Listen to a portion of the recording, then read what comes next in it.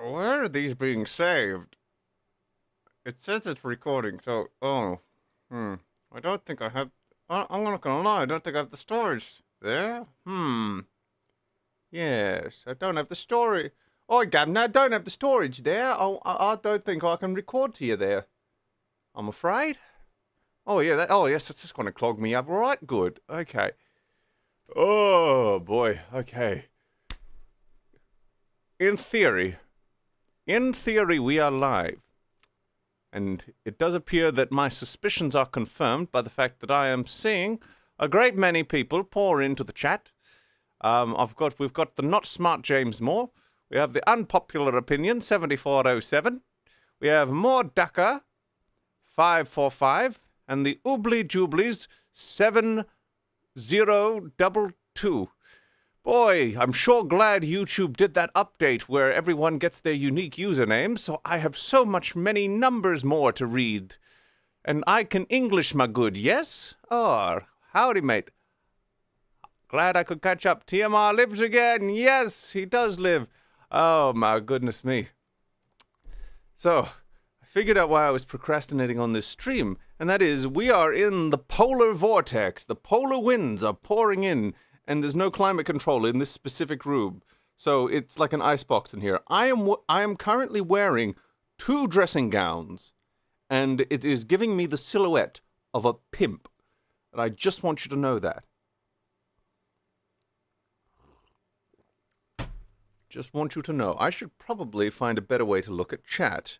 I will grab my phone device here. And I will put the chat on the phone device. So that I'm not squinting to fucking see things. One day I will see everything. Meme is experiencing mental confusion. There we go. There we go. Okay, top messages. Oh, here we go. Lovely, Governor. Okay, I'll put this one here. Okay. Oh, I missed the retard James Moore arc. Oh, damn, I've missed so much. So much. I've missed everything and everyone and... Oh. Man, why did I have ice cream right before this? I think I was trying to... Look, don't... So why are you having ice cream when it's cold out? It's because it was in the freezer, duh. I was trying to build up energy. I don't know. Look, when it's there, right? It was there, so I had to eat it. There's no choice there, you know. You need to understand, Aussies are used to heat, so even 10 to 15. Here's the thing, I do worse in the heat. That's the thing. It's all part of the thing that we are discussing here with the thing, and I felt like I had a better idea of what we were going to be doing before, but now I'm like I've got to figure this out again. I'm dedicating myself to at least doing an hour today because this is just about rebuilding. I think part of this is just rebuilding good habits and good routines. So if I can just do something today, that'll be good. It'll be good. Even as this lump of cream that is iced is in my tum-tum. Oh, by the way, I found my new favorite song. Oh, by the way, I was going to stream on Friday, but then something came up on my Instagram and it completely derailed my morning. And it just completely threw me through a loop. It was, I found out about a Wiggles song. I don't know if I can play it on stream. I'm confused by that because some people play copyrighted things on stream and they don't get in trouble, and other people do. So I really don't know what to do with that information. But I can look up the lyrics to this Wiggles song. It's a very recent Wiggles song, it seems, but they did a tour based on it. It seems also. So Wiggles, I'm going to sing the lyrics to you and see if I can. I can't remember the exact melody, but I'm going to try. Oh God, why the Wiggles wiki? This is not. Yeah, that shade of yellow is not doing good with my eyes. Okay, we're gonna go to Genius Lyric. Yeah, let's go to Genius. Oh, that's word. No, that's a bit better, I guess, because at least the text is bigger. Oh, why are there so many ads? Jesus. Oh my lord. Okay. Yes. Okay, so it starts out right with Anthony, who is the only OG Wiggle who is still there, and I am somehow not surprised that this is his idea. So he goes, "All right, everybody, it's fitness time. Time to get your balls out. Have some fun bouncing balls. Tell us about it, Lockie. Tell us about it. Running and jumping. Be careful not to fall. Make it even better when you bounce your balls. Bouncing balls, yes. Let's bounce some balls. Bouncing balls on the ground or against the wall. Yeah, come on, everybody, bounce your balls. Basketball, volleyball, football, fun. If you can juggle your balls, you are number one. Bouncing balls, yeah, let's bounce some balls. Bouncing balls. Oh, fuck, this always gets me. Bouncing balls on the ground or against the wall. Yeah, ha. Come on, everybody, juggle your balls. Purple balls, red balls, yellow balls too. You know my favorite ball of all is the color blue. Bouncing balls, yeah, let's bounce some balls. Bouncing balls on the ground or against the wall. Yes, come on everybody, let's bounce balls. Balls, bounce your balls when you're at the park. Balls, bounce your balls from daylight till dark. Bouncing balls, yes, let's bounce some balls. Bouncing balls on the ground or against the wall. Bouncing balls, yes, let's bounce some balls.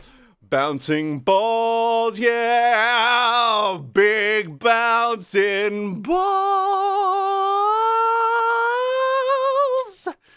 And that is the Bouncing Balls song by the Wiggles. I hope everyone enjoyed that. That came up in my Instagram feed yesterday, and it threw off my entire day because I became obsessed with it because I narrowly believed that it was real. I narrowly believed that a song about big bouncing balls was real. But you know how it be sometimes. You know how it be. Should have warmed up before I went into that because I didn't realize that I was going to be doing a big performance. But you know, sometimes these things just happen. They happen, and you know, you just have to go with the flow. Go with the flow. Maybe that'll be the name of the stream. Big bouncing balls. I think that should be the name of this pod. Big bouncing balls. Now to look at the comments. The Wiggles are still alive. Oh, the Wiggles are an institution. They just did a cover of Bohemian Rhapsody, I believe. There they are. They are in there, and they are officially in there. We're doing whatever we want stage. They're just going for broke now. And they also have a big muscly man now that all the ladies like to fuck. So you know. I think he's called Strong John. I only found out about him when I watched the Wiggles documentary. Gotta be ice cold when you're a pimp. Meme, come to Perth in summer. You'll understand heat. I don't think I want to. I would have to fly across the country. Oh, Jesus. Oh, let's see. The Wiggles are still alive. Oh, right. The Wiggles still exist. Was that a South Park episode? Oh, my. Yes, big bounce. Yeah, some of the comments were saying they should do a crossover with AC/DC. And yes. Is it too late to rename the stream? Big bouncing balls. Bouncing balls, yes, so let's bounce some balls. Bouncing balls, yes, big bouncing balls.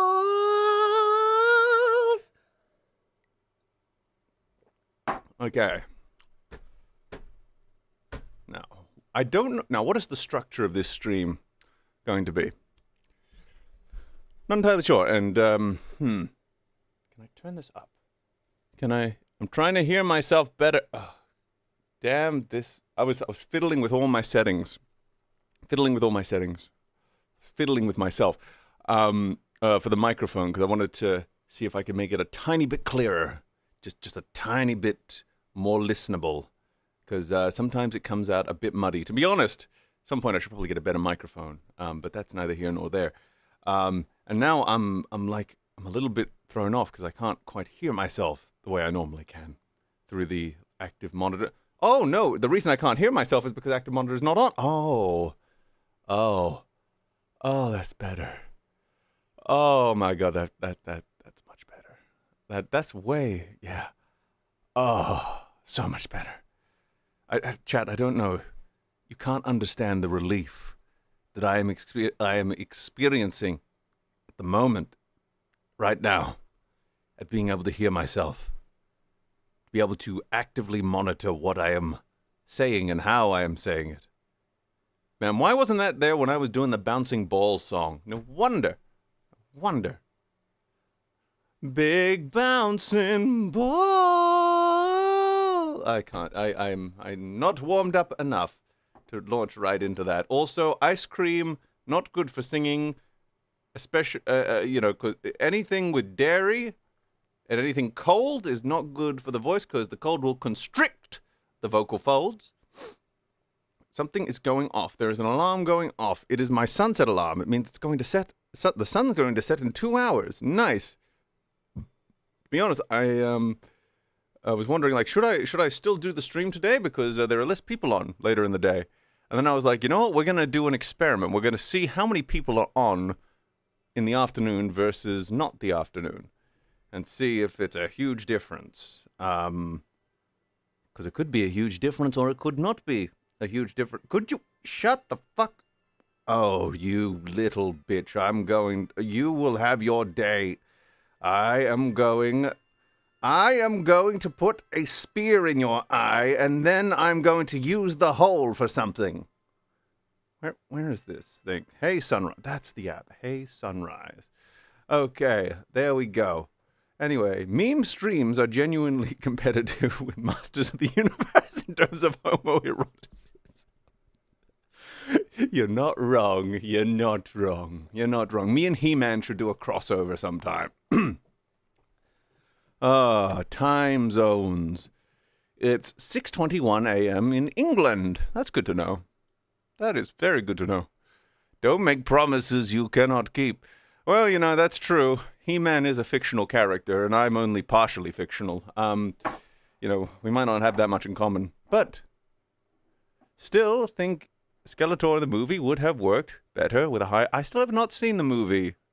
And I haven't heard that much about it, to be honest. I just saw the trailers, and I was like, oh, that looks all right. And then I saw some clips, and I was like, oh, that looks less all right. So I don't know. I don't know how that one turned out. But yes, we do have that. We do have a problem where that is a problem where like they feel that the same thing happened to Cobra Commander, didn't it? Where they felt the need to give him a big, deep, guttural voice, or like a just really low voice when you don't need I think there was a G.I. Joe show in the early 2010s. I've seen a few clips from, and they got the same guy who voiced Starscream in the Bayverse films to voice Cobra Commander in that show. And that was actually a very, from what I recall from the few clips I saw, that was a very, very intimidating Cobra Commander, and he felt no need to drop his voice all the way down low in order to achieve that. So, I heard it was all right. Worst film.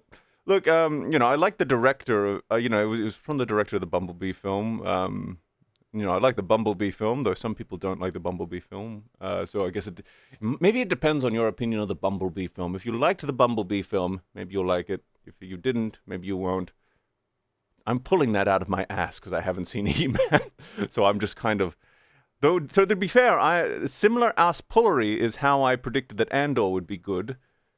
not that I was certain in that prediction. I just had this kind of vibe of like, well, because Andor is not a big name character, maybe this will be more of a hands-off production, and they will have permission to make a good show because they won't feel the need to interfere with it as much. You know, that logic of like, you know, the more under the radar you can put your production, the less you're going to have all the fingerprints. Oh my God, I washed out my nose this morning. Why am I still congested? Okay. All the fingerprints all over the production. Leiden.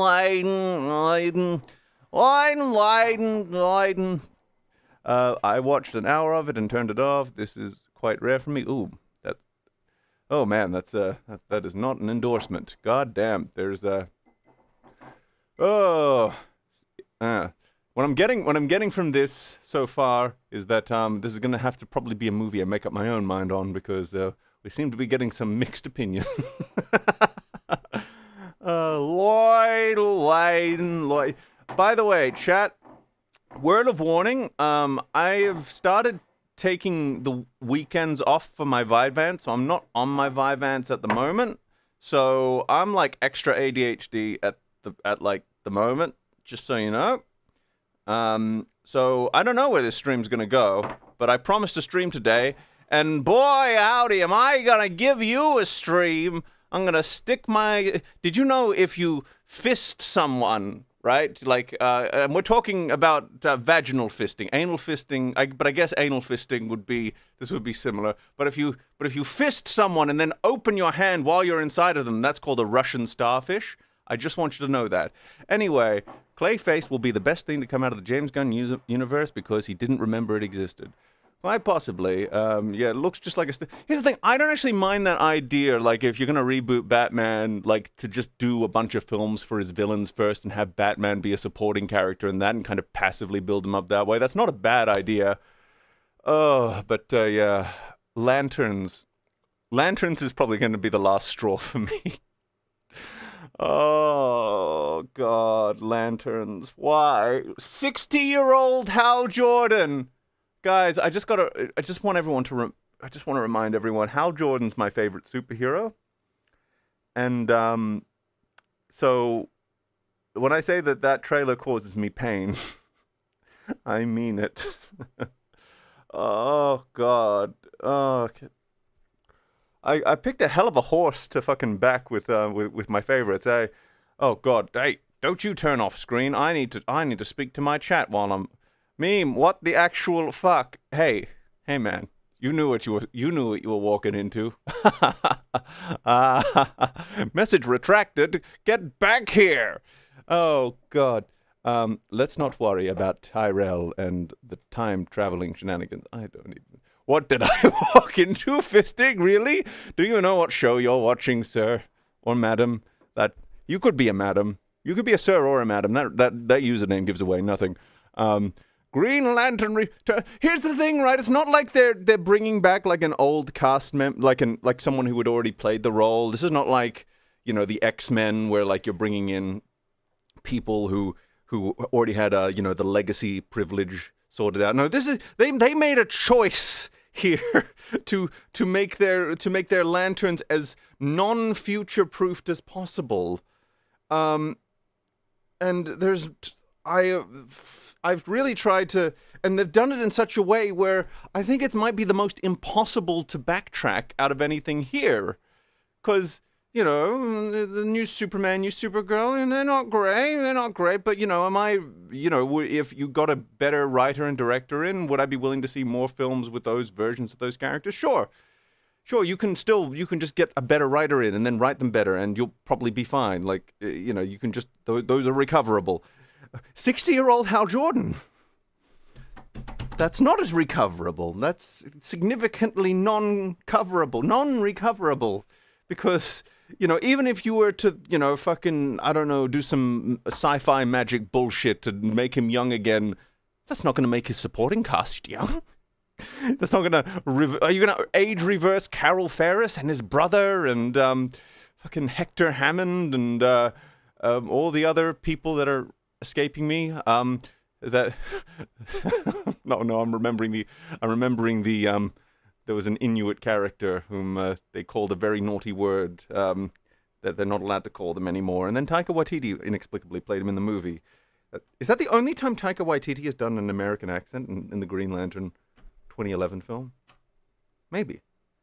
You see why I'm on Vyvanse? You see how the bouncy ball of thought doesn't quite stay in one place. It just goes and goes. Nothing outlasts the Energizer battery. Man, very cool. Very cool. So cool. This is what I was afraid of when James Gunn was announced. Obviously I was rooting for him because I wanted him to succeed, but my fear was like, okay, I know he can do some decent films. Does that really mean that he's the man to run an entire shared universe? Is this perhaps loading up the plate a bit too full for someone whom has proven he can run one production at a time? But not like, you know what I mean? Like, this is what we call being promoted into incompetence. And I feel like this happens all the time in Hollywood where, oh, you're good at this thing, so you must be good at this much larger, much more complicated thing, right? No. Oh, no. If anything, you should look. If I were to give any advice, it would be like, get like a television showrunner or something. I don't know. Someone who's, I don't even know if, I guess that's a bit closer because, individual episodes, writers' rooms.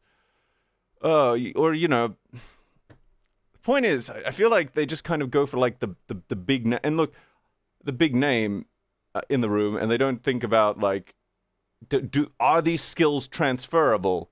And now like James and part of being promoted into incompetence here, by the way, is that clearly with that Superman film, he was stretched a little thin.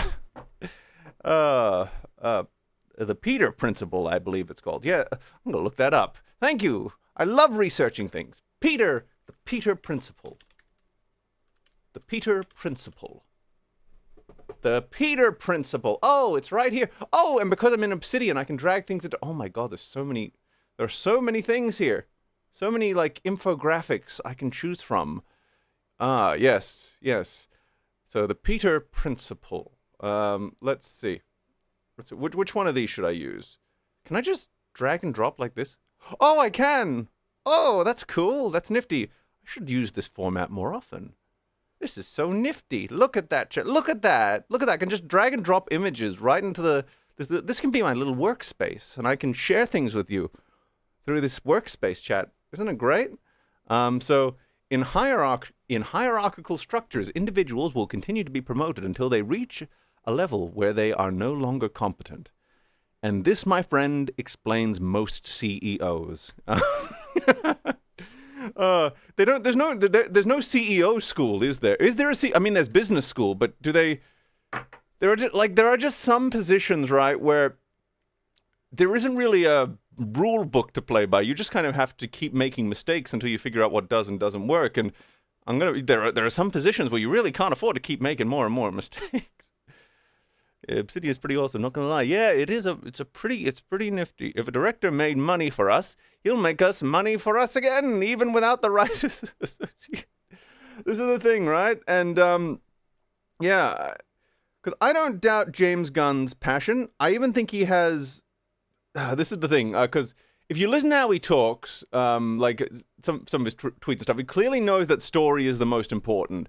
But that doesn't mean he knows that doesn't mean that he's able to coordinate a bunch of good stories. And that also does not mean therein that he has the right, like, standards for what a good story is. So it's complicated.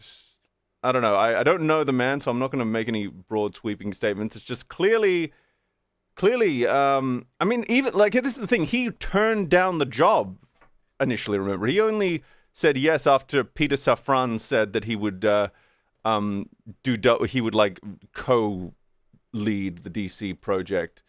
So clearly he had the correct instinct initially, and then I think they said, "Oh yeah, you can share the workload." And it's like, "Oh yeah, maybe."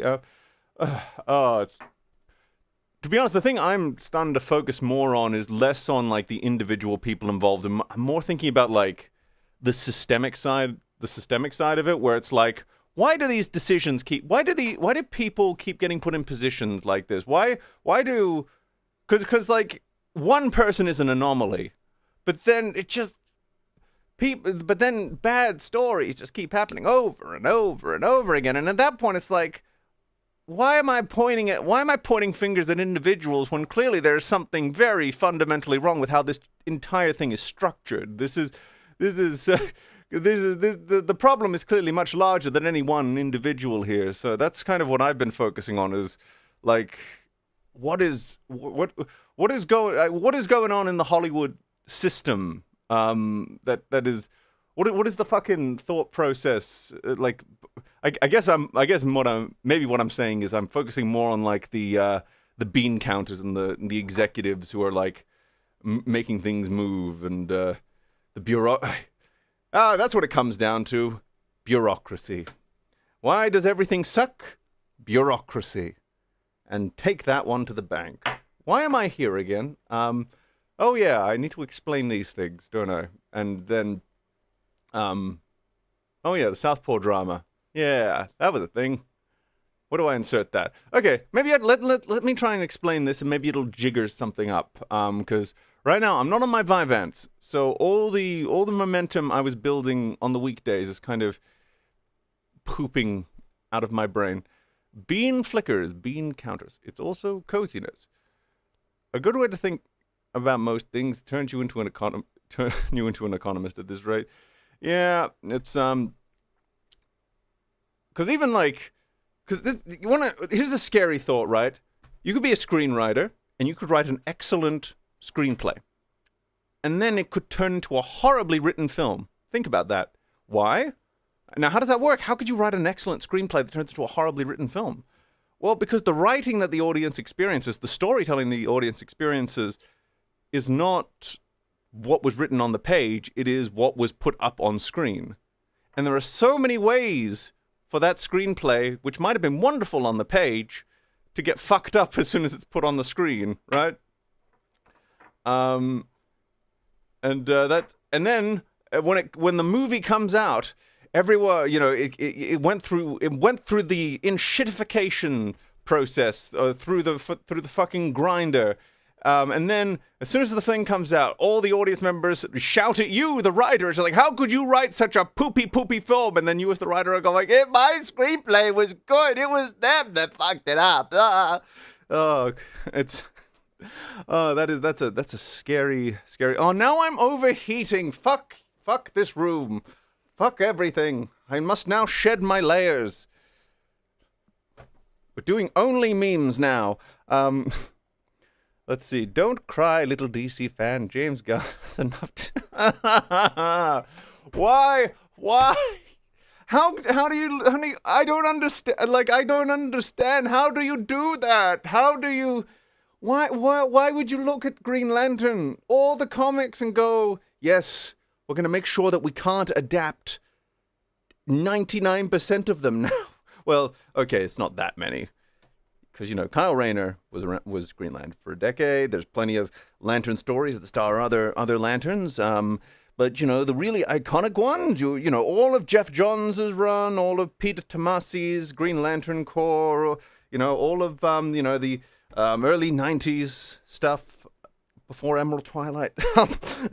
All of the Silver Age, Bronze Age, Green Arrow and Green Lantern, who wrote that? Was that George Perez? I'm gonna check. It's probably, God, I feel like it's not George Perez, and I will have invoked his name for no reason. Green Arrow. I've been watching like a lot of Owen Reed's comics recently, so George Perez's name is probably just like bouncing around because he's a character in comic book history. Dennis O'Neil. Why? Yes, Dennis O'Neil. It's Dennis O'Neil. I can't even remember the other guy's name now. It's been overridden. It's been overridden now that I have the correct one. Dennis O'Neil. Oh, God. Meme, would you travel 90 minutes and pay $40 for a regular-ass movie ticket? Meme, would you travel 90 minutes and pay $40 for a regular ass movie ticket? Probably wouldn't drive. I'm spoiled though. I live in Canberra where everything is 20 minutes away from everything else. So are we defining regular ass movie ticket as like non-IMAX, non-like fancy pants thing? To be fair, Meme does live closest, so it's the fairest comparison. I feel like I'm missing half a conversation here. Yay, $40 for a ticket. Blah blah blah blah blah blah blah blah blah blah blah. Don't forget popcorn and drink. Don't forget popcorn and drink. You can't forget popcorn and drink. Regular ass. Regular ass. Do they still do Cheap Tuesday? Cheap Tuesday. If you can see a movie on a Cheap Tuesday, see it on a Cheap Tuesday. Because then you get cheaper tickets. Well, they had it when I was growing up. Do they not do that anymore? Nearest cinema. Oh, if the nearest cinema is 90... An hour and a half to see a movie. An hour and a half to see a movie. Whew. I really want to see the This is one of those things where it's like, it has to be like a movie I'm really need to see, right? Like, I guess it would have to be a couple of things. It would have to be a movie I'm really looking forward to. Movie that's really getting glowing, like, reviews across the board. Like, no one's saying a bad thing about it. It's becoming a cultural moment. Or a movie that, for whatever reason, I would mind if it was spoiled.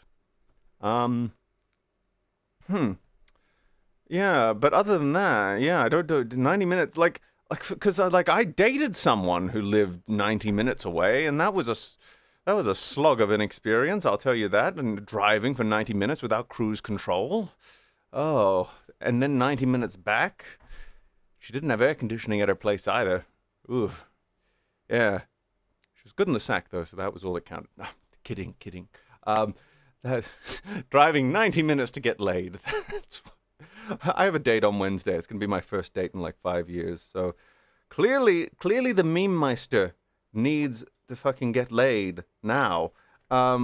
Anyway, what are we talking about? We're talking about things, right? I know. We're going to talk about Dennis O'Neill's Green Lantern and Green Arrow.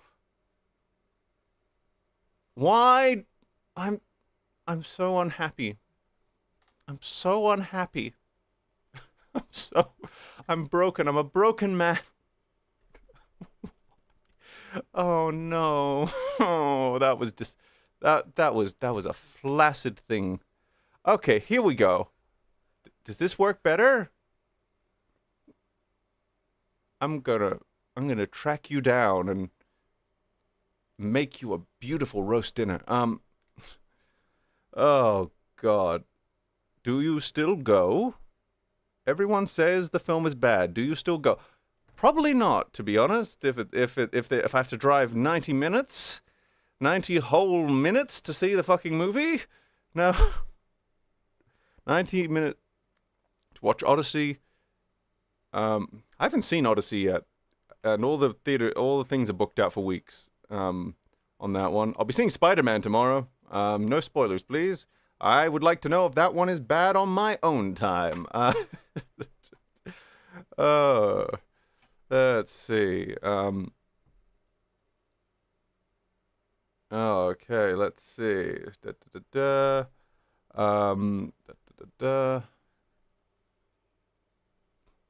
Balls?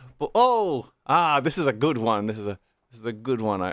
Okay, let's see if I can get this one to work. Okay, we're gonna drag it right from the source. Okay, so far so good. Why do you hate me? Why did this one work? Oh, this one. I don't get you, man. I don't get you. Maybe I have to do it a different way. Maybe it's not as simple as drag and drop. Maybe you have to do copy and paste. Gotta force me to do this like a Neanderthal? Is that it? Is that what we're doing today? Apparently not. What is going on? Dr. Doom is Peter Parker's father? I knew it! I knew that Dick Richard couldn't be... There might be more to this theory than I thought. Because Reed Richards is the is the arch nemesis of Doctor Doom, and Richard Parker is Peter Parker's father. So what if it was actually Doctor Doom who was Peter Parker's father? Think about that, man. Think about that. Put that one in your pipe and smoke it, man. Broseph Gordon-Levitt. Richard Parker. By the way, I was thinking about this. Why does the lizard in The Amazing Spider-Man annoy me? There are two reasons. I thought it was only one, but there are two. The first one is, what the fuck is that design? The lizard has a really cool design. He's a fucking lizard crocodile looking man in a fucking lab coat and in lab gear, right? If I can get a picture of the lizard from the comics up, I am going to demonstrate my point. If I can get a good... here we go. Can I get one that isn't the size of a thumbnail? Please. I would like a really cool, full body, fucking... Why is it so difficult to get pictures of the lizard? Damn it. Jameson was right.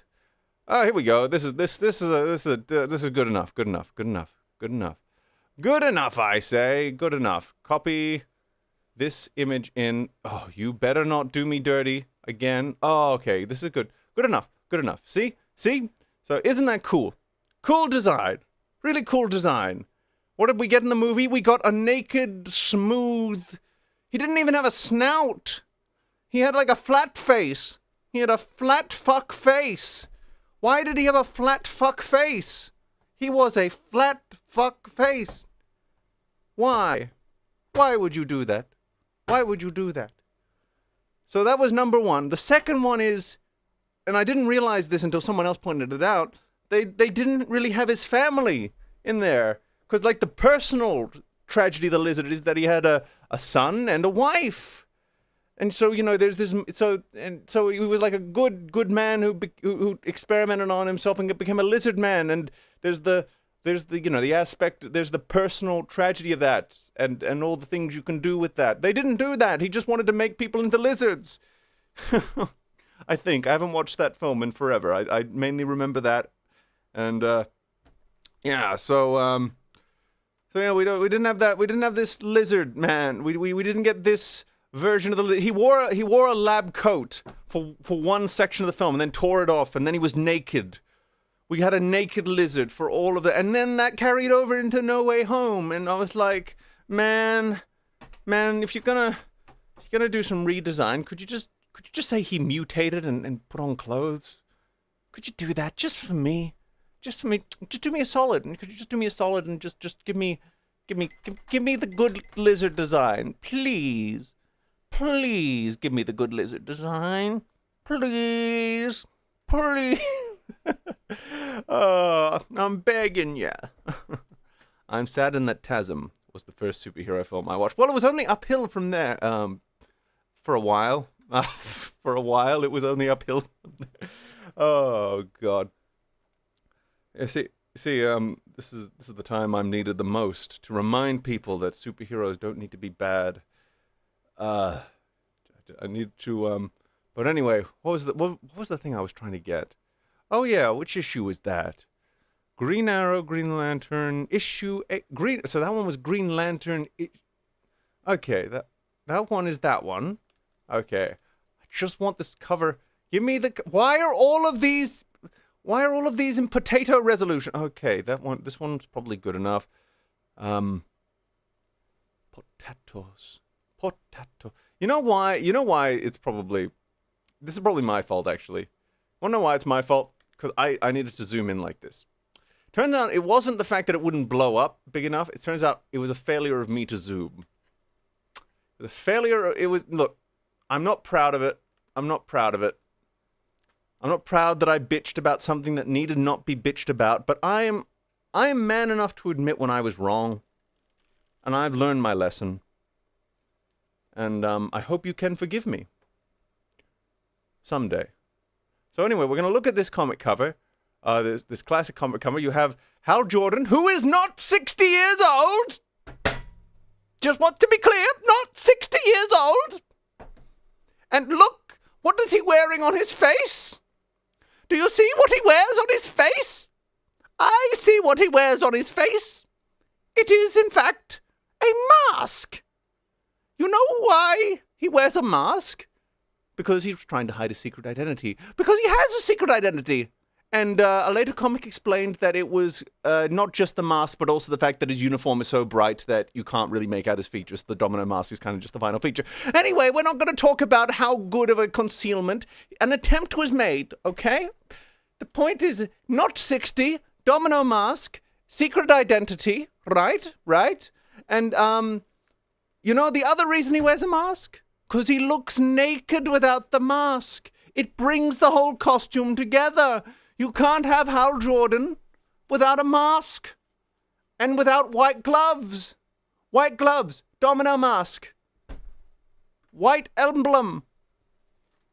You can probably cut the green part should probably cut off here, though. That was a wise change they made. That it's a bit too much green otherwise. You need to cut it off here, make it more of a t-shirt, and just make it black from there. They did that later, which was good. But yes, point is, yes, you know what I mean. Yeah, it's like Superman without the trunks. Yes, exactly. It's good costume design. You know, it's why I will defend domino masks, even though they are not a good way to hide one's identity if you really think about it. But they look good. They're an accessory. They're like war paint, you know. But anyway, let's look at this dialogue. So you have Hal Jordan here, and here's Speedy. So Green Arrow had his own Robin named Speedy, and Speedy had, well, it's in the name really.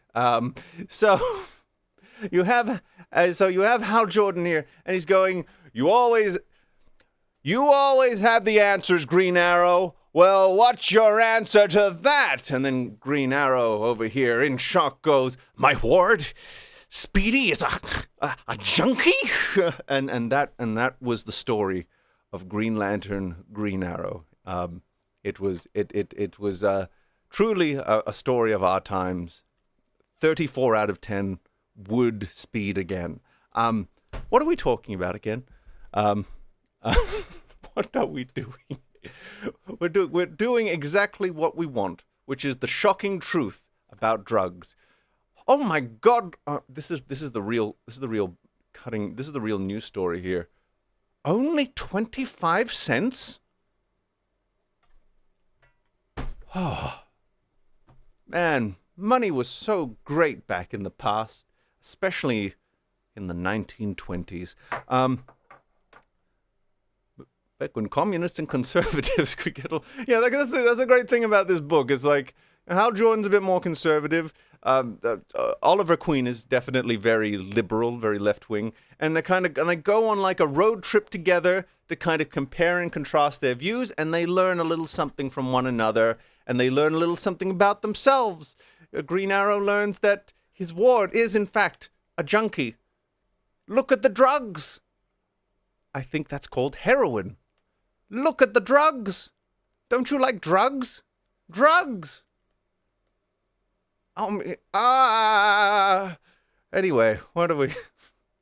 DC attacks youth's greatest problem. Drugs. Man. This was back in... So you might recall all the way back when I mentioned a little something called the Comics Code Authority, which was the reason that you couldn't have vampires and stuff for a while. Approved by the comic. So they actually lose it. Why did I duplicate that? How did I duplicate that? I have powers I didn't even know about. I'm gonna wallpaper my... But the Comics Code Authority, it was look, it was something that lasted a lot longer than it should have, but they loosened the reins over time. And eventually they allowed things like, my ward is a junkie. They allowed drugs. They allowed drugs. They stumbled into a scene from Requiem from a Dream 2. Young Justice got so weird with Speedy. Clones and drugs. Exactly. Exactly. Well, the weird, but in a way kind of clever, because they got to do multiple Speedy storylines at the same time, if you think about it, with Young Justice. They got to kind of have their cake and eat it too, where they got to do like one Roy Harper going off to do one storyline, another Roy Harper going. You couldn't do that with every character. That would be weird if you just had a bunch of clones. But if you get your opportunity to do it with one, that allows you to do twice the adaptations. I'm not sure if they did it to its fullest advantage. I cannot for the life of me remember, but in concept it was kind of clever to do it. To do that in like the broadest of senses. I only know Speedy because of the Brave and the Bold cartoon, as with most non-mainstream DC characters. Fair enough. I think he was also in Teen Titans, and they got the Teen Titans voice actor to make a cameo as Speedy in one episode of Justice League Unlimited, where they used the Quantum Arrow. Which does bring me to my next subject. You know what I'm doing right now? I'm loading up the dopamine. I don't have Vyvanse in my system, so I've got to just go through a bunch of things that are stimulating me, and then we can talk about the thing we came here to talk about. So what's the other thing? There's like one thing I need to. Here we go. Here we go. We need to talk about a classic bit of Green Arrow lore, and that is the nuclear warhead arrow. So Green Arrow is known for his many trick arrows. He has, he has like grenade arrows and the boxing glove arrow. The boxing glove arrow is particularly useful because sometimes you want to punch someone who's really, really far away. I think that makes it objectively the best arrow. But of course, the most desperate scenario arrow would of course be the nuclear warhead arrow. Only a desperate situation like this would bring me to fire an atomic warhead arrow. It was, and I think it was a desperate situation. It was a tough call, but I'm glad that he made the decision to, to fire the atomic warhead arrow.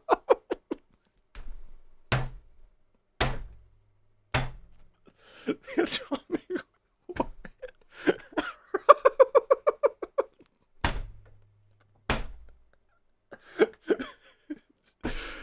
could Green Arrow have done? Look, he would have done Hiroshima.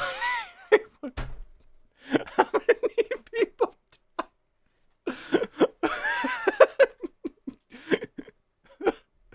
Oh my God.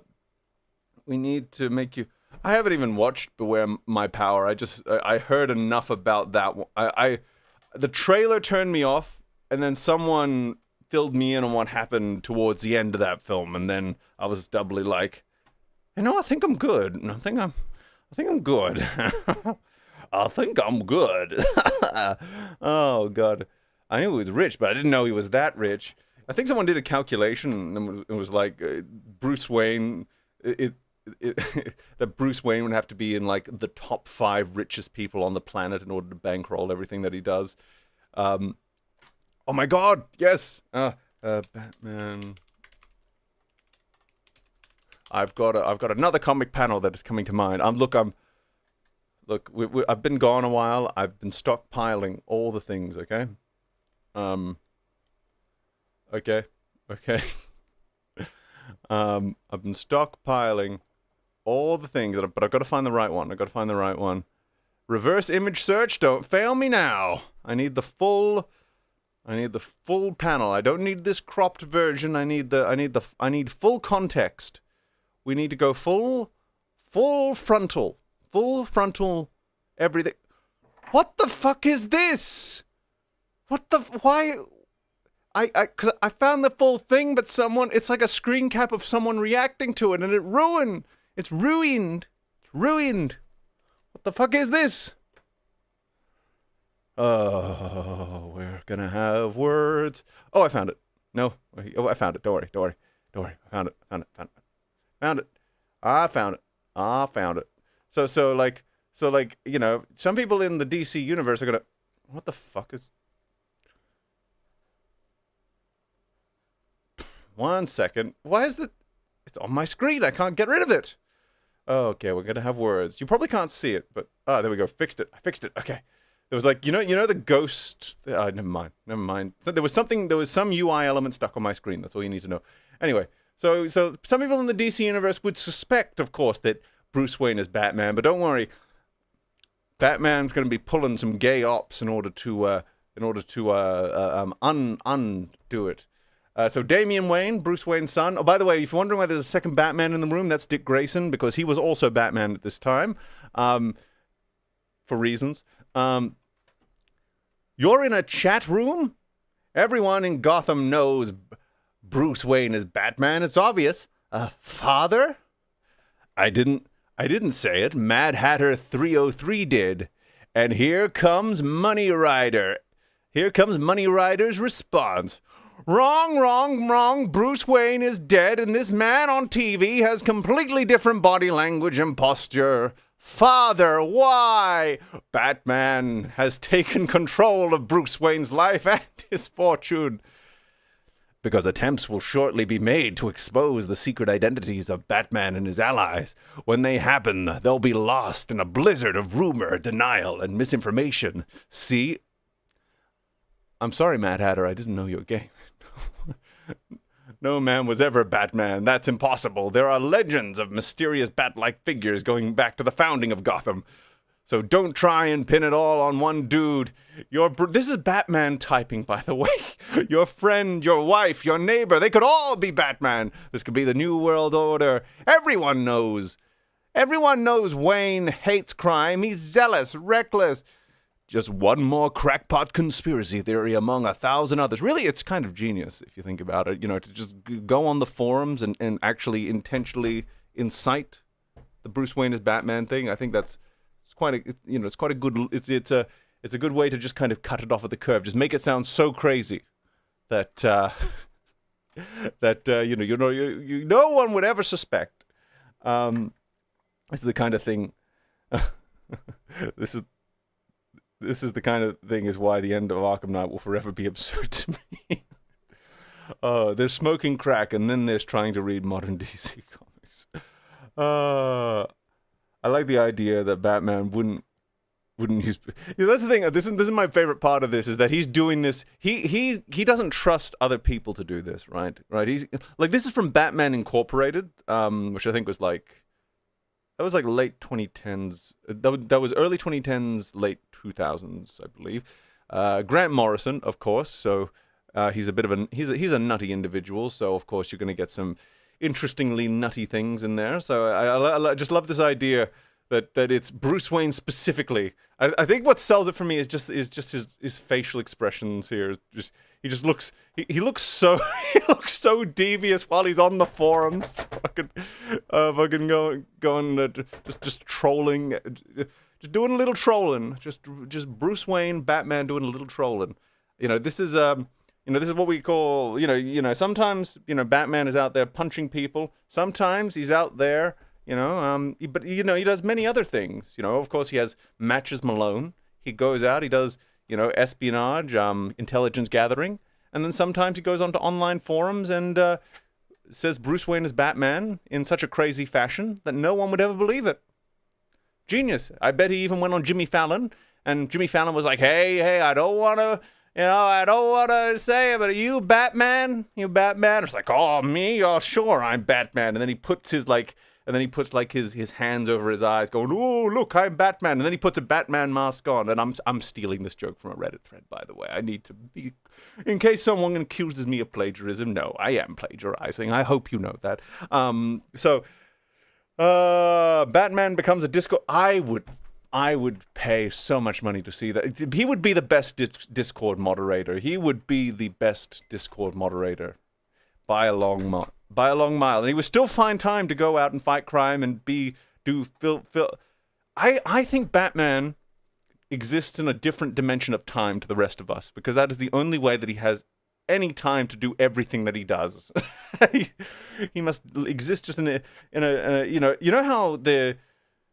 how Viva Las Vegas, the Elvis song, said it's a shame that there are only 24 hours in the day. Well, I think Batman had the same thought, and he found a way to bypass it. I think so. That's the only way. That is the only way That is the only way that he can be doing all the things that he does. He found a way. I would believe it. He has just a little time. He had the time. He found the time turner because, Harry Potter and Batman are owned by the same corporation. So, of course, he could get the time turner from Harry Potter, and that is how he finds time to fight crime. He doesn't use it for anything else, of course. He just uses it so he finds the time to fight crime and do all the other stuff. Like, fuck Catwoman. I can't believe Meme turned out to be Otterly Noah. What a plot twist. Otterly Noah. The only thing I've heard about him is plagiarism, and that's about all I know. See, there's so many dramas I've missed out on. I've been so deprived. Chug 5-hour energy drinks to stay. Oh, genius. Chug 5-hour energy drinks to enter the secret 25th hour. What could you do with just 1 extra hour per day? What could you do with 1 extra hour per day? Is Harry Potter Batman? This is something we need to get to the bottom of. Is Harry Potter Batman? I'm going to get a picture of Daniel Radcliffe. I need one of him clean shaven though. Oh, damn it. He's so... here we go. Okay. Now, what happens if we...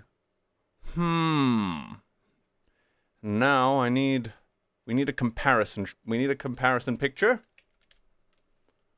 We need a comparison picture at a similar angle.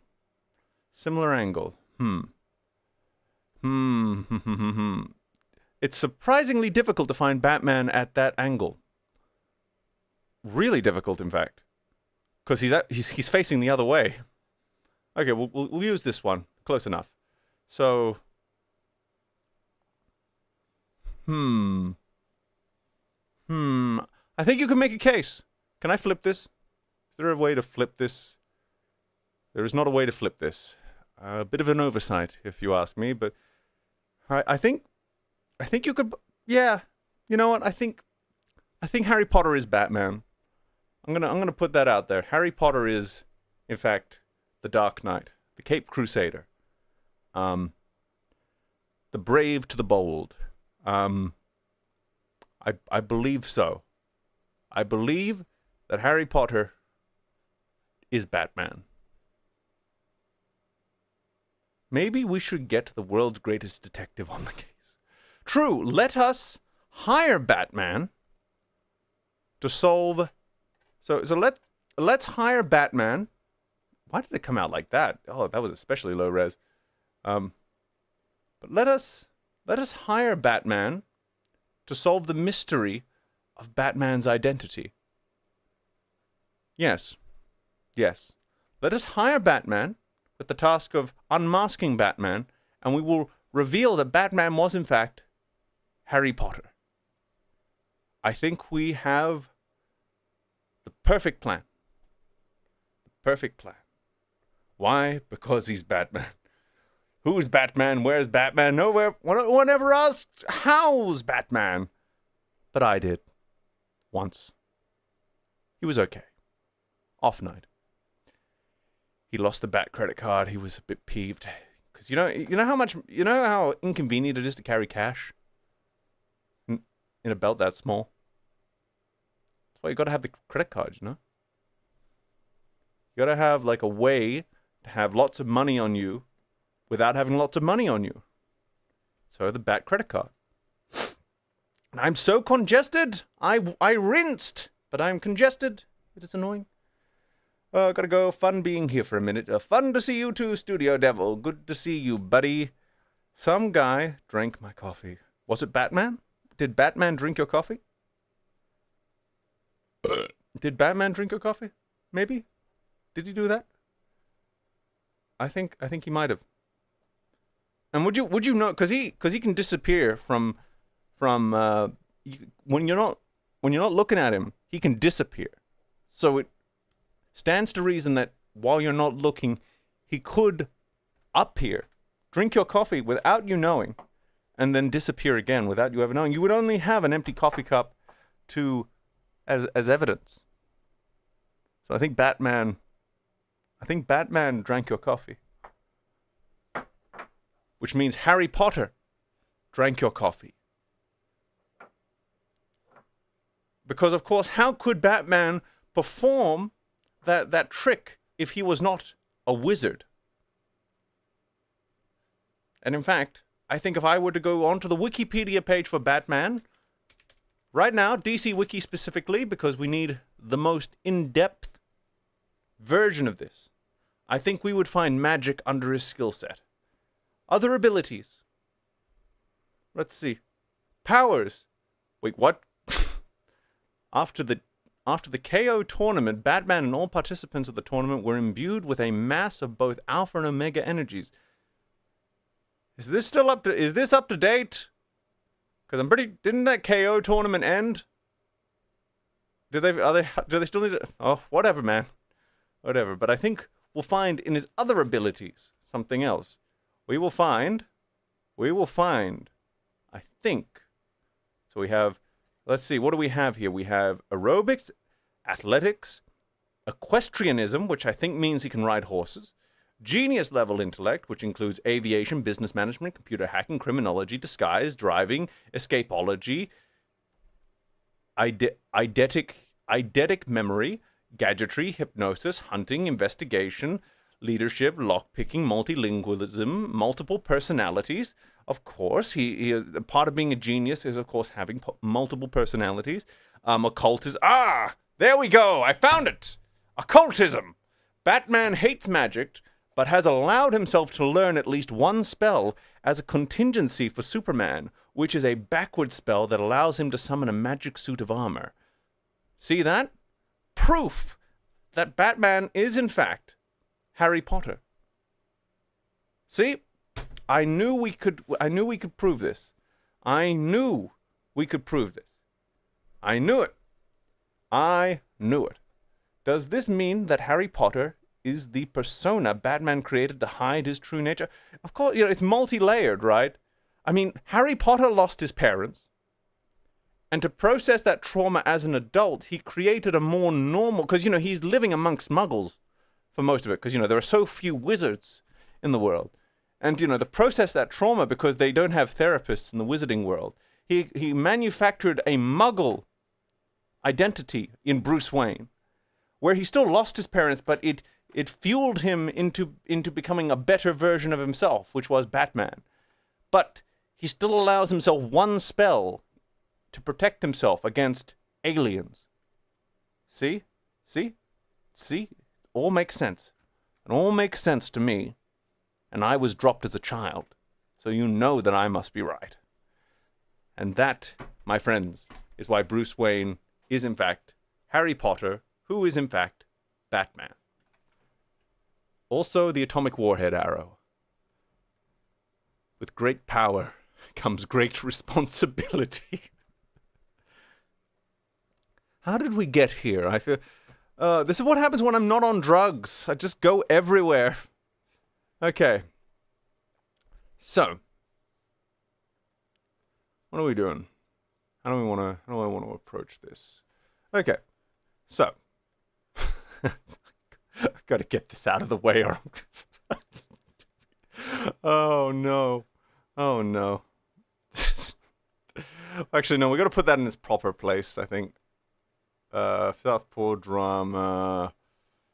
Find a proper place for this, but it was in the age of diminishing returns. But it kind of started here, but really it was kind of... He didn't go nuclear on me. He didn't start fucking targeting me until, like, around this area. So we'll put this over here. Yes. Meme, tell us about your date. Well, we have not met yet. But she actually has MCAS and HEDS too, so that's kind of good. She likes animals, and she has really short hair, and she wears lots of wigs, which I thought was kind of quirky. She's and she was on, and she also does modeling, I think. So, She definitely does modeling. Why am I saying I think? So that's a thing. We'll see how that goes. She's pretty cool so far. The wig stays on during sex. Oh my lord. Let's see. Batman created a killer android to kill him off if he ever goes rogue and kills someone. He did this because Superman pointed out his OG plan for the Justice League to beat him would never work. You know, there's merit to that. There's merit. Yet another potential GF stolen from Tyrell. I'm seeing a lot of references to Tyrell here, and I don't get it yet, but I'm sure I will at some point in the future. The wig stays on. Stay in character. Oh, and that goes back to Southpaw, who, of course, had his role play in his server.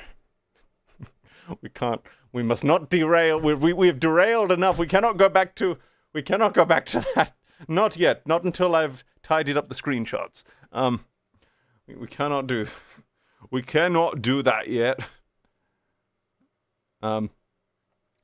Meme, Tyrell is beyond time and space. He can travel across time. There is something going on. There is lore here that I am not entirely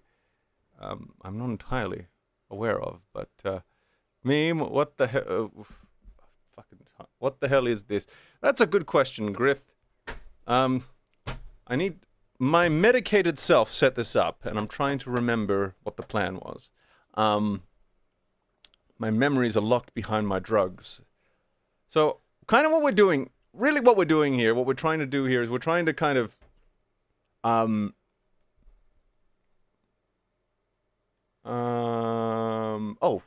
yeah, forgot, yeah, so that one belongs somewhere here, yes. So what we're trying to do is we're trying to basically, because I disappeared, right?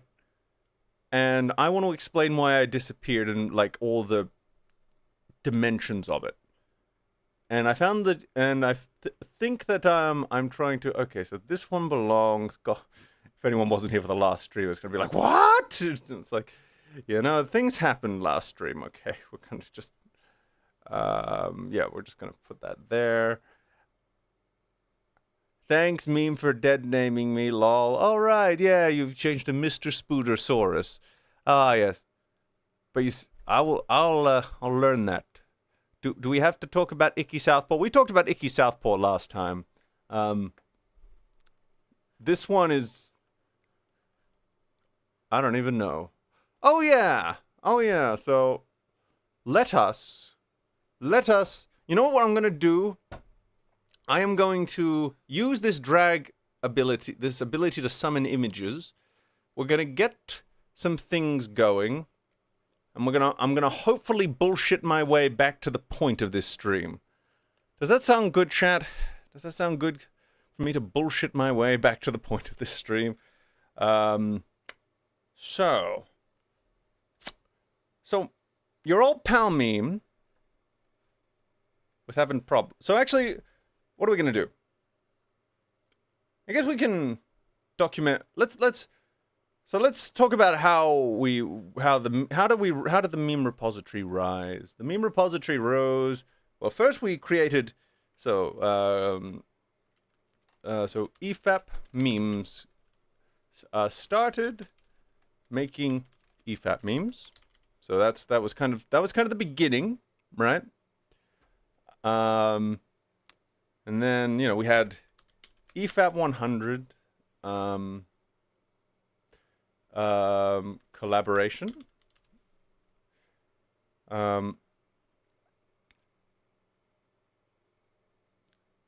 We'll clean this up later. Let's just get all our pieces onto the board.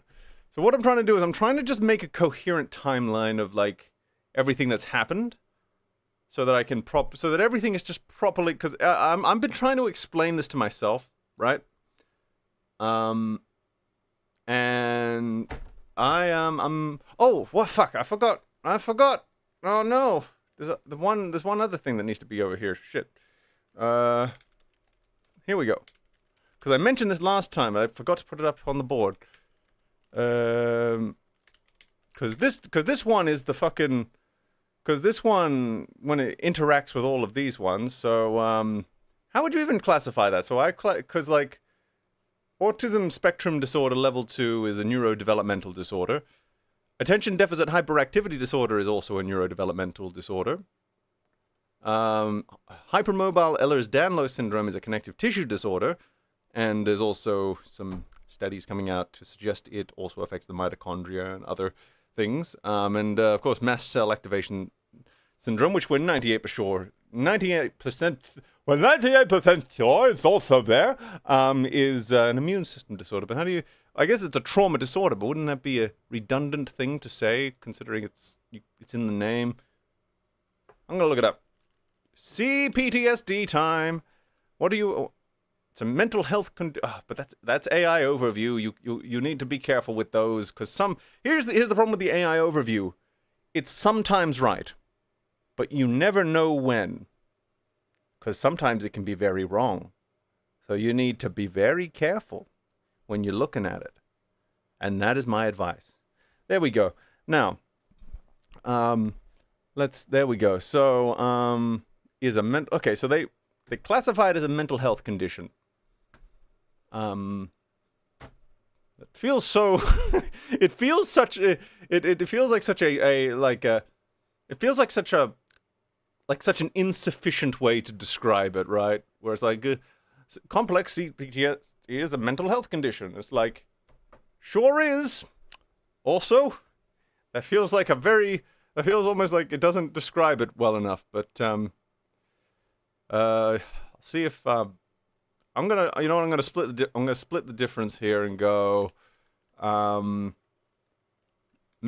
mental health / trauma disorder. There we go. Fuck. What did I do? If there's no source and the source is wrong, it's not helpful. Yep, that's the thing. You always make sure there's a source. Look, if it says something and it doesn't have a source, you always Google the thing that it says. Because you Google the thing that it says, and you might be able to find something that's actually real. Or if you can't find anything, you dismiss it. It's a whole thing. You just don't ever treat it as omniscient. I beg you, don't ever treat it as the word of God. Use it as in fact, use it as an opportunity to sharpen your critical thinking thing. The noodle in your brain. Use it as a sharpener for your noodle. Sharpen your noodle is what I'm saying. Sharpen it well, penetrate, go in, and that's how you kill vampires. That is how you kill vampires. Jesus. Okay. So. What are we doing? So, okay. Maybe this is going to be I feel like I had a better idea of this in my head. Okay. So, let's just go through what we have so far, and maybe my brain will turn back on, and we'll be able to get... Because right now, the problem is I'm in a very silly mood, and this is a very serious subject. And when I'm in a silly mood, I don't do serious too well. And this is the problem. When I'm in a silly mood, I want to show you I want to show you comic books and Harry Potter being Batman. This is going to turn into a kaleidoscope of my brain. Hello, Mr. Meme. First time being in a stream or something of yours. Not used to you not being a background editor. Hi, Spink Prime. I welcome you. Yes, sharpen your noodle, not the noodle in your brain. That one's likely a tapeworm or something. You know what's terrifying about rabies is that as soon as you're symptomatic, you're gonna die. 99% sure you're gonna die. There's like 2 or 3 people who managed to do like a super experimental thing and they survived. Statistically, you're not one of those people. But you could be, but statistically you're probably not. But you could be, but statistically probably not. But you could be. Okay. Put your dick in a knife sharpener? Got it. Of course. Of course. Especially the nice grindy one.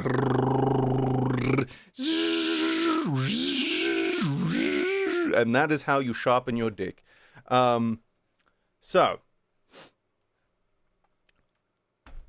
Oh, that's why I'm congested, because I had all that ice cream. The ice cream caused mucus thickening and production, and that is why. And that is why I am congested, probably.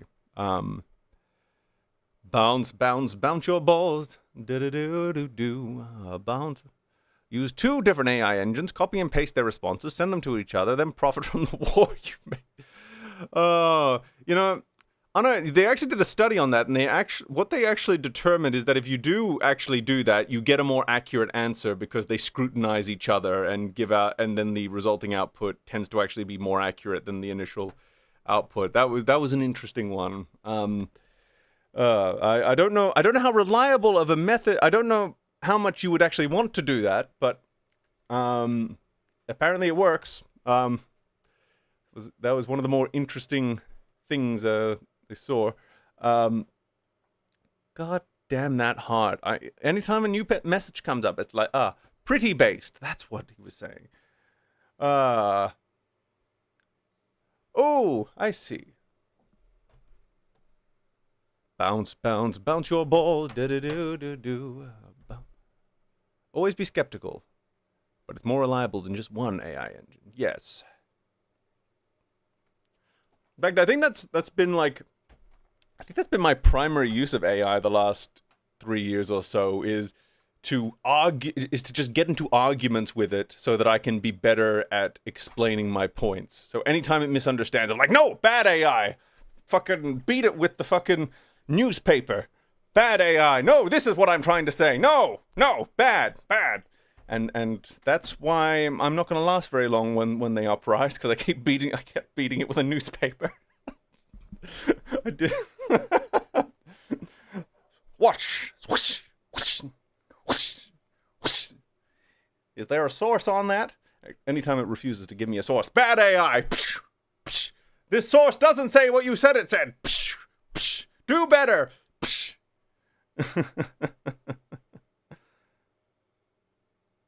Oh, God. Oh, God. Bounce, bounce, bounce your balls. Do-do-do-do-do. Bounce, bounce. Okay, what are we doing? Okay. So, now that I've gotten my... What is this? I'm like in a different mindset now, and I'm just looking back, and I'm like, man, this stream really went places, didn't it? So the reason that I've been...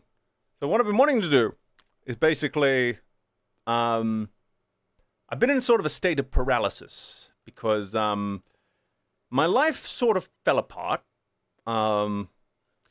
at some point, like between 2022 through to 2026, life sort of fell apart.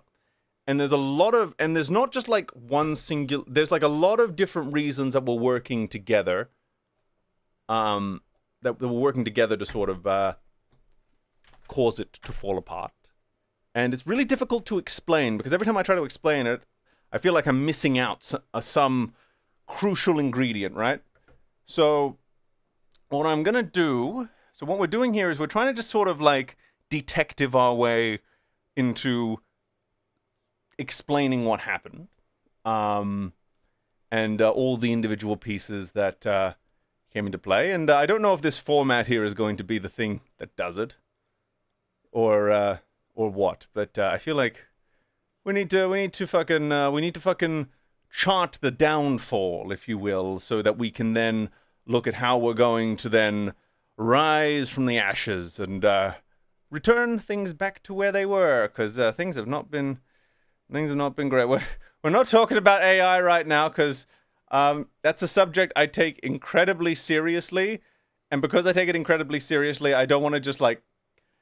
I got really anxious last stream because we drifted into AI territory, and I wasn't really prepared to talk about it. As a result, So and it's just something that I think everyone it's causing everyone to get a bit rattled, and I want to actually do like a proper like stream on it, but that stream would require a lot of research because I want to make sure a lot of things are well sourced. Um, but yeah, we're not ready to talk about AI at the moment because it's a very complicated subject. Okay, I'll quickly outline why we're not talking about AI. Okay, so AI. What is AI? What isn't AI? Because AI, it touches on the economy. It's an It can create like, you know, it's an econ. So in order to talk about AI, we need to talk about the economy, right? Like you know, the economic systems that we rely upon, and yeah, all the questions that AI poses about whether or not these systems are still usable. It touches upon philosophy, because it challenges a lot of people's what are these fucking suggestions? Philophyte? I don't even know what those are. Fucking philosophy. There we go. I went to school. Not very well, but I did. So it's a philosophical challenge, and here's the thing. What I'm learning is a lot of people really struggle with this one particularly. And I don't blame them because it's not super intuitive with most people's day-to-day life. Me, I'm an autist who has too much time on his hand and thinks about it constantly. But most people don't have enough because what it requires us to do is almost like pull apart the threads of the threads. So it goes into that. You know, it's an it raises existential questions, right? So it raises lots of existential questions.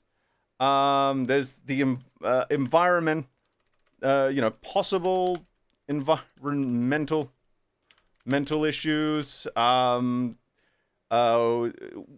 you know, I've heard that you know, which I've heard are not as are being grossly oversimplified by a lot of sources. But again, I need to fucking actually research and see if that's true or not. Because I again, okay. So there's that. There's also epistemic problems. So there's a lot of I don't even know. I feel like I've said this to myself so many times that I'm struggling to think of the. Let's put epistemic problems next to problems, questions. Let's just say it gets into epistemics. Okay, so it gets into epistemics. Then there's of course the then there's the technical reality, the technical complexity. Most people don't have any real understanding of what AI actually is or does. So there's that like part of it. So I would have to actually provide answers for that because it's an interesting one where like people have really strongly formed opinions, but most people don't really understand what it is. So, and then there's of course, you know, there's the practical use cases. Then there's the historical, and then there's also historical cycles with technologies. So I would have to talk about how people have responded to new technologies in the past. And do you see what's kind of going on here? I don't know. I feel like this needs to be this is even more complicated than this, but it's kind of just dipping into every there's no and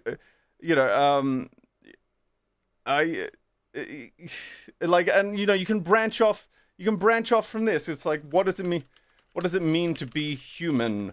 What is intelligent? A philosophical question. So what is? No, wait. This one should be over in philosophy. Existential question would be like, what gives life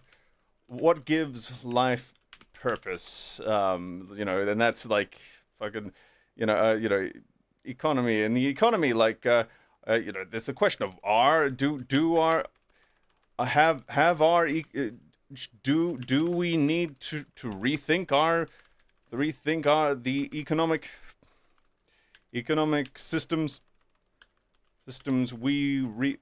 we rely upon, things like that. Oh, it also, and there's like I haven't even gotten into the art.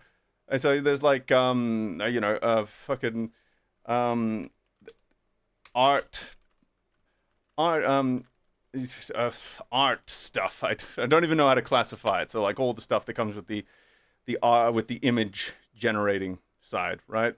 So it's like and a lot of these things have crossover. So what does it mean to be human? What was I even writing for this? What is what is? So you see what it said. This is So I think I'm now remembering why I was getting anxiety when it came up last time. Because I was getting overwhelmed, because my brain didn't go AI, it was going, it was going into every dimension that it covers at once. It's the same reason I don't cover politics very often, because it's not one thing, it's everything. And I can't touch everything all at once. So I'm so my brain kind of just starts short circuiting and like, and it's going into all of these different areas. And so that's why we're not talking about AI right now, because if I'm going to talk about it, I kind of need to talk about all of this, and that's not why we're here. So just wanted to put that out there. Okay.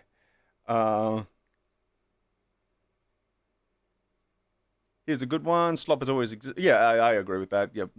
Here's the compare, like oh no, meme, do not bring up your examples. Do not bring up your examples. Bad meme. You're going to stir conversations you're not ready for. Tell us your opinion on Twilight. My opinion on politics is when I block someone on Twitter, it should make them die. Oh my. Well, it's a strong position, but it's a complicated comparison. But I view it similar to I view it in a similar life to the Chocolate Factory. I think I could see I don't know where that comparison is going, but I could see several places it could go. Yeah. Oh God. Anyway, why are we here? I'm turning you around. Okay, chat. I'm turning you around. Talk amongst yourselves while Meme tries to. Every time I look at chat, it's like, ooh, things to talk about. It's like, no, bad. No, don't get the hammer. No. Okay. Anyway, so we're going to be recounting the entire history of this channel. And we're going to kind of plot how things started to go wrong. And I don't know if these big bubbles in the middle are going to be necessary or not. Because I actually made this a few months ago. I made this whole thing a few months ago. And I can't remember if it's still going to be. I can't remember exactly what I had in mind. So if I had thought this out a bit more thoroughly, maybe this would have been a bit better structured. But you know what? Whatever. So let's find out what we're going to do. So you know what? Let's do the broad strokes sort of, maybe we do non-linear storytelling. How about that? So where did this channel start? We started off kind of in I've been a fan of Maulers since 2017. That's technically, let's add that. So watched TLJ and Unbridled. I've never seen that as an acronym before. TLJ. TLJ. You know that? I'm keeping that. Oh, I'm so keeping that. Jesus. Oh, Lord. So.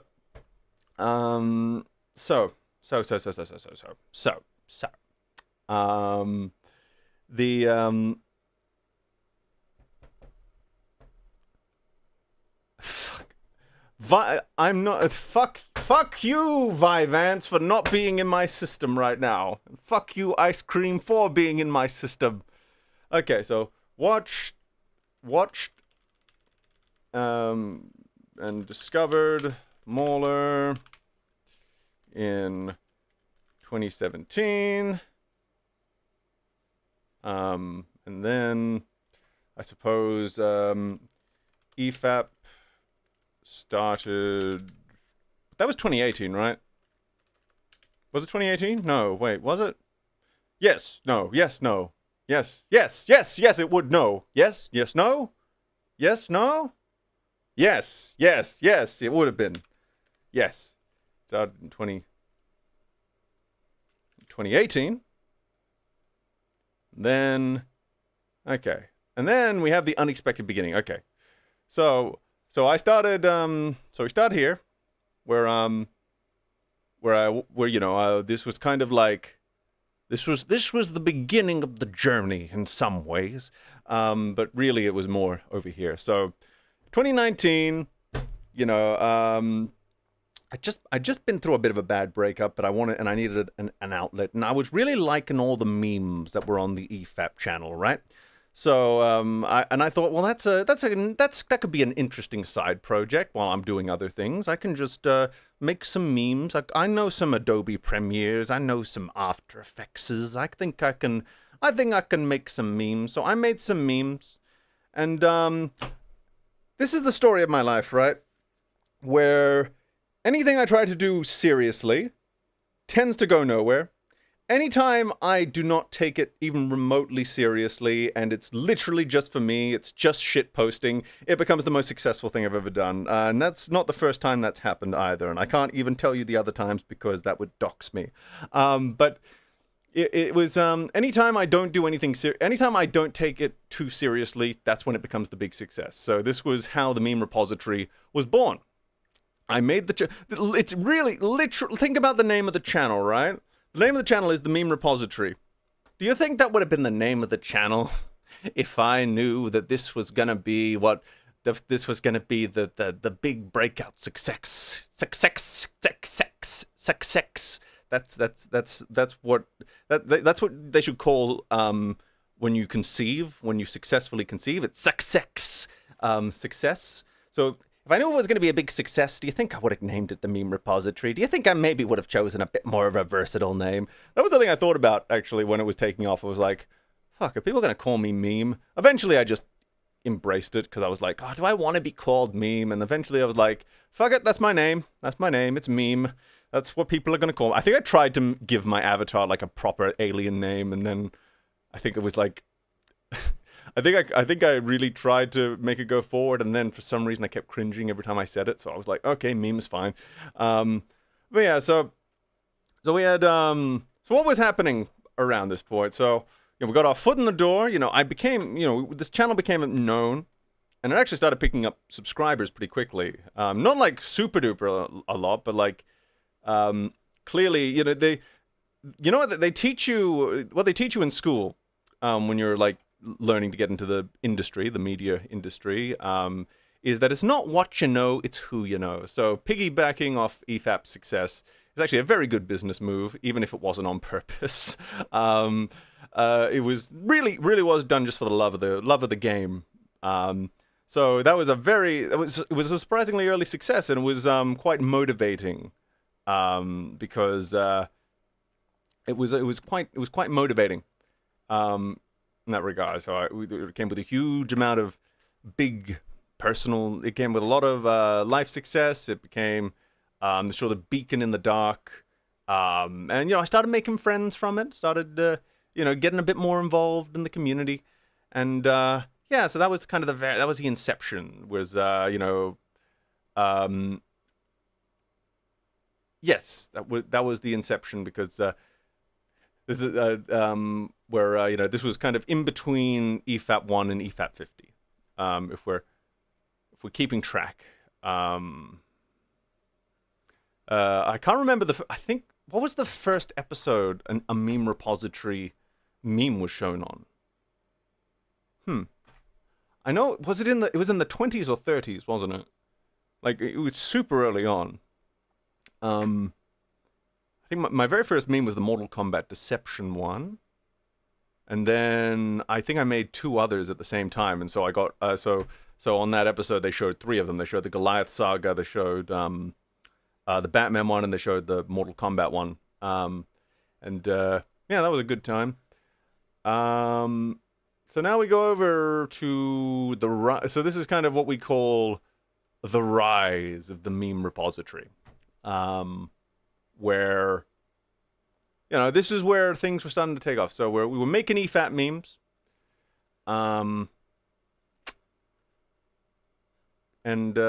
yep, and then so we had a computer breakdown, which delayed meme production for a little bit.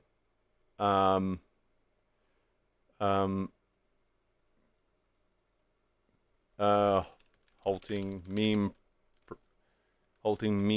production. So we had that. So as a result, I think like the final big one. So I had like a series of really big ones, and then I think the last really major big one was like the EFAP, was like the Marvel logo. It was EFAP memes one, which I made in Cinema 4D with a template, because I don't have like really in-depth 3D modeling knowledge, but there was a nice template I used, and took me about 2.5 weeks to edit to put that together, because it was running like dog shit on my old computer. And then we had a bit of a computer breakdown, and that was a bit difficult. Then what happened after that? Yeah, then there was a bit of a so we went into a little bit of a meme stasis, slash planning phase. So during that time, I'm trying to remember. I'm trying to like, what I'm trying to do here is I'm trying to really sort of, because there's going to be as we go along this timeline, there's going to be a cycle that sort of reveals itself, right? And I want to really like highlight how it's all gone, how it's all gone. So we had a bit of a meme stasis slash planning phase, and you know, while that was, so I was planning, so which meant planning slash scripting new memes, getting computer parts together, and then getting new computer parts together. So that was happening at that point. So that was happening, and there was also and then a new relationship was also happening at that point. That was like my fourth relationship at the time. So that was happening kind of concurrently. You know, and that doesn't need to be a separate card. Trying to figure this. This will be relevant because there's a few factors that are going to pop up time and time again, which is stress and environmental factors, and they all feed into kind of what's going on. So I kind of need to list the life event in order to. So there was a new, budding new relationship, momentum, and I think the most important, the important thing is momentum building. So momentum building. So there's momentum building at that point, and why I separated them so they would be legible, and then why do you do you want them close together? My eyes don't like it when they're close together. The dot is not enough. I broke them in. There's no point. It doesn't want to do it. Okay, so we started making memes. Let's maybe this is a good. So memes. Let's see.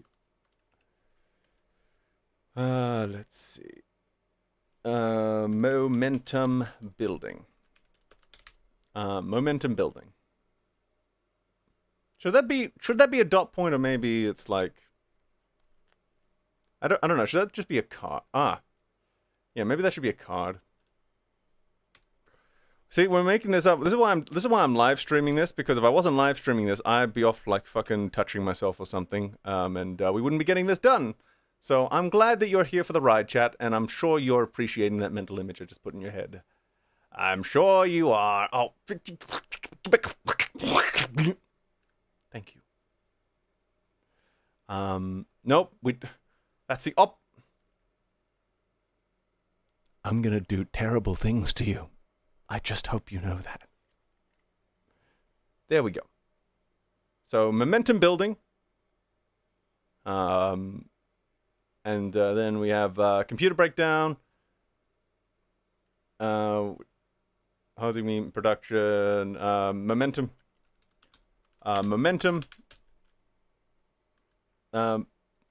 Momentum interruptus. So momentum interruptus because of so momentum interruptus. So that's what we're and then that kind of, so in that stage, and you know, it's a, and then, you know, after that, you know, so after that we go through so then momentum building again. I should really just copy and paste, shouldn't I? Like, there's no point in me writing it out every single time. Okay, so momentum building, and then so we start making EFAT memes, momentum building, computer breakdown, momentum interruptus. So going to like the meme stasis, and then momentum building again, and then let's see, and then December hit, and then we have Black Summer. Black Summer begins. Heat and allergens enter the air. Momentum then causes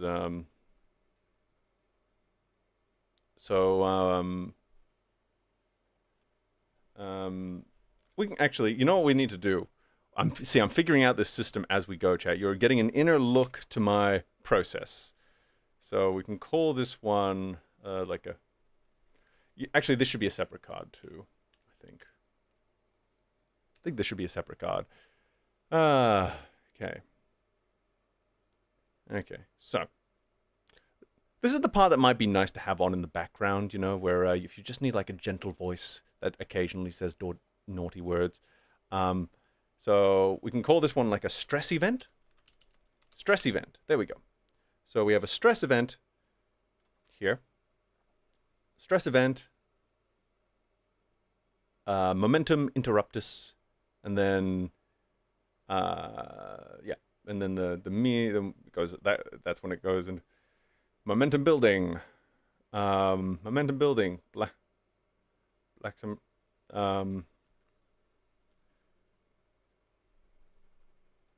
So this one was a. Okay, actually, Black Summer. So Black Summer was the Australian, was the bushfires of 2019 through to 2020, which were devastating. My area wasn't hit the worst, but it was fucking apocalyptic. So this is a stress, heat, and allergen event. This is important. These stress, heat, and allergen event. I'm glad we're here for this though. So stress, heat, and allergen event, and then momentum slows. Momentum slows.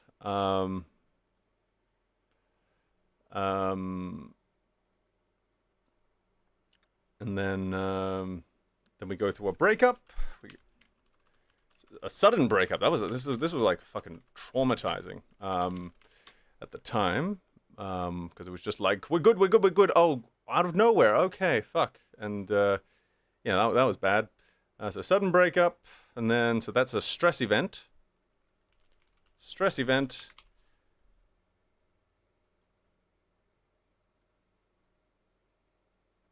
And so this is, so this is not just, so this is just like, uh,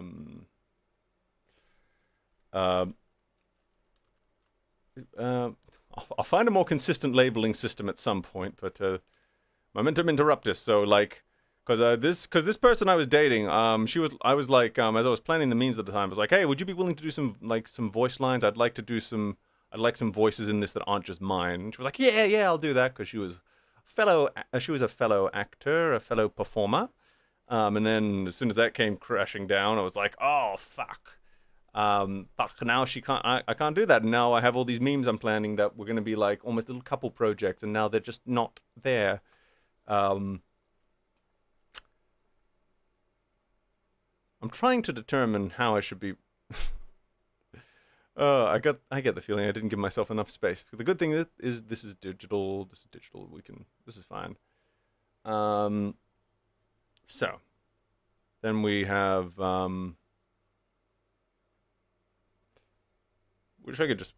Oh, we can do it. We can do it like this. I feel like it's going to be easier if we just do this, because we don't need it going back. Will it be? Is that easier? Is that more legible? I guess it might be a case of like, I don't know. I'm trying to figure this out, because it's like, is it easier if all of them are just top to bottom, or is it easier if they just? Could we go do? It's one of those things where it's like, I want to figure it out now, because if I don't figure it out now, I'm gonna have to go back and fix it later, and I don't want to go back and fix it later. I'm getting fatigued. What is chat saying? Chat, I need a fresh hit of juice. What are you guys doing? It looks fine, meme. Peppo Sash, yeah. No. You do admit to being retarded. Yeah. I'm getting a lot of stuff out of context. Oh, God. The clap. Oh, God. What is happening in this chat? Jesus. Are you going to release this flowchart when it's all said and done? I don't know, man. I don't know. This is a certified... It's fine to me, whatever you... I think it's fine. Are you using it? Yes, this is Obsidian. This is their I forget. This is their canvas. Yeah, their canvas feature. I'm just trying to. This is one of those things I agonize over whenever I'm designing things. It's like, oh, is this the thing that looks fine? Is that the thing? I think. So I'm trying to. What we're doing here. In case anyone's just joining us, what we're doing here is we're trying to reconstruct the timeline of the meme repository here, kind of in miniature, so that we can kind of, we're kind of going over the events that you guys kind of already know about, like the more public facing stuff, and then we're going to, and we're trying to marry the events with the reasons behind the events. So part of that is just creating this flowchart thing. And this is kind of I suggest ordering the flowchart like a snake. So top to bottom, bottom to... I'm going to go with Oobley's idea, because he has dirt on me. And he doesn't actually have dirt on me, but it's funny to think so. Yeah, and I'm going to do that. I'm gonna put my trust in Oobley's judgment, because I don't have the Vivant in my system. But you know what just happened? The curtains just opened because the sun is setting. You see, my curtains, I installed what is called a curtain bot. So basically, I put this bot on the curtain rail, and the curtains can open. It allows the curtains to open and close automatically without having to install really expensive motorized systems. It's really quite intuitive. SwitchBot, by the way, if you're out there, I'll take the sponsorship, because you have me. You've already had me. I will open up my anus for you, SwitchBot. Insert your big throbbing sponsorship right there, and I'm all yours. because you've got some good products there. Anyway, so, but the cool thing is that because they're in the window, what they sell this accessory where which is basically a solar panel. So you can plug the solar panel into the robot, and the sun charges the thing, so you don't have to take it on and off the curtain in order to charge it. But the great thing about it being a solar panel is that it's also a light sensor. So I can set automations based on the light level. So if I don't like the curtains being open when it's too bright, I can say if light levels get above this thing, close the curtains. If they get below this, open the curtains. So that means every sunset, I get to have the nice sunlight come through the window. It's really nice. Yes. No, don't let him touch you in there. I'll let him touch him. You know why I don't believe God is against homosexuality? Where did he put the G-spot? Where did he put the male G-spot? Think about it. Why would he not want us fucking each other in the butts if our butts have our G-spot? Think about that. Think about that before you say that gay people shouldn't be fucking each other in the butt. God put the G-spot up there for a reason, damn it. I don't believe in God, but, if he did exist, he did have to put the G-spot up the butt. He put it there for a reason. So within that context, just saying. Meme will get... is there a way to get rid of the heart off the thing? It's really making it hard to read chat. Meme will get touched wherever I want him to get touched. Exactly, Otto Von. Or should I say, yeah, Otto Von, because it was Oobly saying that. So, yeah, Otto Von, there we go. I highly suggest checking out a program like Flux. It automatically dims your screen to a nice candle orange color. Oh, well, I just use the built-in, what's it called feature, the nightlight, the nightlight feature in the Windows settings. Is it what's the?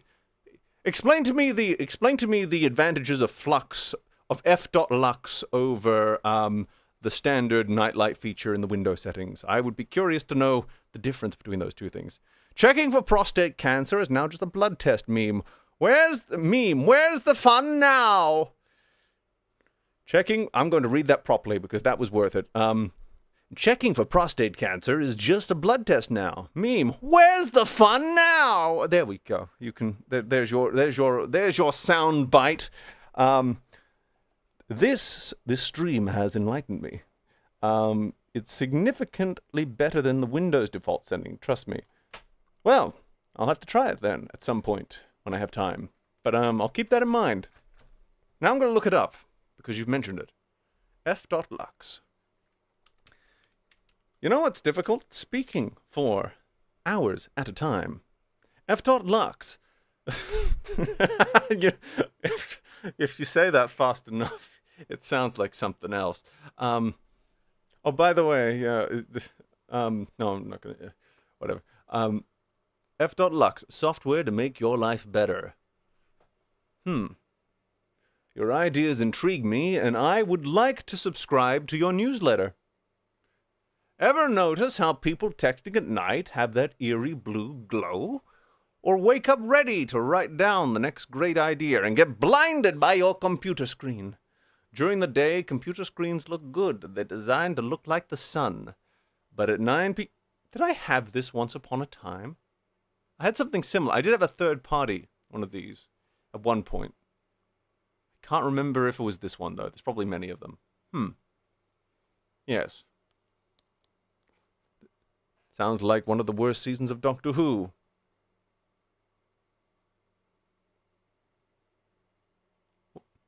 I'm just trying to understand the reference. You won't get to bounce 2023, circa 2023 before you have to. You won't get to circa 2023 before you have to bounce. That's true. Well, there's a reason this is going to be split into this is split into parts. There's a reason this is split into parts because I think I realized that part of the reason I was procrastinating on getting these streams done, on getting this stream out, this is a transitional This is a transitional stream back to hopefully regularly scheduled programming. But the reason I was procrastinating was like, fuck, can I get this all done in a single stream? And I was like, Meme, you don't have to get it done. You don't have to get it done in a single stream, me laddie. You can do it over multiple streams and you'll be fine. In fact, that might be preferable. You can ease people back in. You can use the Astroglide to just soak right in, you know. And that's what we're doing. I'm fucking your butts slowly, gently, using the correct amount of lube, reaching around and stroking you ever so slightly, just to give you the right amount of acclamation to the fact that the meme repository is back in town. You haven't heard words like that in a while, I'm sure. I've been using it for several years now. It can go from daylight to ember to perma. You know what I need? I need something that can turn my screen to green light, because green is the only frequency of light that doesn't aggravate migraines, which is why I set all of my lights to green. I'm not joking. I have all of all of my lights are Philips Hues, and I set them all to green, because it looks a bit like a Borg cube in my apartment, I will admit, but my eyes thank me every time they come on. And then they shout at me anytime I switch it to any other color, because green is how you do. It's how you do the doobly-doo. If Meme were actually the eldritch entity we all claim Mauler is, then we'd all be in a lot of trouble. Kinky trouble, but trouble nonetheless.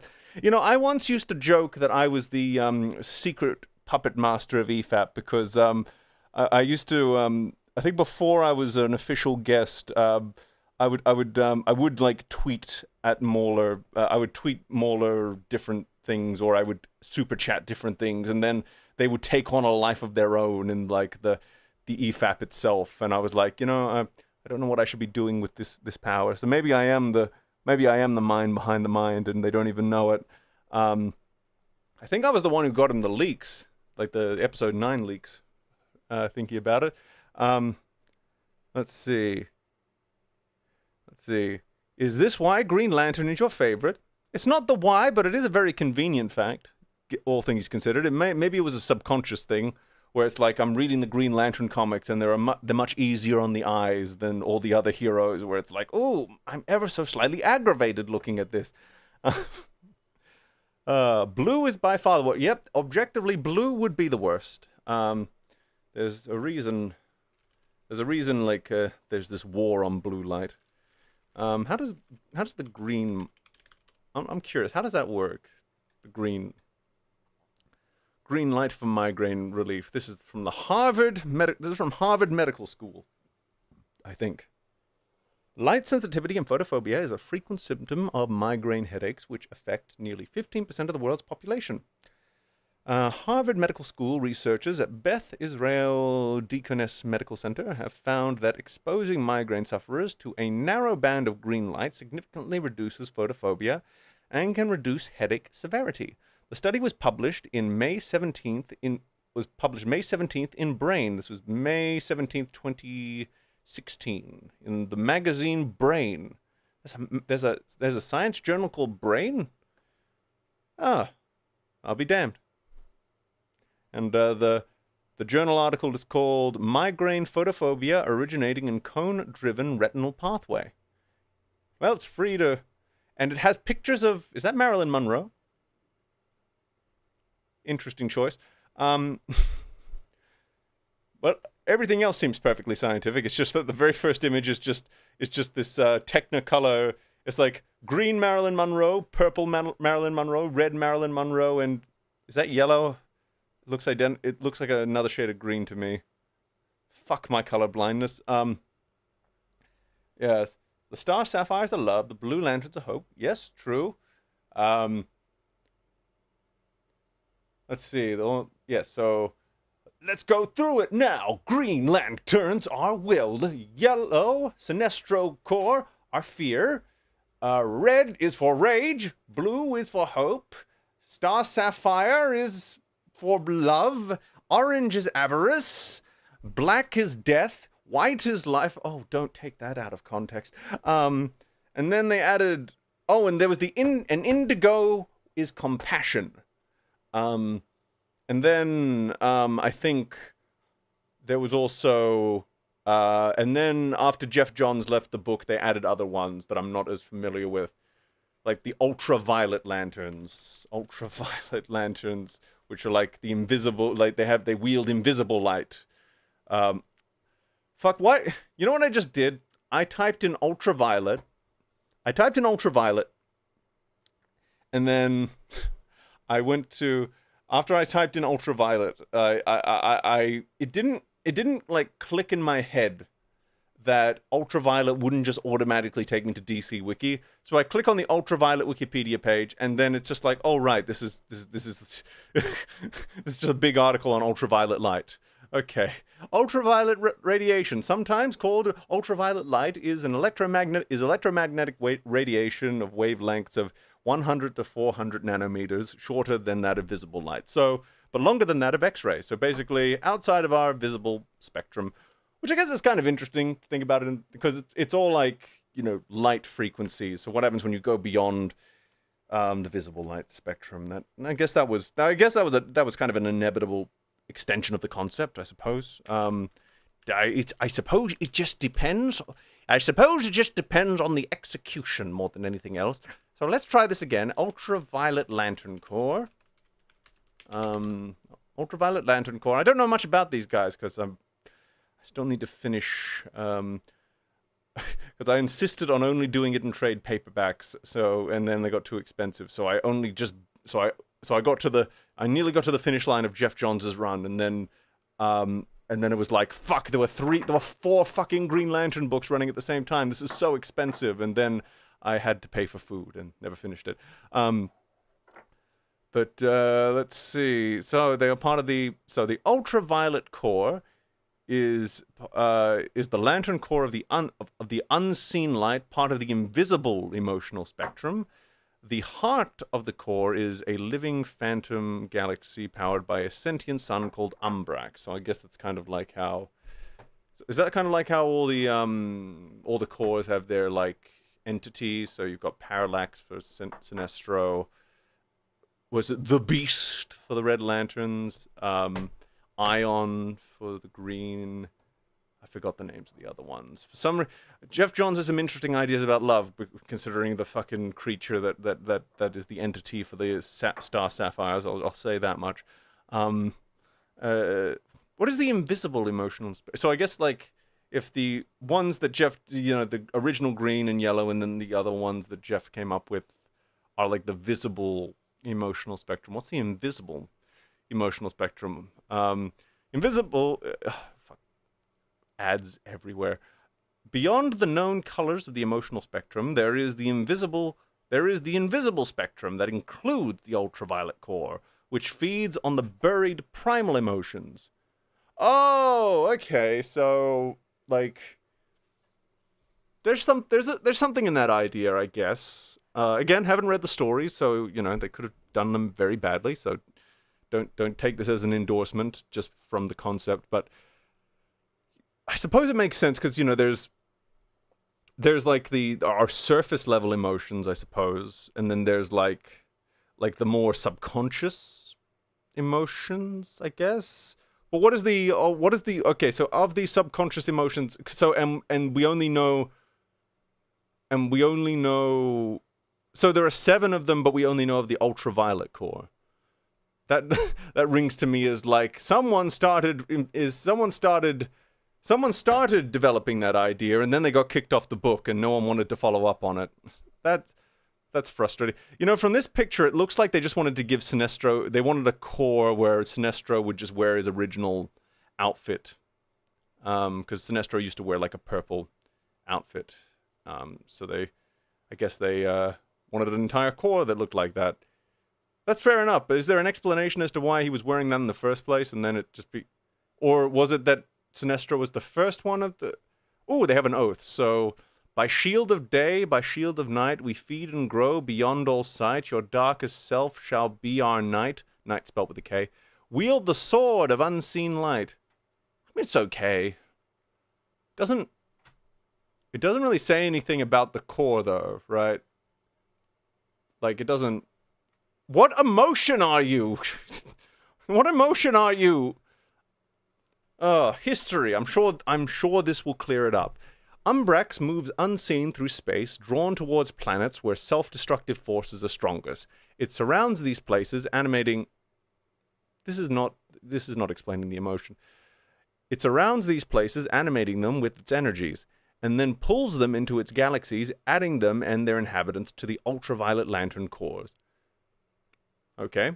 So I guess so it's unwilling recruit. I guess it's like, okay.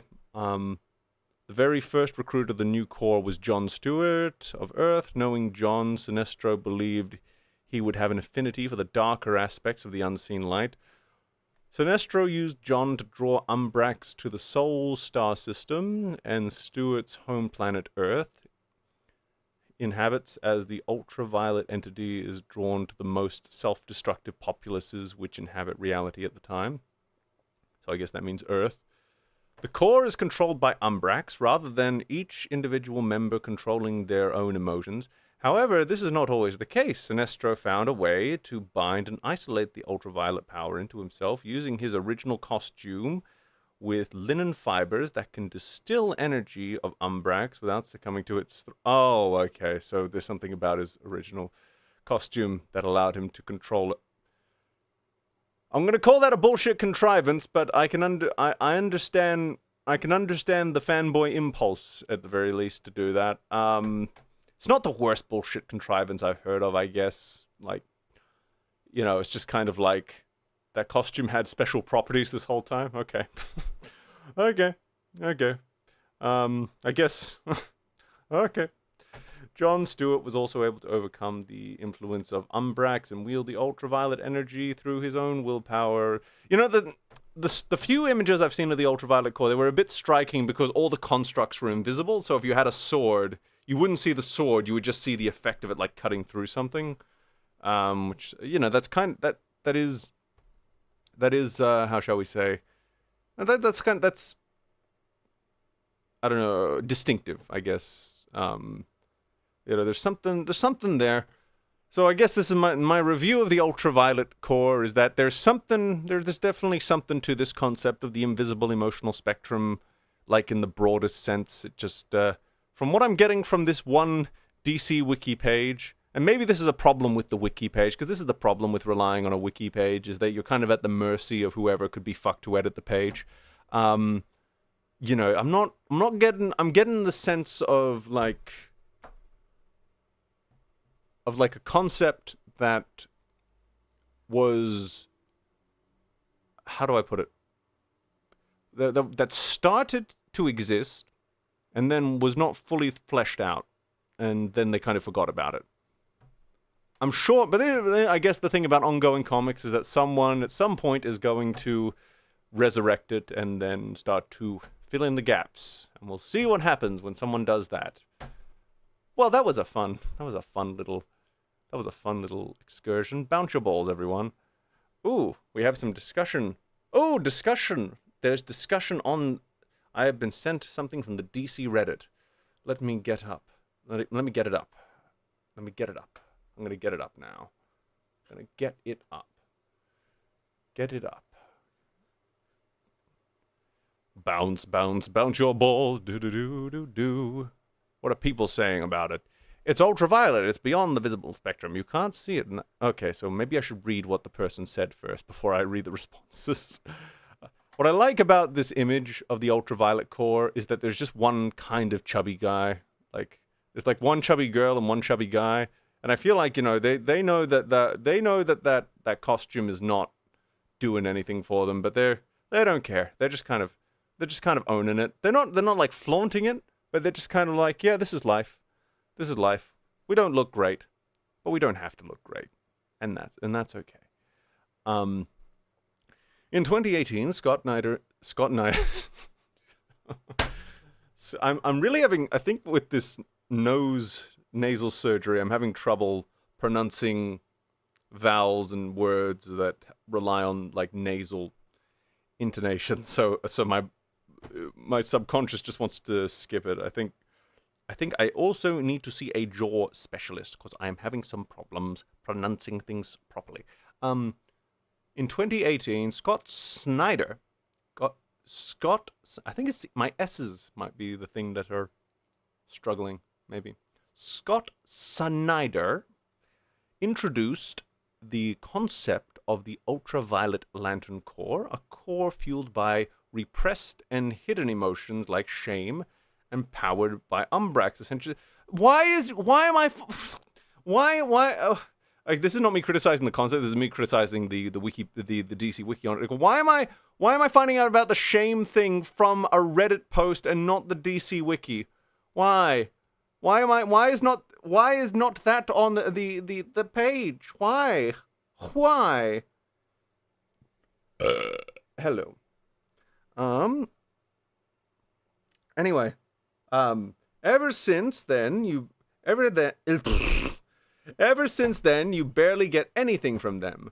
Yes, there was a UV lantern in Future Slate, but that was basically it. It is a shame, no pun intended, that they are doing nothing with them when it has a lot of potential, especially with the premise of the core existing, but they are letting it sit in the dust with the numerous concepts DC used, but doesn't anymore for some reason. I know it has always been like that, not just in DC Comics, but in other comics, but it irks me. Yeah, well, the Blue Lanterns were a bit like that for a while, right? Where, like, they wiped out the Blue Lantern Corps, and then, from what I could tell, they haven't done that much to rebuild them since. From what I know, this is me, like, just going, this is literally me going off, like, research, or, like, me trying to, I just kind of wanted to learn, like, well, what are those Blue Lanterns up to nowadays? And it was like, oh, it's just Saint Walker. He is the sole Blue Lantern. And it's like, you don't want to rebuild? Ganthet, do you want to help rebuild? I mean, you kind of founded the core, buddy. Do you want to? No? Okay. Shame! Ding! Shame! Ding! Shame! Shame!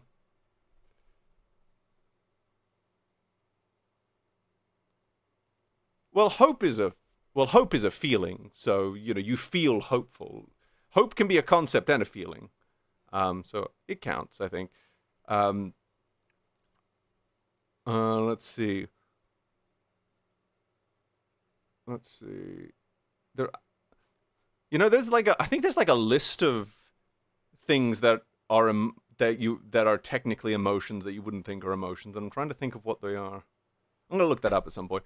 Honestly, I like that it's okay. I like that it's okay that this lantern core is forgotten. We already have like 7 to 9 different colors. Adding another based on invisible light, it doesn't matter if it's how do you define unnecessary though? It's like it's expanding on the concept. Like, why? I don't. That's one of those things I suppose that it eludes me. Here's the thing.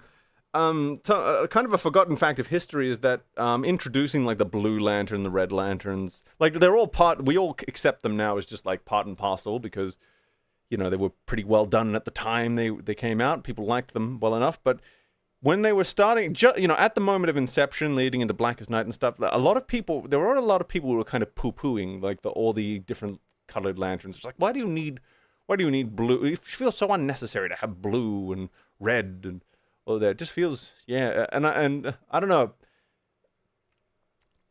I would be interested to hear why people seem to have this aversion to other colors when it's like you got a whole group of people called Green Lanterns, and they make they put the word green in their name. Would it not therefore follow that other colors would be possible if you can derive? I don't know. Maybe I'm crazy. Maybe I'm a crazy man. A crazy man. Well, if the idea and concept is not being used, then that much, then there really is no need. They didn't have to not use it, though. That's the thing. Blame the kryptonite colors. Maybe that's it. Maybe that's it. Maybe they reminded them too much of the many flavors of kryptonite. People wouldn't say this if other lanterns were done well. They were done well, though. It's just people were being bitchy. They were being little bitches. I think it was like I think it was a minority. It was a minority opinion because a lot of people love the new characters. People love Atrocitus. They love Larfleeze. But there was. I guess they're like the old guard. It was like, oh, you're overcomplicating it. You're overcomplicating the mythology. I was like, though to be fair, I will be fair here and say it's possible I'll go back and read a bunch of old Green Lantern comics, and then I'll reread the ones that I like, which have all the colors, and then I'll be like, maybe these don't fit together as well as I thought. But jury is still out on that one. Jury's still out. I just think they're neat. I love Larfleeze. I love that little goober. Oh, there was a Larfleeze Christmas special where he learns the meaning of Christmas, and that was like the best thing that ever happened. I think they even had a recipe for cookies or something in that book. It was great, and it was a one and done as well. So it's Larfleeze Christmas special. Oh, I love that. I love this little goober.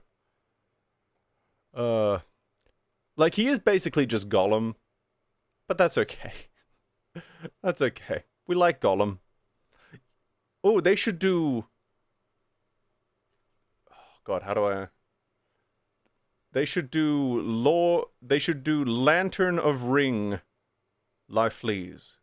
Lantern of... That doesn't work as well, does it? As Lord of Ring Gollum. How do I bastardize Green Lantern in such a way? Oh, I found the cookies. Don't worry, I found them. Ah.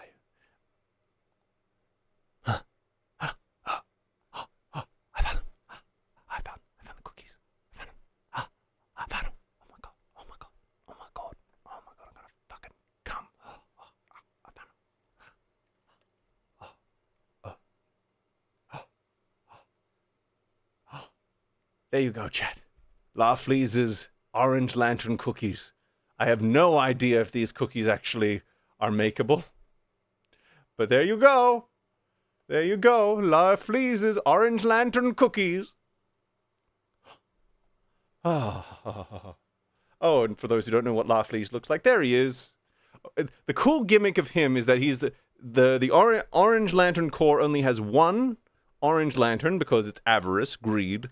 So you can't really have multiple members.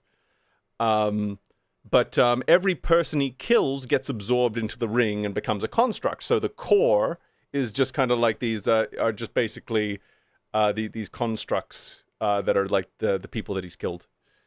It's pretty cool. He's Space Gollum. That is true. He is Space Gollum. Cookie Monster and Larfleeze. Oh, yes, so that should be the sequel to Green Lantern, Green Arrow. It should be Larfleeze Cookie Monster. There we go. I mean, we did get...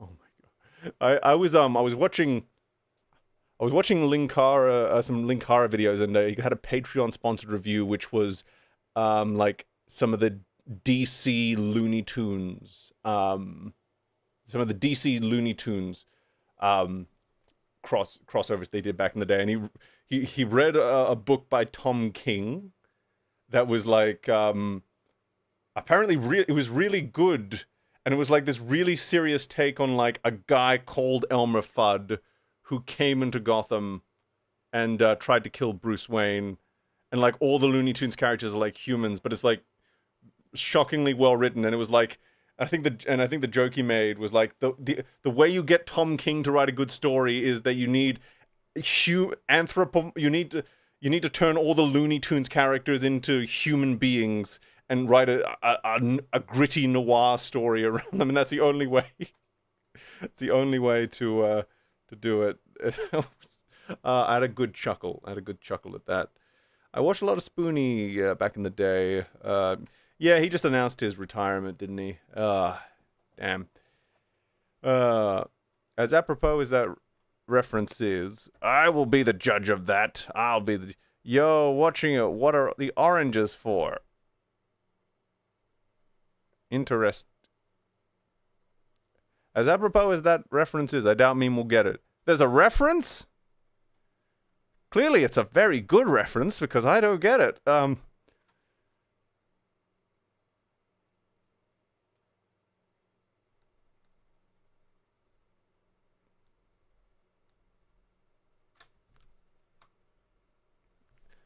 You've earned the meme man's silence. Just trying... My brain is kicking in, going like, what? Where's the reference? Where's the reference? Where did it go? Where did it go? Where did it go? Where did it go? Look, this is, yeah, yeah, I think, you know what happened? I think it was after my cat died. I think I started, I think my brain sort of had a fucking return to factory settings moment. So I've kind of been going through all the things that I used to watch. And I started at the very beginning with Thomas the Tank Engine. And I binged a bunch of Thomas the Tank Engine. And then I kind of just went forward in time from there. So I think I finally reached Linkara. That's the only way I can really describe my viewing habits this year, where it's like, okay, we're returning back to the beginning. We're going back in time. And then we're going forward. Oh, that's sorry, that's okay. I appreciate it, man. We'll get to that, I'm sure. Quartering, stealing people's YouTube shorts. Ew, gross. Quartering. I guess you could say he's nickel-diming and quartering them. Huh? Huh? Ha ha. There's a joke in there, I'm sure. There's a better joke, probably. Oh, you know what I did watch? I watched earlier this year that fucking that Thomas and the Magic Railroad parody. You know, the one that had all the swear words in it, and it was all the wooden model trains, and it was shockingly well done. Shockingly well done. I was quite impressed. Quite impressed with that. Quite impressed. If only they could have gotten Alec Baldwin, but that's okay. I liked that they I did like that they I think I like that they put more thought into the mythology than the actual movie. That was funny. Anyway, I think that's been on screen long enough. You guys know how to make orange lantern cookies now.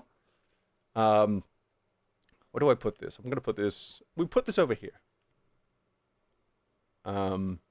George Carlin.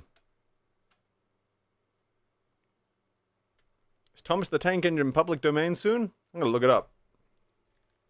When does Thomas... I mean, a lot of fans have already made Thomas horror films. When does Thomas the Tank Engine become public domain? Well, what the fuck is this? Thomas in the public domain. A general list of when Thomas... Oh, some of them are apparently one of them is already in the public what? Wait, what? Okay, so the one entered the public domain in 2018 somehow, and then the next one's going to enter the public domain in 2043. How does that work? Why the jump? They didn't come out that... What? I don't understand. I don't get it. I don't understand. Yeah, but these are like different books. These are like different books, right? So like, this is one book is. It doesn't even say. They seem to be clusters of books, maybe. So like, it just says Thomas the Tank Engine, Reginald Payne illustrations, and then 2043 is going to be John T. Kenny illustrations. I am. I don't know. I'm confused. Okay, so all of Wilbert Awdry's books will be in the public domain by 2068. That's the answer you're probably looking for. And then the railway series, and then the TV series will be in the public domain by 2095. And then the railway series as a whole will be in the public domain 70 years after his grandson's death, whenever that is. Okay. Legally distinct versions. When does the little engine that could enter the public domain? Oh, lordy, lordy, lordy, lordy, lordy, lordy, lordy, lordy, lordy, lordy. Oh my god, my bottom hurts. So, sudden breakup, momentous interruptus, and then, the rise of Skywalker came out. Release. Meme gets angry.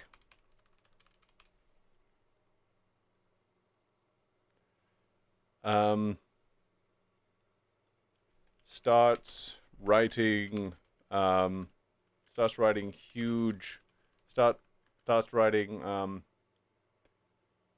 video about it. Let's see. And then momentum building, and that was a momentum building. And momentum started building again.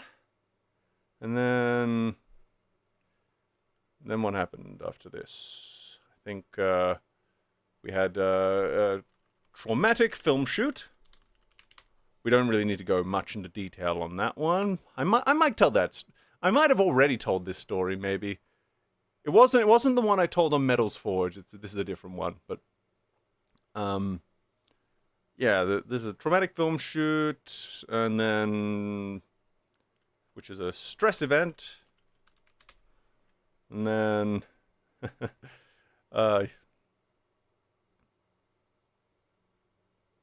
stress event, momentum interruptus. So, yes. Momentum interruptus. You know what, Oobly? I think you were right. Doing it this way was the right call, my man. The right call.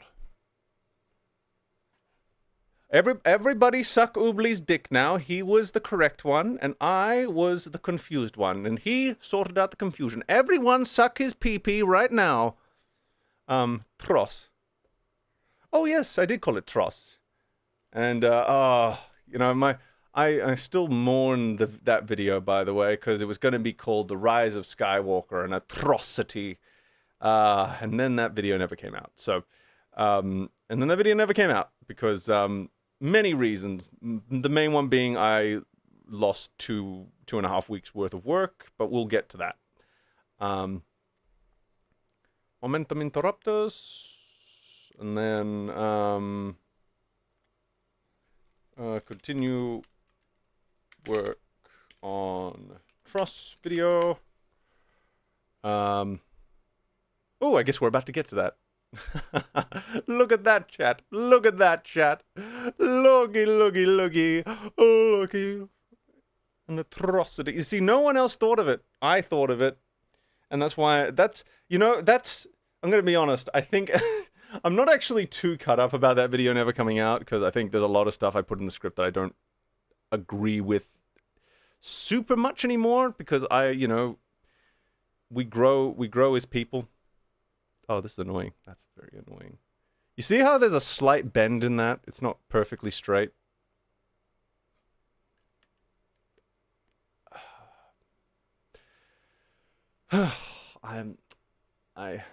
What the fuck's going on? That's not happening.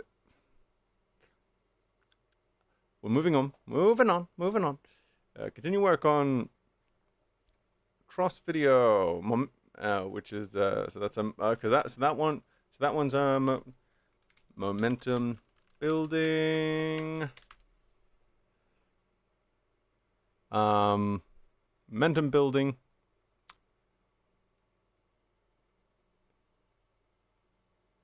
call this. So this momentum building. And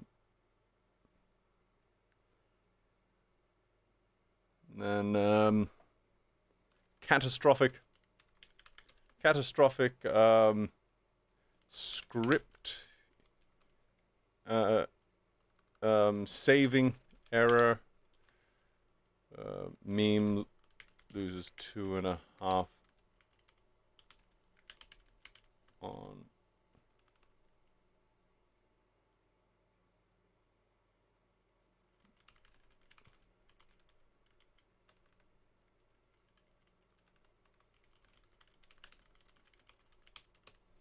to record.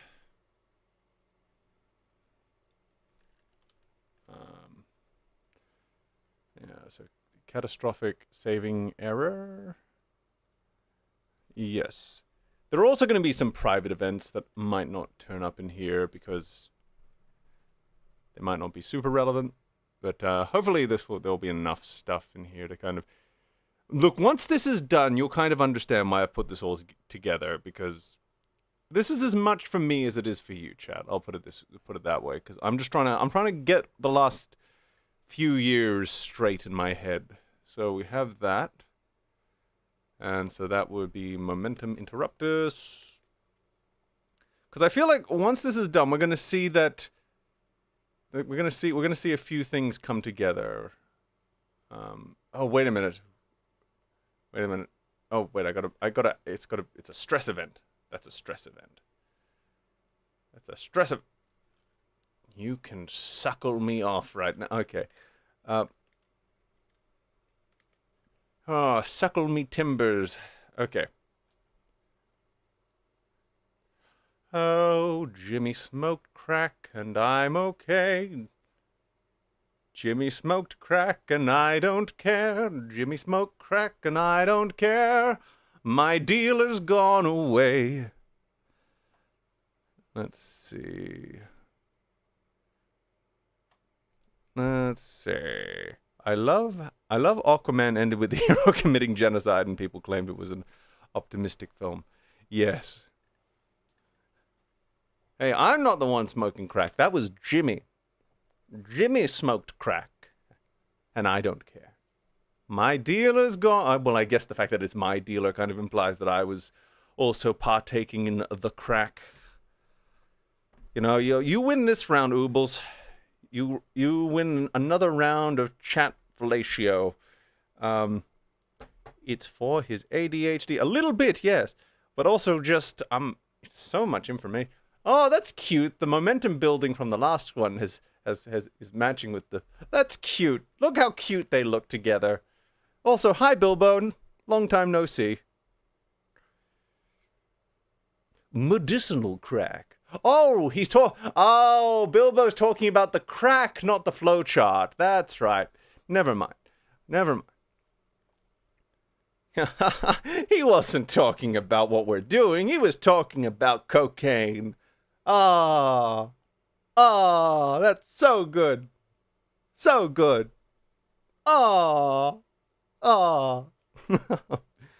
Medicinal. You know, I once heard I was looking, because there is like a pill version of meth that is for ADHD, right? And I was kind of just researching it out of curiosity, because I was trying to figure out if I should be swapping my ADHD meds.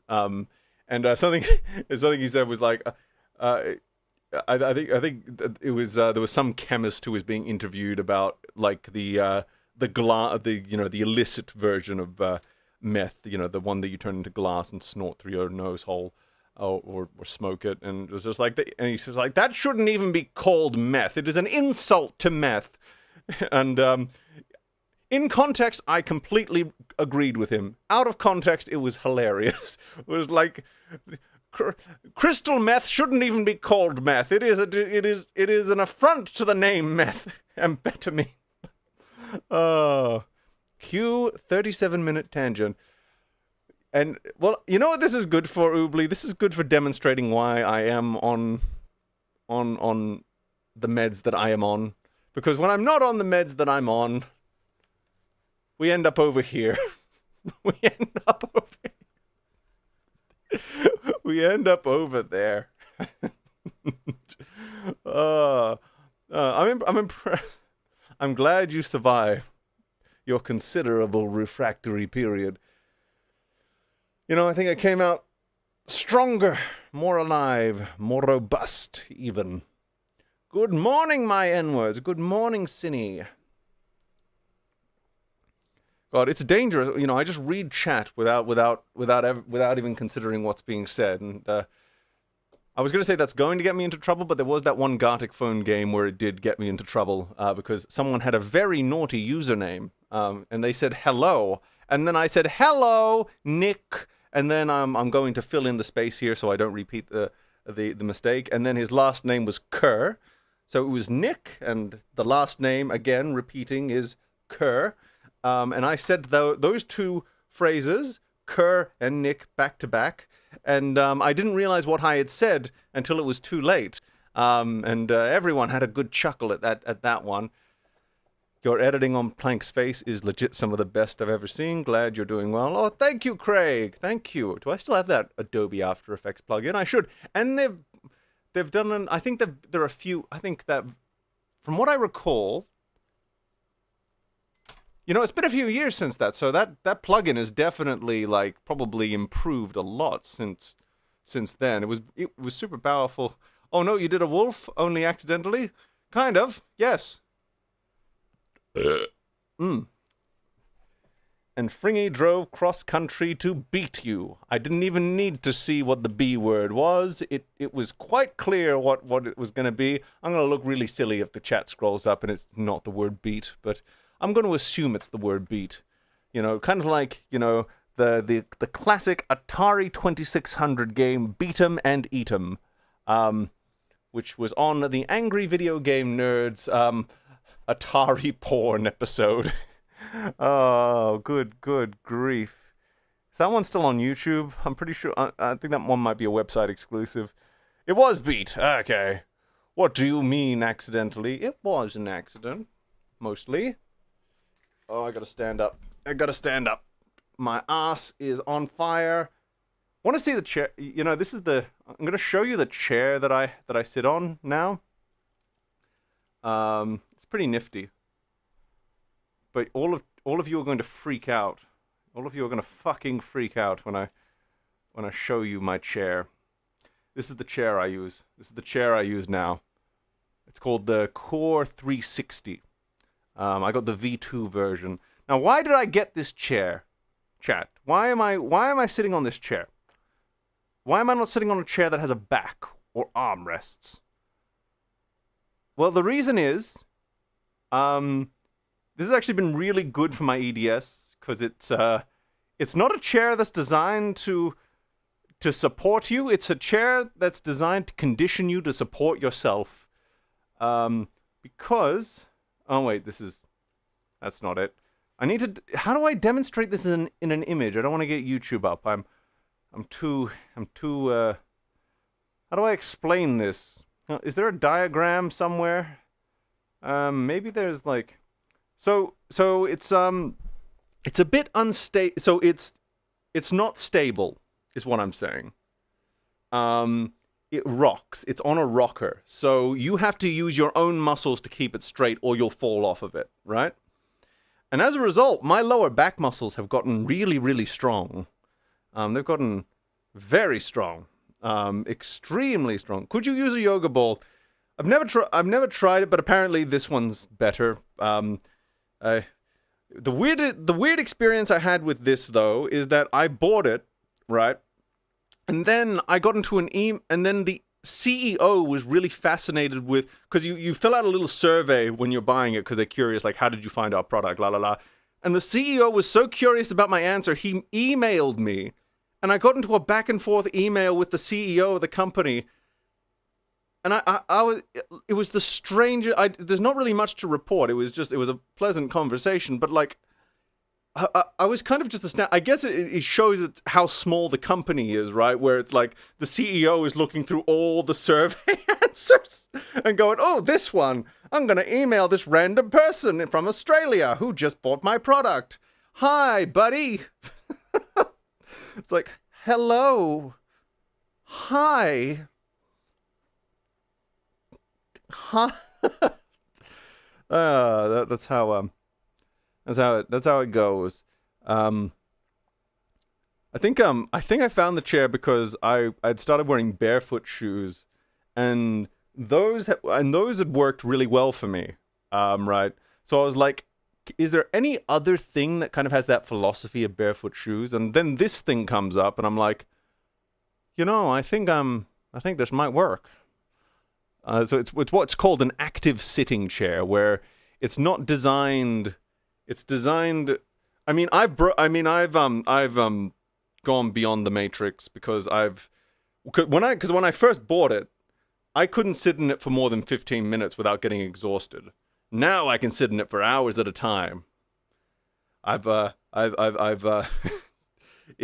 built my stamina for it. Stool brand stools. So it helps your posture. Yes, in a way. Meme bought a prostate massager? Not yet, but I'm open to anything really. So yeah, this is the chair I sit on now. I got the version with wheels though, because I like to live dangerously. I didn't install the wheels until I'd gotten used to the rocker. But yeah, so that's what's happening, and that's why my ass was sore. Because imagine sitting on that for hours. It's no longer that my muscles get sore. It's that my bottom gets sore because it's not got a lot of padding. In fact, the V2 has more padding than the V1. So, take of that what you will. Yes. I remember when I tried on my barefoot shoes. This is my experience with barefoot shoes. The first week was agony. Utter agony. I was in constant pain, because there's no padding. Well, there's a very tiny bit of padding, but but basically you feel everything on the ground. So I had to walk on the grass, for most of it. And then after about a week, I developed superhuman abilities in my feet. My feet, broke out of their cocoons and they started to, become comfortable. And now I can walk on concrete and rocks and twigs and all these things, and they don't hurt me anymore. My feet have become superhuman. It's kind of like how One Punch Man, explained how he got his powers, and he explained his workout routine. It was a little bit like that. I now have indestructible feet. Sauron's thong. So I thought you were about to say Sauron's thongs. Like, I thought you were about to say Sauron's thongs in Rings of Power. Like, Sauron is wearing thongs in Rings of Power. Well, now I need to watch this show. But is he wearing thongs or is he wearing a thong? Because those are very different things, Yes, I have barefoot shoes. They're called socks. You know what I wear? I wear toe socks. I converted to those too. I'm slowly becoming No, I was always a freak. No, this is just me embracing who I am. There was a word becoming there that just was not needed. That was not needed. But are you wearing them in bed? My shoes or my socks? I wear my socks in bed if it's cold. Oh no, this makes me cringe. Which part? Which part, my friend? Which part? Yes, Ozzy's mentioning toe socks. I hate them. Well, here's the thing. I didn't know if I would hate them or not. I was just kind of like, I was just looking at them and was like, well, it makes sense. They preserve the foot shape. And then I wore them, and I had never known comfort like that in my life. And then I realized this is how socks were meant to be. This is how socks were meant to be. And the only problem is toe socks are way more expensive than regular socks. But they're also more important to me than my blood now. So I'm stuck with them. I guess I should try before I hate them. Yeah, and get some good Ingenie toe socks if you're going to try them. Don't get there is another brand called Creepers. I wouldn't recommend them, not because I've tried them, but because they're called Creepers. And someone named them that. And I question every moment that led up to those socks being released. Because why? Because you see, toe socks, you know, if you know the comfort of toe socks, you know them. But to the regular person, they are a bit like, ew. So you need to, like, make them presentable. You need to, like, you know, you need to make the bridge a little easy to cross. So why would you call them Creepers? I'm gonna warn you, Meme, speaking from experience, you're going to hate your feet in a few years if you continue to deny your feet cushioning. I mean, I've been wearing them for 2 or 3 years now, and they've I can't go back. I can't go back. So they've how well do they hold up in the washing machine? Very well, very well. And by the way, there is a little bit of padding there. I do have a little bit of padding because they do come in different. So there's like one I wear on trail walks that has a little bit of padding, not too much.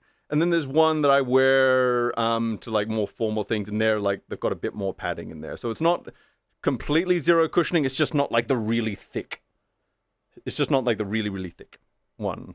But I also find that when I switch back to the cushioned one, like, it can be comfortable for a little bit, but then my knees don't like it, and then I switch back to the non-cushioned one, and suddenly I'm like, ooh, this is nice. But I think you got to remember that as an Australian, I spent most of my childhood without shoes on, so this is more me reverting. I think we are conditioned. I feel like toe socks will get holes in them even faster than normal socks. Surprisingly not. They've been, they've lasted a lot longer than my other socks in that regard. But then again, I got really good ones, so maybe it's the materials. Let's see. But earlier for your American fans, but always good to see you. I think there might have been is there an earlier message? Or no, that's probably responding to something I said and I forgot. Let's see. Good to see you too. The R Darker Glow. I recognize your PFP, but not your name. So I'm going to presume that you had a different name and then changed it. Or maybe I'm stupid and I'm and maybe I'm suffering from a very specific kind of brain damage. I don't know. Let's see. Anyway, keeping on this tangent, how did we start this tangent? Oh, that's right. I stood up. This is literally how we got on this tangent. I stood up and I was like, my bum hurt. Why did my bum hurt? Because this is my chair.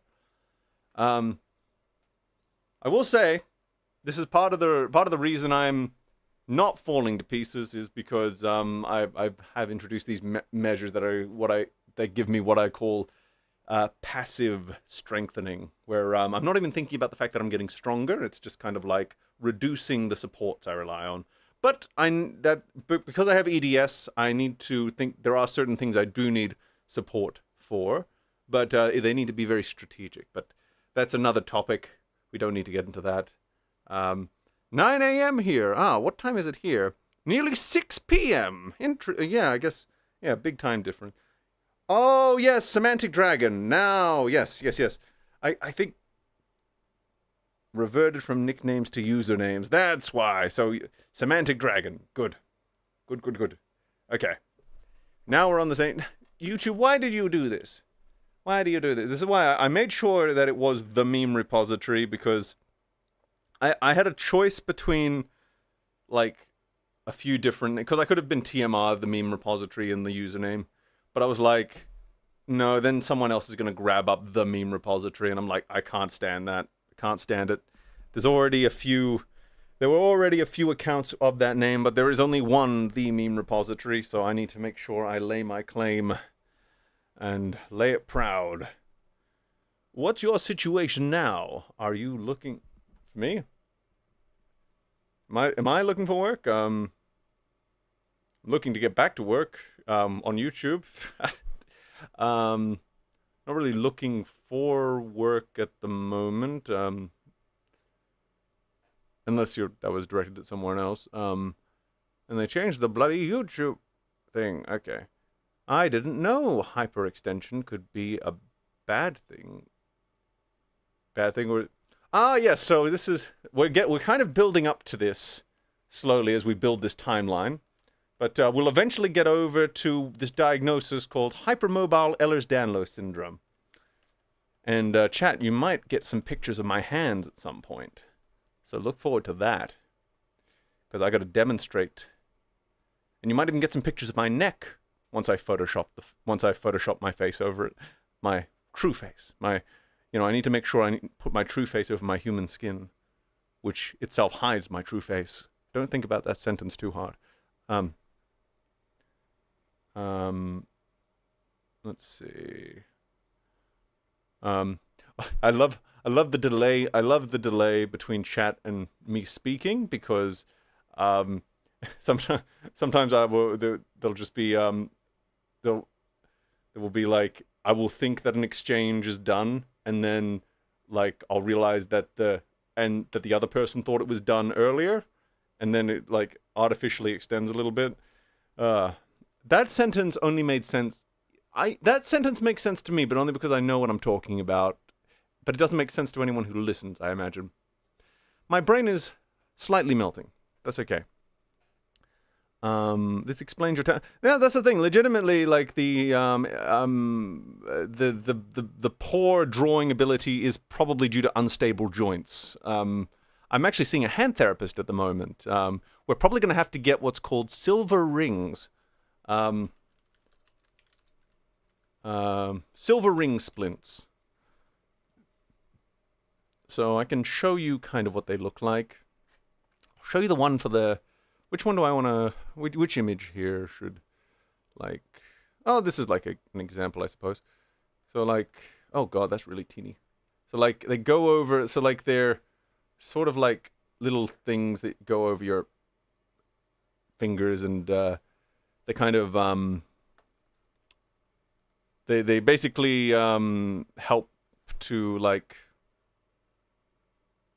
They basically stop your finger from flexing beyond what a normal finger should flex to, I guess, and provides like more proprioception and stuff like that, and just moves it back into place and stuff like that. So and I need it's going to be part of and I've probably got to get quite a few, and this is probably just the beginning. I've probably got to get a few splints because I have got nerve inflammation in my hands, which makes it a little bit tricky to edit videos. I'll tell you that for free.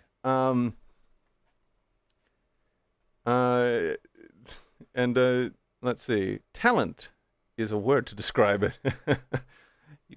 You got beautiful hands. Oh, thank you. Your Gartic phone gifts still make me laugh. They make me laugh too. I miss it. I miss that.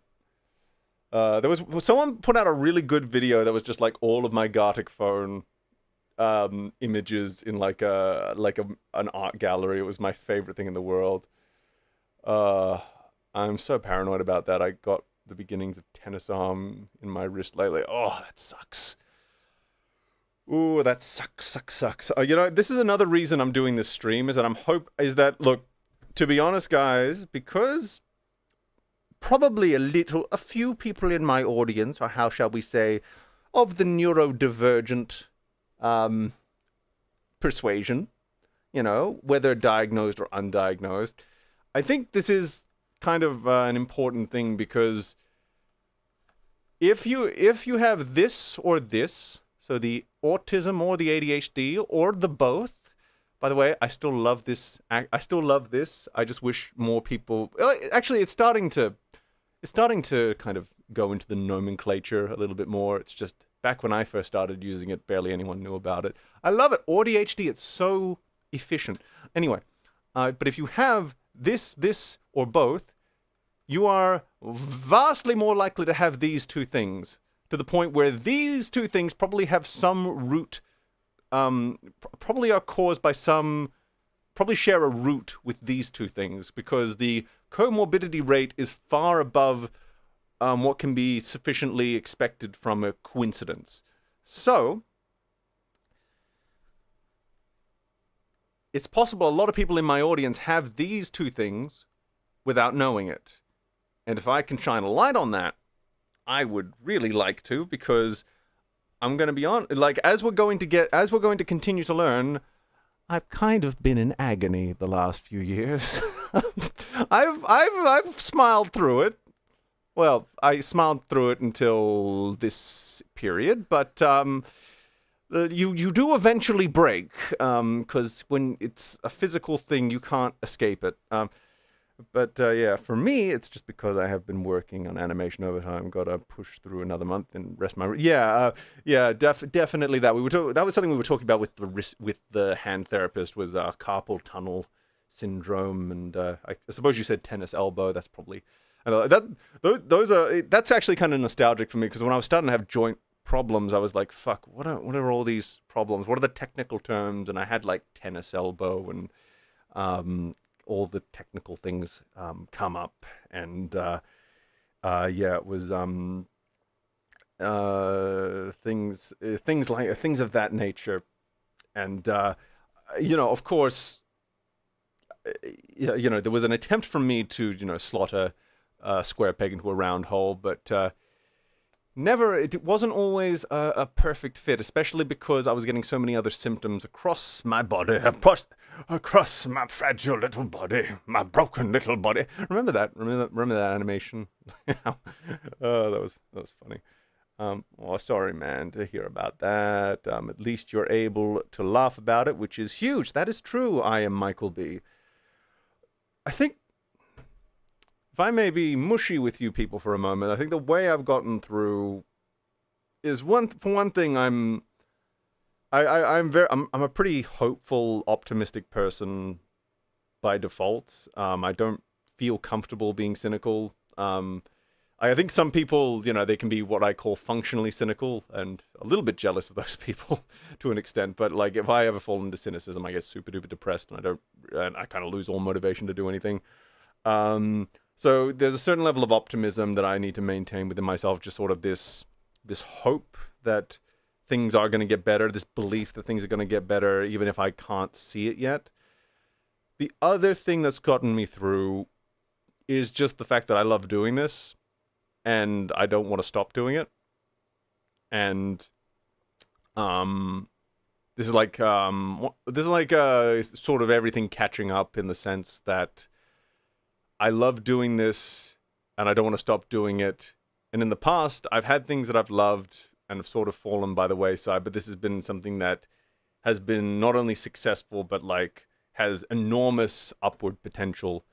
And so the fact that I was still struggling after achieving all this was kind of like the wake-up call of like, this is not just lack of motivation or stuff. So I guess, long story short, it was only getting something I truly loved that really highlighted that something was really wrong in my body beyond something psychological. And it took a long time to come to terms with that.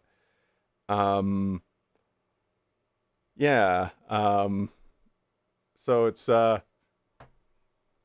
thank you, I guess, for being in the audience and for giving me this life and this following, and the motivation to figure out what was going wrong, because I didn't want it to go away. Yeah, love you guys.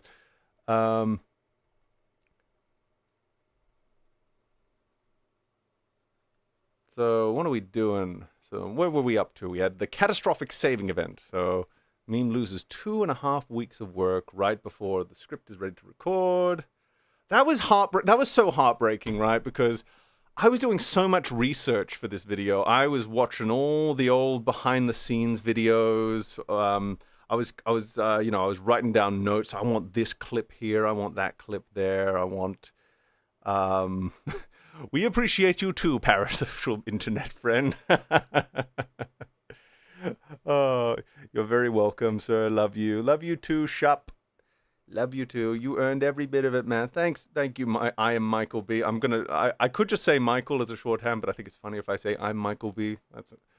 Happy to have found you. Heart. Oh, look at the love. Can you feel the love tonight? You are a little spark of joy. Aw, Mr. Eon. Your name reminds me of a Ben 10 villain. That was another thing I got into to kind of fill in the gaps. I haven't rewatched like full episodes, but I did watch like a shit ton of like Ben 10 analysis videos. Just like that little nostalgia kick. Always loved your stuff meme. I didn't know pain sound would end up being the OST of your past few years. Happy to see the upward trajectory. Maybe my subconscious was trying to tell me something with that meme, where it was just this guttural manifestation of like pain. This is like literally your life, pain. Ben 10 was cool. They're doing that Ben 10 Dynamite comic now, aren't they? Where they're like, they've got like the most of the original team back, and they're just kind of like doing a new take on it. I got to read that. Maybe I'll wait for it to come to trade paperback, but because everything is written for the trade now. But yeah, curious on Ink Tank. I've watched a fair amount of Ink Tank. It's like I think there's a large component of like I think the autistic brain really needs like familiar sights and sounds and special interests to kind of help regulate it. It's an interesting dimension of autism, the special interest, and how it's not just like liking something, it's more like this is a thing that the brain latches onto to help it regulate itself. It's actually really interesting when you think about it. Anyway, I hope it will go better than Atla has. Yeah, here's hoping. It's a new comic book run rather than like a Netflix show. That fucking by the way, Netflix Avatar. I'm gonna give you here's how I would fix that show, right? Well, there's a lot of things I would do to fix it, but like, I guess there's two ways. When we talk about fixing something, there can be like, here's how I would write it differently versus here's what I would change behind the scenes to try and enable better conditions for the show to emerge. If I were the person at the top, I would say you need to split each book of the original series. So for those not aware, books means seasons. So the original show ran for 3 seasons, and each one was called like book 1, book 2, book 3, and each one was named after the element that was being focused on in that particular season. I would say you need to split book 1 into 2, book 2 into 2, book 3 into 2. And the thing is, right, it would be I'm gonna make the case here. I'm gonna make the case, Your Honor, that it would have actually been easy to do this because each season of Atla has a very natural mid-season finale, right? Like has a very natural like middle end point. So where you would so part 1 of book 1, you would end it after Roku's Island, right? For book 2, when you split that in half, you would end it right after Appa was kidnapped. So right after, so the library would be the finale episode. So that would be like your cliffhanger ending there. And then for book 3, you would part 1 of book 3 you would end after the Day of Black Sun. And that would actually be the more exciting one because I always felt like after the Day of Black Sun there was a lot of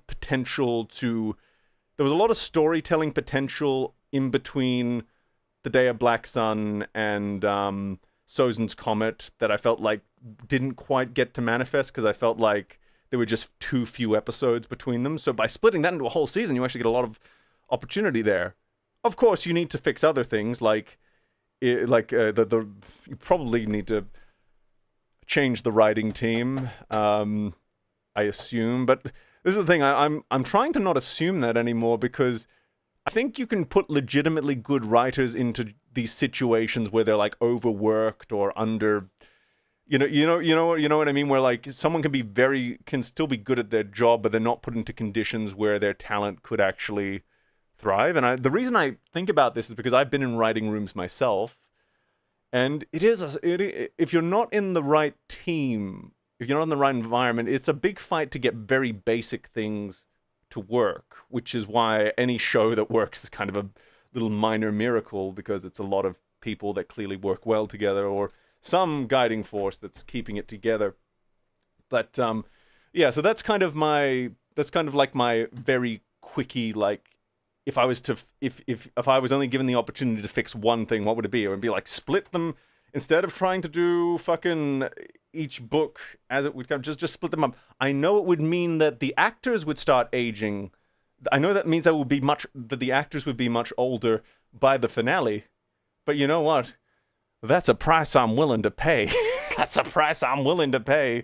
If it means that you get to actually let the stories breathe. I haven't watched season 2. I didn't even finish season 1. It was just so bad. I was they didn't even get like the small things right. Like when he was fighting Boomy, Aang was taking on like earthbender stances when he was fighting him, and I'm just like, no. The whole thing with his training with Toph is that he was wasn't it that he was like, because he's an airbender, he's struggling to understand like the principle of earthbending, which is you can't work your way around it. You just kind of have to brute force your way through. But he was standing his ground in the fucking Boomy fight in a way that I was like, that means he already has that.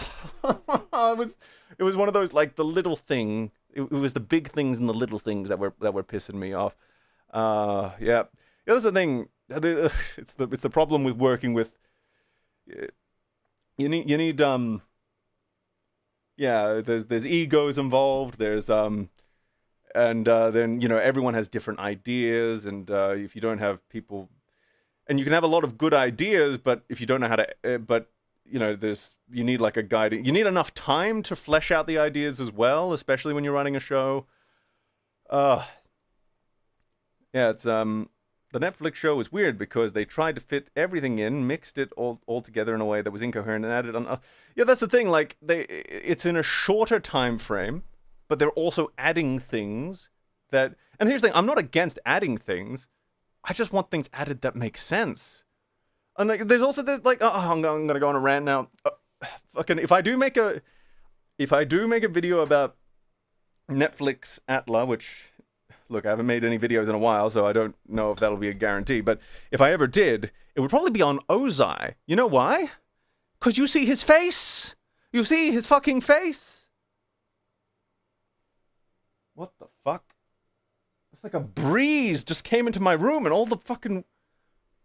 What the fuck? A breeze just came into my room, but there's no windows open. And the curtains are... Oh, no, wait. Never mind. It was the air purifier. It just blew air on me. I just didn't notice it before, but now I notice it. Okay. Never mind. Like, Ozai, look, is it Daniel Day Kim that plays him? Who plays Ozai in the, Ozai Netflix? Who is he played by? Like, it's a good, like, to be clear, Ozai is actually pretty well cast in it. It's just that his problems are, you know, the writing, the directing, because he's a good choice, but he's not being, okay, it is Daniel Day Kim. So Daniel Day Kim is good. He has the chops. He has the voice, he has the chops, he has the look. He is not getting the direction he needs. He's not getting the production that he needs, and he's not getting the writing that he needs, because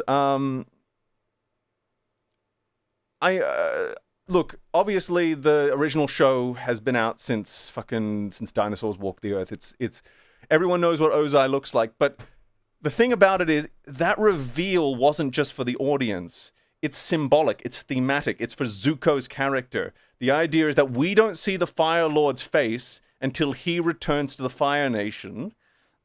Because he has not seen his father.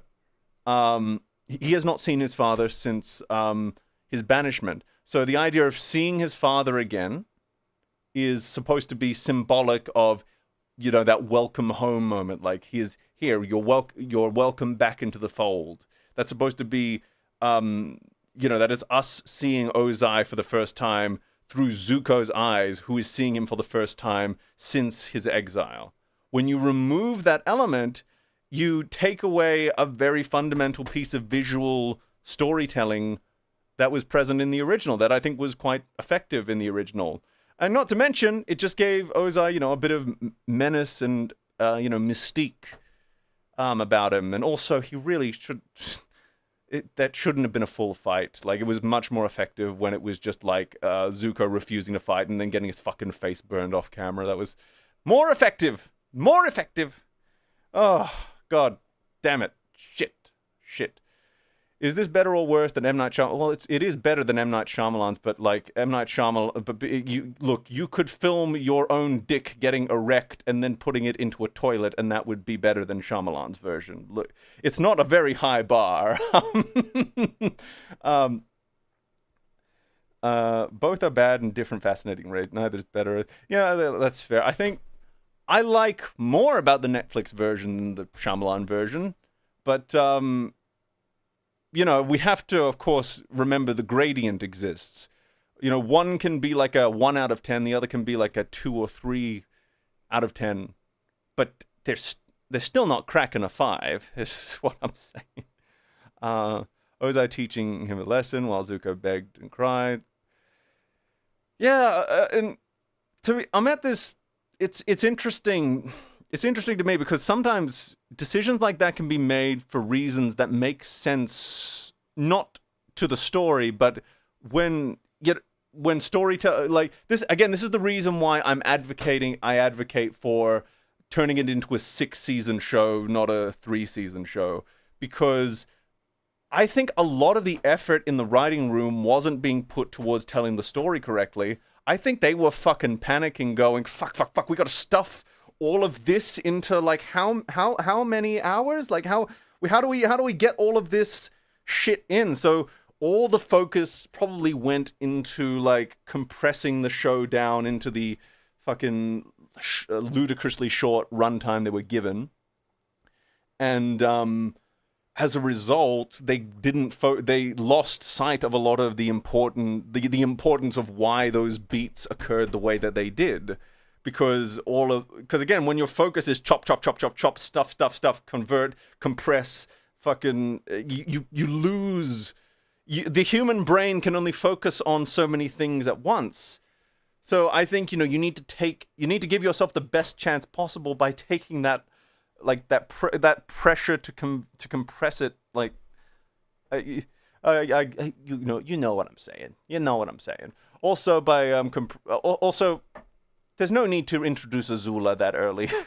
I mean, you can cast the actress early on if you want to do the same thing that the animation did and like have that little cameo in the flashback and then at the very end of the season. That's fine, but I feel like we were wasting a lot of time with Azula's origin story when we didn't really need it. Also, like, I think they really misunderstood the relationship between Ty Lee, Azula, and May, and they just misunderstood those characters in general from what I could see. And Azula was so happy, but she's really good, guys. Let's see. But they also meander by adding arcs like Kyoshi Warriors. Yeah. Oh, did they do that?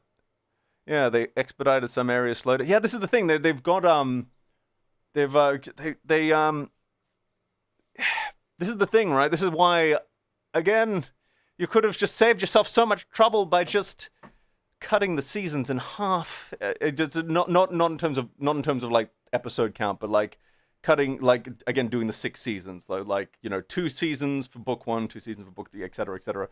You can film them back to back if you need to, of course, but like each book back to back, but you split them into 2 seasons. I don't know the economics of that, if that's the better way to do it or not. But I guess the advantage of doing it one half at a time is that you can take on feedback. But anyway, the point I'm trying to make here is that you're going to is that because they, I keep saying it over and over and over again, but maybe I need, but maybe I should, maybe saying it over and over again is a good thing because I think a lot of the problems, hypothetically, I wasn't there in the writer's room, so we don't know why the decisions were made the way they were. We just know that they were made. But the only reason, but it does stand to reason for me. So I have this problem, right, where the microphone keeps going right above my head, and it makes my voice sound thinner and thinner. And then when I go, so I have to keep pulling it back down. So if my my voice starts thinning out, that's because the microphone keeps rising above my head. But it does stand to reason that when you're putting so much effort into compressing, truncating, and trying to figure out when you're chopping up the original material and you're trying to figure out what parts to keep, what parts to take, and you're feeling an obligation, and then like along the way you feel, because you're having to toss out certain parts, you start to fucking make weird decisions like, oh, we'll add this scene because it will do the work of these scenes here. There's all sorts of weird logic that starts to happen when you're so focused on just compressing things down. And I feel like we don't know what the full potential of that writer's room would have been if they had been given like more carte blanche, I guess. Like, it could have still turned out awful. It could have still turned out absolutely awful. But but my consideration is that when you're forced to compress things that much and in such a limited amount of time, it is going to inspire a mindset that is not conducive to good storytelling. And that's not what you want. You want to set yourself up so that you're focusing on the story, the characters, the beats. You want to be able to, go through the original Atla and go, okay, why? Because the thing, I think we all agree that, Atla can be improved. But before you can improve it, you need to understand why it was put together that way in the first place. And when you're chopping and changing and compressing, you're not going to be focusing on why it was put together that way in the first place. You're just figuring out, fuck, how do I put it together shorter? You're trying to figure out how to do the chocolate bar trick, right? Anyone know what I mean when I talk about the chocolate bar trick? You like do that thing that makes the chocolate bar where it makes it look like the chocolate bar is the same. It makes it look like you've gotten free chocolate out of nowhere when really you've made the chocolate bar shorter. But a scary amount of the fan base treats Azula like an innocent angel. Okay, I'm lost to the. Oh god.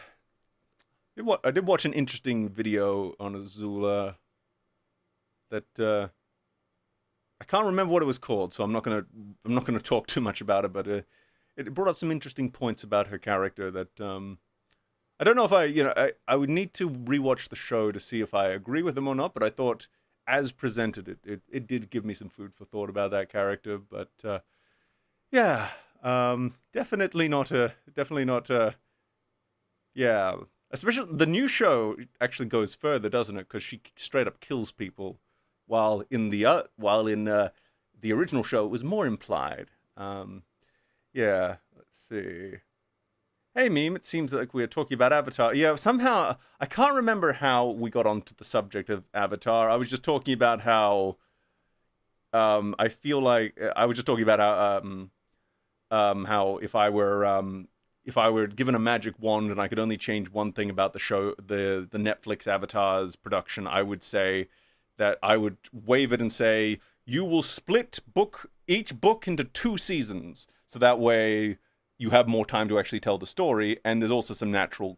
What I said before is that you could easily end the first season at Roku's Island. You could easily end the 3rd season after Appa gets kidnapped, and you could easily end the 5th season after the Day of Black Sun, and so you're splitting them into half, and that gives you more time to properly adapt it and do the beats and stuff. And I was talking about how the truncation process probably distracted a lot in the writing room from the actual process of good storytelling. It was a whole thing. There was ninjas and everything. It was great. Yeah. Let's see. I'm excited for the Seven Haven. What is Seven Haven? And should I be worried for you? Seventh seventh. Oh wait, Seven Haven. Oh wait a minute. That's the new show coming up, isn't it? Okay. Seven. Though I did have Seventh Heaven come up, which is a family drama that ran from 19. Oh, it ran for 10 years. Wow. Ah. I haven't watched this show, but happy for the actors who got work. Ran for 11 seasons. No idea if it was good, but oh wait, there's a name I recognize there. Let's see. I thought I saw a name I recognized. Oh, wait, Tyler Hoechlin was in there. He played Superman eventually. Good for him. Got to get your start somewhere, I say. Oh, it was on the WB. So the WB was the ancestor to the CW. And it was like alongside Buffy the Vampire Slayer and Dawson's Creek. Okay. Interesting. Boy. Let's see. Yeah, it would be a good downer season finale. Well, here's the thing, like, this is sort of a fact lost to history, but, the Avatar aired in a really scattered sort of abnormal way. So you weren't getting full seasons at a time. You were getting, like, little chunks of the season, and then it would go on break, and then you get little chunks of the season. So for a lot of people, so I think there was, like, So I think there might have been. I'm not sure if this happened after the Day of Black Sun, but I think it's entirely possible that the Day of Black Sun, they did the Day of Black Sun, and then the show did go on break again. So it would have been. So it was effectively a season finale. Was that new animated Avatar? I actually don't know. I haven't watched it yet. I intentionally didn't watch it because it just seemed like a. I felt bad for the people who worked on it. When it leaked, so I decided I will watch that one legitimately. But yeah, I saw one person on Twitter who was really angry with it, but I've learned to never take anyone on Twitter seriously. So we will see, because I feel like I see one of two things on Twitter: either extreme glazing or extreme blazing, and there's very little nuance, and it makes me sad. But yeah, it was. We'll see. This has been the thing I've enjoyed about. If there's one thing I've enjoyed about the last couple of years, is that I've been extremely disconnected from like the online conversation. I think that's probably been for the best, because it means that my takes get to stay in like isolation and stuff, and it's great. It's so good. Oh boy. Let's see. So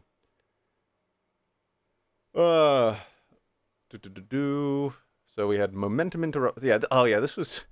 Yeah. That's right. I was talking about this because this was such a shitty thing, because I had gotten so far. I was so proud of the work I had done on it, and I'd like done all this research. I'd gone through the behind the scenes for like all the movies, and I was grabbing up clips, and I was really in the zone. And then the worst part, then there was just like a glitch with the autosave. I thought it was saving, and then it didn't save.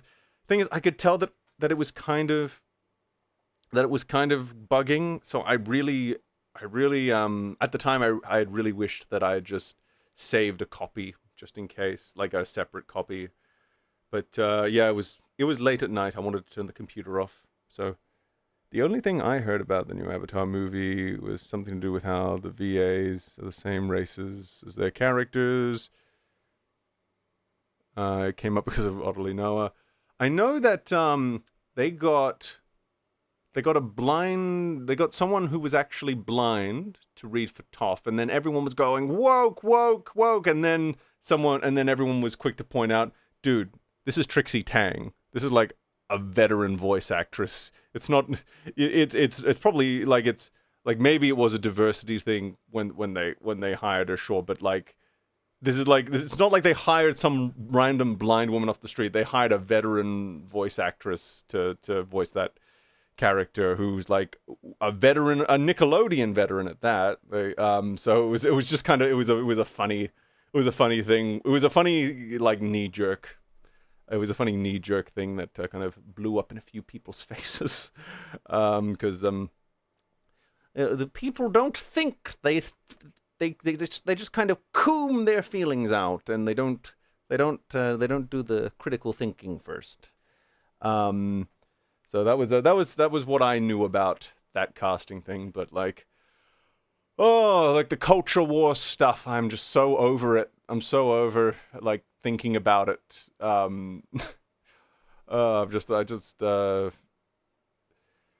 Just make good stuff. Just make good stuff. Just whatever your process, just make good stuff. Anyway,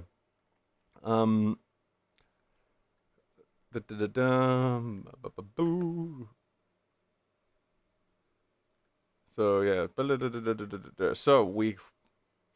so Momentum Interruptus, that was a big demotivator, but then began work on EFAP 100. Yes, began work on EFAP 100. And that was a momentum building. Momentum building. Do I have room for one more? Do I have room for one more?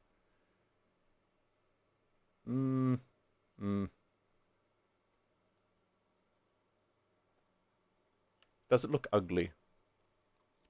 Me. I don't know. I might regret it later.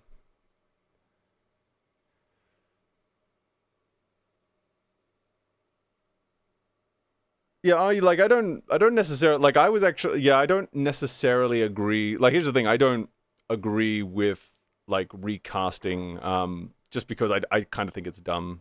I kind of think it's, look, I think it's dumb with I think the Apu, the whole Apu, I think, you know, with voice acting, it's like, get the best person for the role, and there's a lot of counterexamples. You can, like, there's a lot of back and forth arguments that can be made. But I agree it is, I should probably make it clear, I was not a fan of the fact that they recast those roles. I'll put it that way. Yeah, it's, and I think that should be a conversation that we can have separate from any culture war, like, topic, where it's just not, I think a lot of people wanted the original voices back.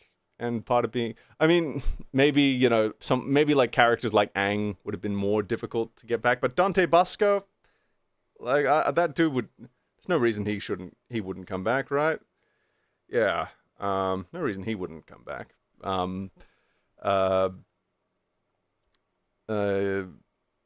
You know, fucking, what's her name who voices Toph? She still sounds exactly the same. Although, maybe you should, I don't know, though maybe there's an argument that, like, they had an adult voice for Toph on Korra, right? So why not just get her? I guess, I don't know, it's weird to me, like, casting all these different voices for different ages of the characters, because, I don't know, maybe this is just reflecting maybe this is just reflecting my upbringing. But you know, I just remember, like, when the Simpsons did, when they did their future episodes, they would just keep the same voices on, and they would just like, they would just drop the voice into a different register or something like that. I don't really, and you know, and like Sokka, for example, is he really gonna sound that different from like 16, 17 to like his early 20s? Zuko, is he gonna sound that different? Like, he already sounded like Dante Basco. I mean, Dante Basco is proof positive that some people's voices just kind of stay the same throughout their entire life. So it's, I don't know, it's weird. If the new cast does fine, you know, good on them, and the original cast seems to be in good spirits about it, but it's not the choice I would have made. I'll put it that way. It's not the choice I would have made. I feel like a lot of especially the Apu thing. I feel like it's a very forest through the trees sort of thing where it's appeasing one specific group, but it's not like it's appeasing one specific group for PR purposes, but it's not really embracing the nuances of the conversation. Because like there's a lot of Indian people who love Apu, right? It seems to be like the problem. If anything, the problem seemed to just be like a generational thing where like Apu was representative of a lot of what you would see from like 7-Eleven workers around the time The Simpsons was around the time The Simpsons would come out. But then The Simpsons kept going, and the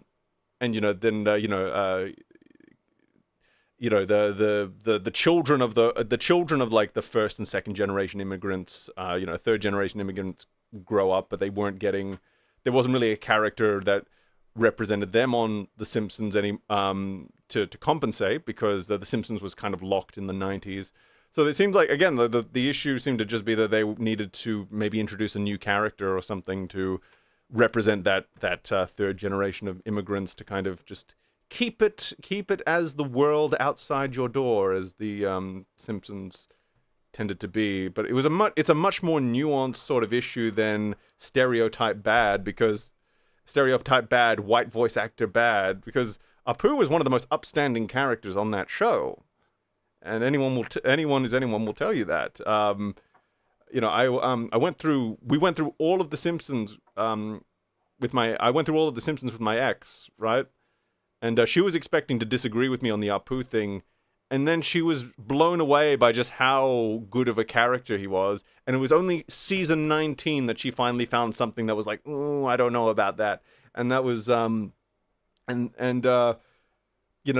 was a big moment. And so it was a big surprise moment where it was like, yeah, it's Apu's a great character. We went from Avatar to Apu. That's amazing. Aren't they bringing back Apu? Well, what happened? I don't know if they're bringing back Apu. It was more that they used Apu in a promotional image for the first time in forever. So it's been like a billion years since Apu has been foregrounded in literally anything. So when you use him in like just a promotional image for something, and I don't think it was a promotional image for like an episode of the show. I think it was like a branding thing. It was like a cross promotional thing. But the point is, they used him, and it was like this moment of it was like this moment of like, oh, you remember that you had Apu. Oh, our beautiful Apu, we missed you. Come back, darling. Come back. Yeah, he was intelligent, he was reasonable, he was a ladies' man, and but he also he was also one of the characters who like actually who was allowed to grow and evolve. So he got married, he had kids, he was allowed to have flaws, so he cheated on his wife, and then he made amends for it. Like he was allowed to be.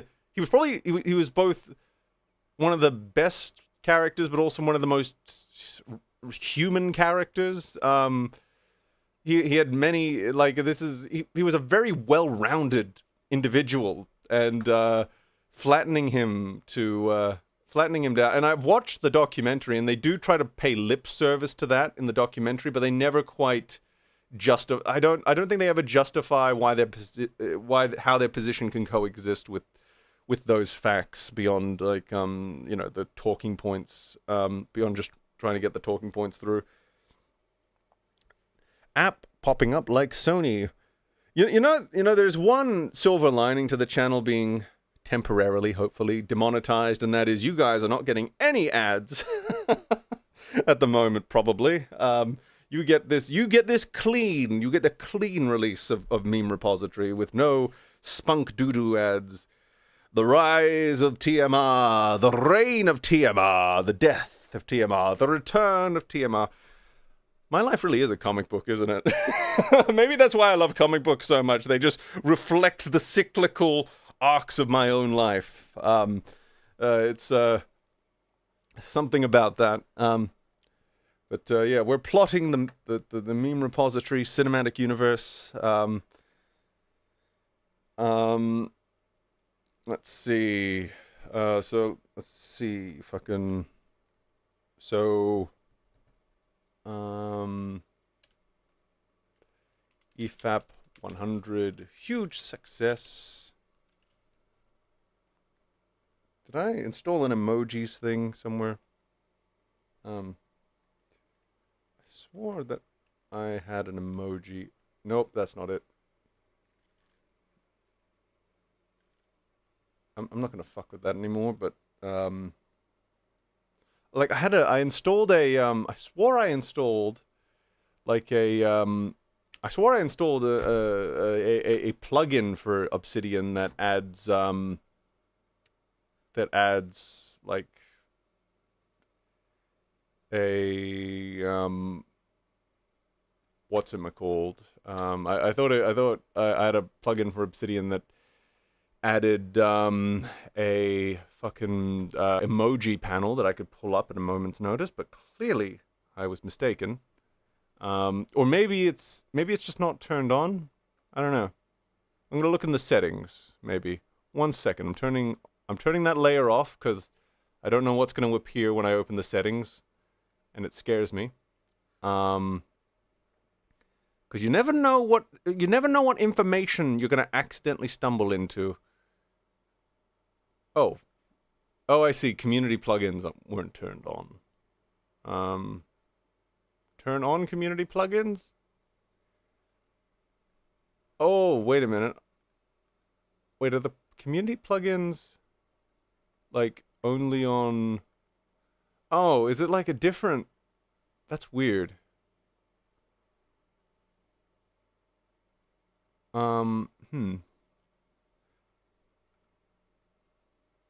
Okay, that's something weird's going on. I don't know what's going on with the community plugins, but we're gonna mosey on by that.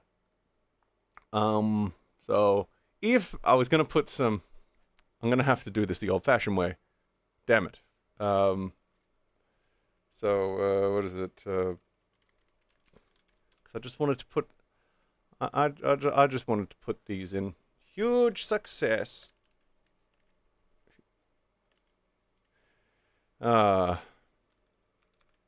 Huge success.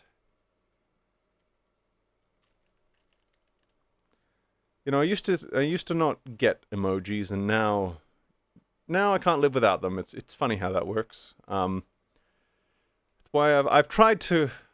Oh, I can delete this now. I can delete this because it's no longer. IFAP 100, huge success.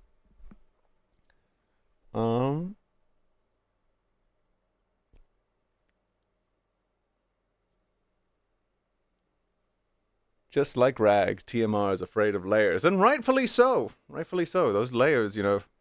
Have you ever tried to peel an onion? Have you ever tried cutting onions? Like, it'll do things to you. Fucking kill your family.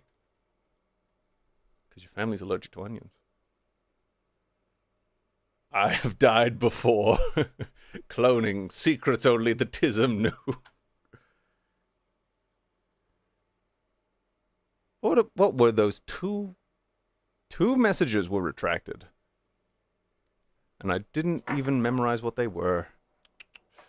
TMR looking at a comic book like, he's just like me, for real. Okay, so that was a big success. So that was like the very... So we're charting this rise, the rise of the meme repository. So far so good. I don't think I've missed anything so far. Though, you know what's going to be awkward is if I miss something, if I forgot to add something, and I'm going to have to go back in and insert it. But we'll get there. We'll cross that bridge if we come to it. And then, you know,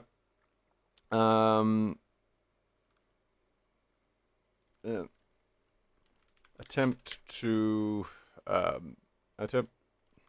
restart Tross video.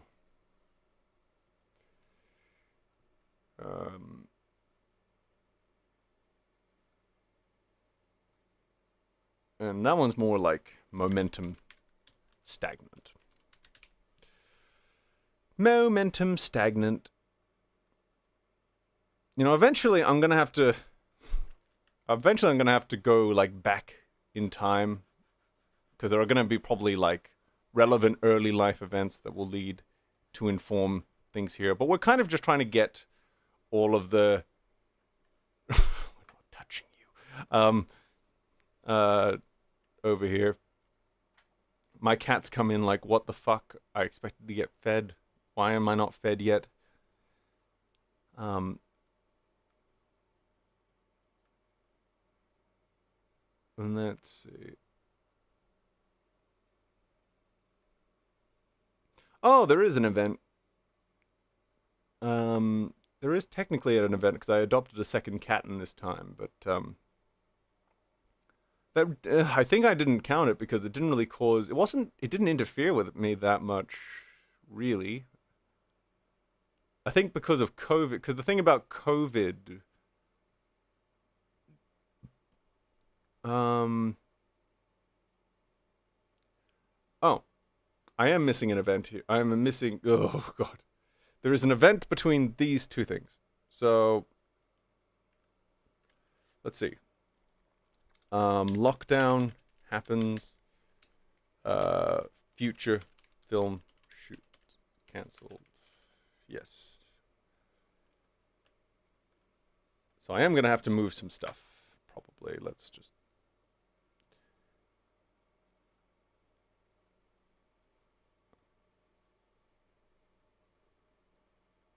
Bounce, bounce, bounce your balls. Da da da da da. Bounce, bounce, bounce your balls. Do do do do do. Okay, fuck it all. Fuck it. Bounce, bounce, bounce your balls.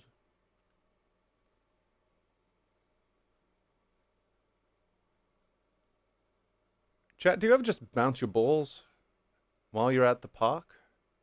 Bounce, bounce, bounce your balls from daylight till dark? Is your favorite color balls blue? That chair looks... The chair has just been omnipresent. That's what I'm sitting on. The COVID...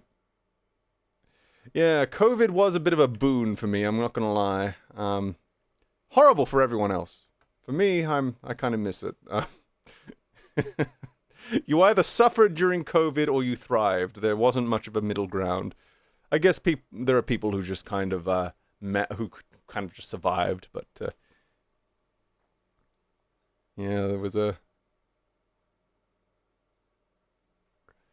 bounce, bounce, bounce your balls. So I need to. Let's see. So that's momentum interruptus, and then paralyzing dread. There we go. Dread and then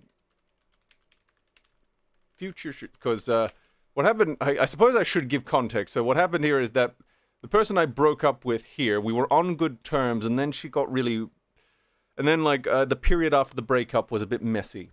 And it led to like she said like, oh no, you can still go forward with, you don't like, if you're asked to do this film, I'm not going to ask you to not do it. I'm going to be professional, you know, and I'm really excited to work with you on it. And I was like, oh okay. And then it was just a disaster for many reasons that I don't feel like recapping at the moment. Not because they're super traumatic, but more just because it would be a story time in of itself, and I kind of just want to compress that down into. Point is, just imagine having to be on a film set with your ex, acting across from them as they're the main character, you're the supporting character. I was about to add that the character was gay, but it was like, is there really a reason to mention that? It's like, nah, I can't really make a joke out of it. I don't have any material. And no one's getting any sleep. And everything's running behind, and you're covered in fake blood, and yeah, it's yeah. So just so there was just this paralyzed. So the reason I mentioned that is because there was a paralyzing dread of like, oh fuck, I've got to work with her. Oh, so I couldn't. So I was just kind of like in this state And I thought it was just anxiety. Which I thought was just anxiety. But, but it was more of a sustained stress event.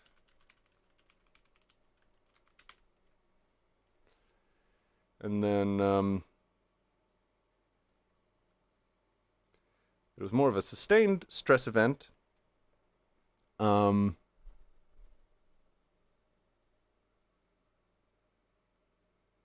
Was it more awful than sitting in a cuck chair? What's a cuck chair? What is it? Oh, right. I know what the cuck chair is. The cuck chair. Yeah, so that would be the chair you sit in when you're getting cuck. Well, I suppose, like, if you're really into getting cucked, though, the cuck chair wouldn't be awful, would it? Because the whole... I don't know, like, isn't the whole idea, like, the difference between getting cheated on and getting cucked technically would be that the person getting cucked is kind of into it, while the person getting cheated on is just really not. Is that... I gotta look up definitions, but, I was just kidding. Yes. Yes. Yes. Oh, wait, he was... Oh, it's the bouncing the balls in the park. Oh, I see. I see. Wait. Message retracted again? Was that the message about the cuck chair? Damn it. The meaning changed as they do. That's what I hate about the internet. It just... If, like, obviously there's an art to kind of distorting the meaning of a word for comedic effect, right? But, like, it reaches a point where the word, where it creates, like our ability to communicate just collapses, where our ability to communicate just fucking collapses because everything has just had all nuance and all fucking relevancy stripped from it. And then everyone starts screaming at each other because no one is using the same definitions of words. And oh, I didn't miss that. Don't miss that part. No, did not miss that. Did not miss that. No, I did not. Yeah, language has always changed. That's true. And that's an important part of language, that it does evolve. But there's a right way and there's a wrong way. And the internet does it the wrong way. I think I'm describing Twitter. That's the correct definition, but people more so reference cuck share now in the sense of where the person in the cuck chair is kind of unwilling. Think of it in the context of during a live stream on Twitch. Oh, I see. Poor guy in that case. Or girl. I mean, a girl could be cucked. To be clear. We think of it as, we stereotype it as as a woman cucking a man, but really, you know, a cucking can go both ways, you know. You can cut the cucking. We believe in equal opportunity cucking in this stream. So that's like a sustained stress event. And future film shoots cancelled. And immediate.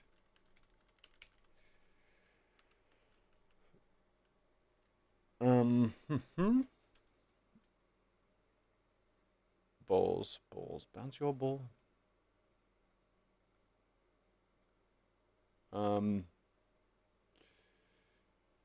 Okay, we have to move this down again. Can I move it down as a group? I said move it down as a group. That kind of worked. We're gonna ungroup them. I'm gonna ungroup you eventually. Although groups inside groups, that's not a bad thing. I'm gonna keep that in mind. Ungroup though. Ungroup. There we go. No, wait. Stay grouped until I know how many of these I'm moving. Okay.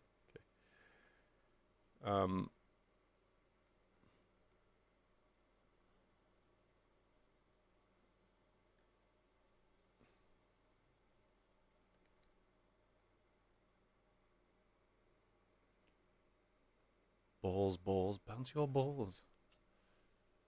For those who weren't here at the beginning of the stream, the reason this stream wasn't yesterday is because the Bouncing Balls song completely derailed my morning yesterday. And then I don't know what happened after that. I probably got distracted, which is known to happen.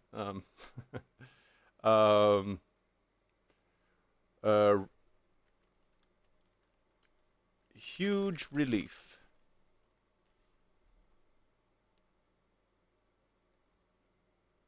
Huge relief event, let's call it. I don't know if how we should be classified. We're kind of, look, chat, what we're doing here is we're inventing the system kind of as we're going.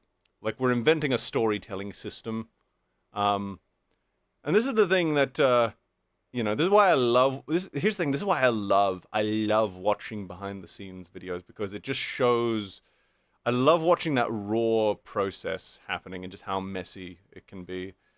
I don't love that it's messy necessarily, but I do love just seeing just all the things that go into just how, like, the finest, how the final polished product is never, like, it's very rarely the thing that is there early on in the process. Don't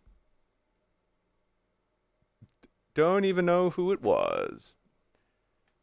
Hey, stop chewing on that. What? Yeah, okay. You're hungry? Okay, I'll feed you in a moment, honey. Okay.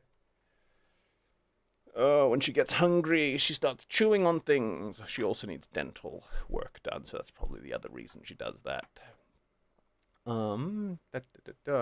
Okay, so, huge relief event. And continues work on trust, and then momentum. And then, so that turns into...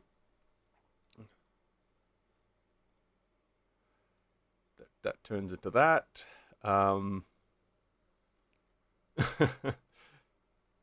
We're definitely going to need to expand how big this group is. I kind of just made them an arbitrary size when I put this up. But this is kind of the stream is, I knew this would happen, where the stream would start off kind of distracted and disjointed, but then we would find what we're doing, because we're kind of already doing it, right? I'm telling you stories of the meme repository's origins here, and I think it's going to be, so this is turning into the story time. So to understand what happened, oh man, just oh man, yeah, oh man, just, yeah, why does this have a whole Wikipedia page? Anyway, just so you know, the eggplant emoji has a whole Wikipedia page.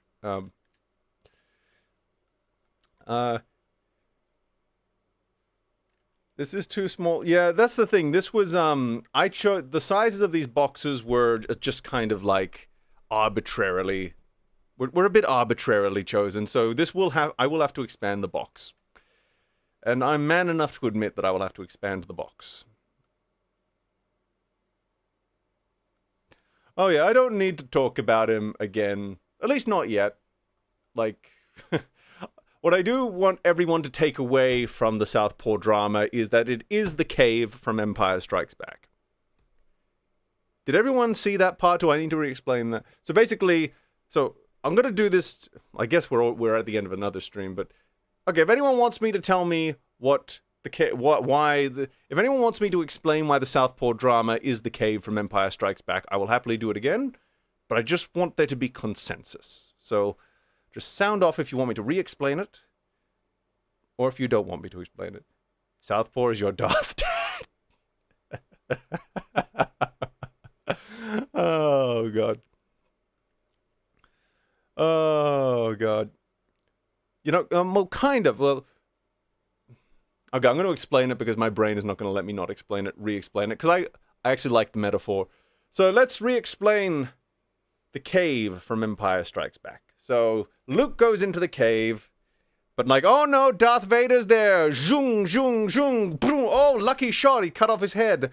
And then when his head tumbles to the ground, the helmet explodes. And oh my goodness, Darth Vader's was Luke? It's Luke under the helmet? What does it mean? What does it mean? Well, it wasn't actually Luke under the helmet. It was a vision. But more than that, it was a warning. It was a warning of what Luke could become if he's not careful. So I see Southpaw as that. He is what we could all become if we are not careful. I was actually talking about that in therapy after the last stream because the Southpaw stuff did actually come up we talked about that for a bit, and I used the same metaphor. I first had to ask if she had seen Empire Strikes Back, and she was like, "Of course, it's a staple in our household." It's like, good. I don't need to go into too much detail then. But yeah, Southpaw is a warning of what we could all become if we're not careful. Please explain why. Don't let the. That's the thing. Star Wars was correct. The lure of the dark side is strong, but it will ultimately destroy you. Just putting something on the charger. Does need to get off Twitter. Well, his Twitter is currently on lockdown, so we can only hope that he's not tweeting in this time. I'm curious. Is it still on lockdown? I'm not gonna screenshot anything if it isn't, but I don't know. There are so many times that I thought he had finally learned his lesson, and then he just didn't. So I don't know. Anyway, he's an example of how not to be an adult on the internet. Insecure and immature. Yeah, exactly.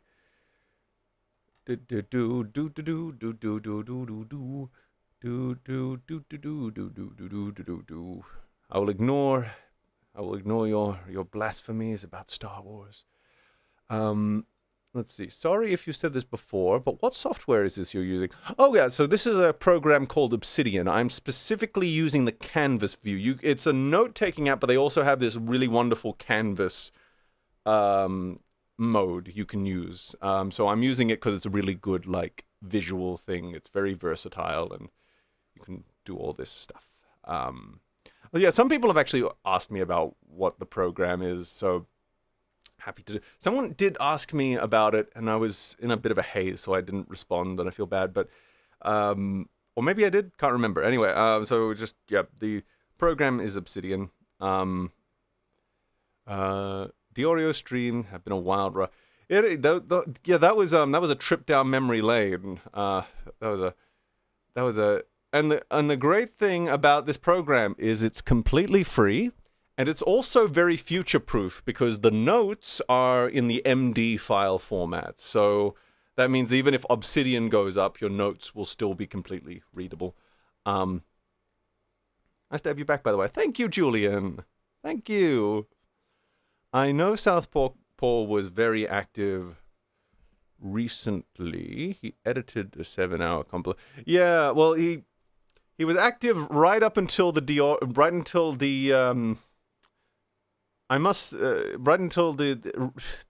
big scandal, let's call it, and we haven't really heard much from him since. But it's only been a couple of weeks, so we'll see. By the way, I've got to plead to the court on this. Cheese pizza. Can we find a better euphemism, please? Can we not drag the good name of pizza into that, please? Can we stop calling it cheese pizza? Please? Call it, there's gotta be, just call it CP. The acronym already exists. Why are you calling it cheese pizza? Is that necessary? It's more syllables. It's more syllables. And you're ruining. I'm not the biggest fan of cheese pizza, but come on. Why drag it into this? Why make me think about that when pizza comes up? Please. Please. I beg you. I plead with you. Stop calling it that. What's cheese pizza? Well, you take the letter C, you take the letter P. There are so many things that these letters could spell. What could it mean? What could it be? C, P, what could it be? I'm gonna stop now. Oh, wait. Yep, he got it. He got it. He got it. Clown posse. There we go.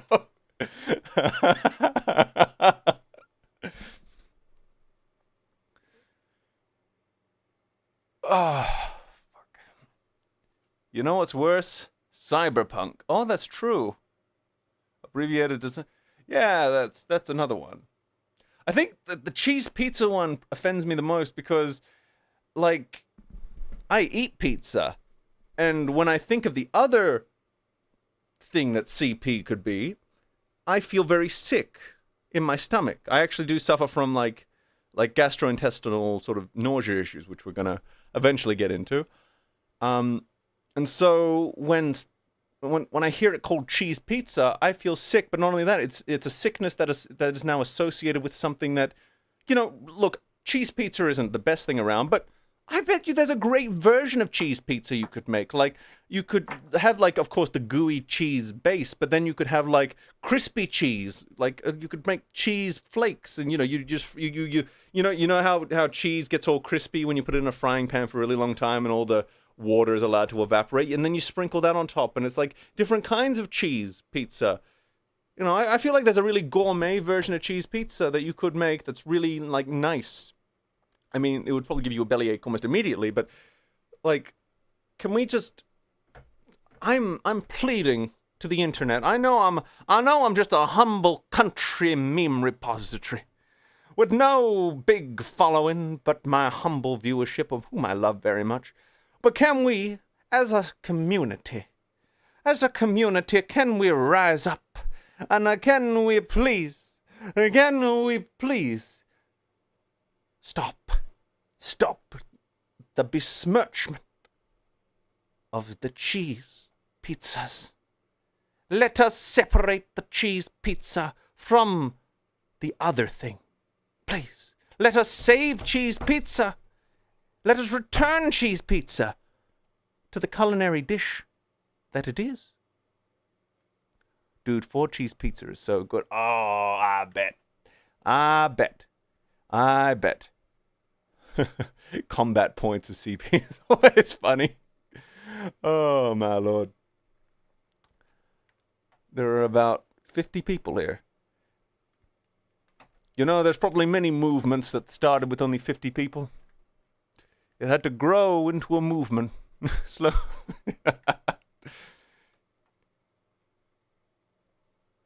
Someone has to stand up for cheese pizza. Someone has to do it. If no one else out there, if everyone else is happy to throw cheese pizza under the bus, well, I will. I will get in front of that bus. I will stop that bus. I will emerge. I will fucking flatten that bus's tires. I will break its windows to save cheese pizza.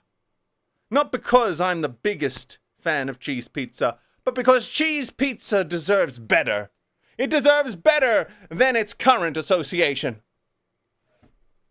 I'm the meme repository, and I approve this message. 50 people? We have more people here than the Star Wars Acolytes had total of viewers. I'm hungry now, thanks, Beeb. I'm glad you're hungry, Mr. Ion. Eon, not Ion. Ion is a different thing. Mr. Eon, I'm glad. Oh, are we gonna movie on to the diminishing returns section, or are we not even? We're not even. Look, look. I'll put it this way. This is probably gonna have to grow to about this big, at some point. We're not. But yeah, there's a reason. You see in the title how it says part 2. Well, there's probably gonna be a part 3, part 4, maybe. Hopefully, once we get back to weekdays, and I'm on Vyvanse again, we'll be a bit more focused. But, yeah, look, it actually took us a really long time to just start this exercise. Like, I had to get the Southpaw stuff out of my system during the first stream. And then I don't even know what happened over here. Things happened. Yeah, but never forget the atomic warhead arrow. James Gunn, if you're listening, I know you're probably thinking about what to do with Green Arrow. I'm just saying. Anyway,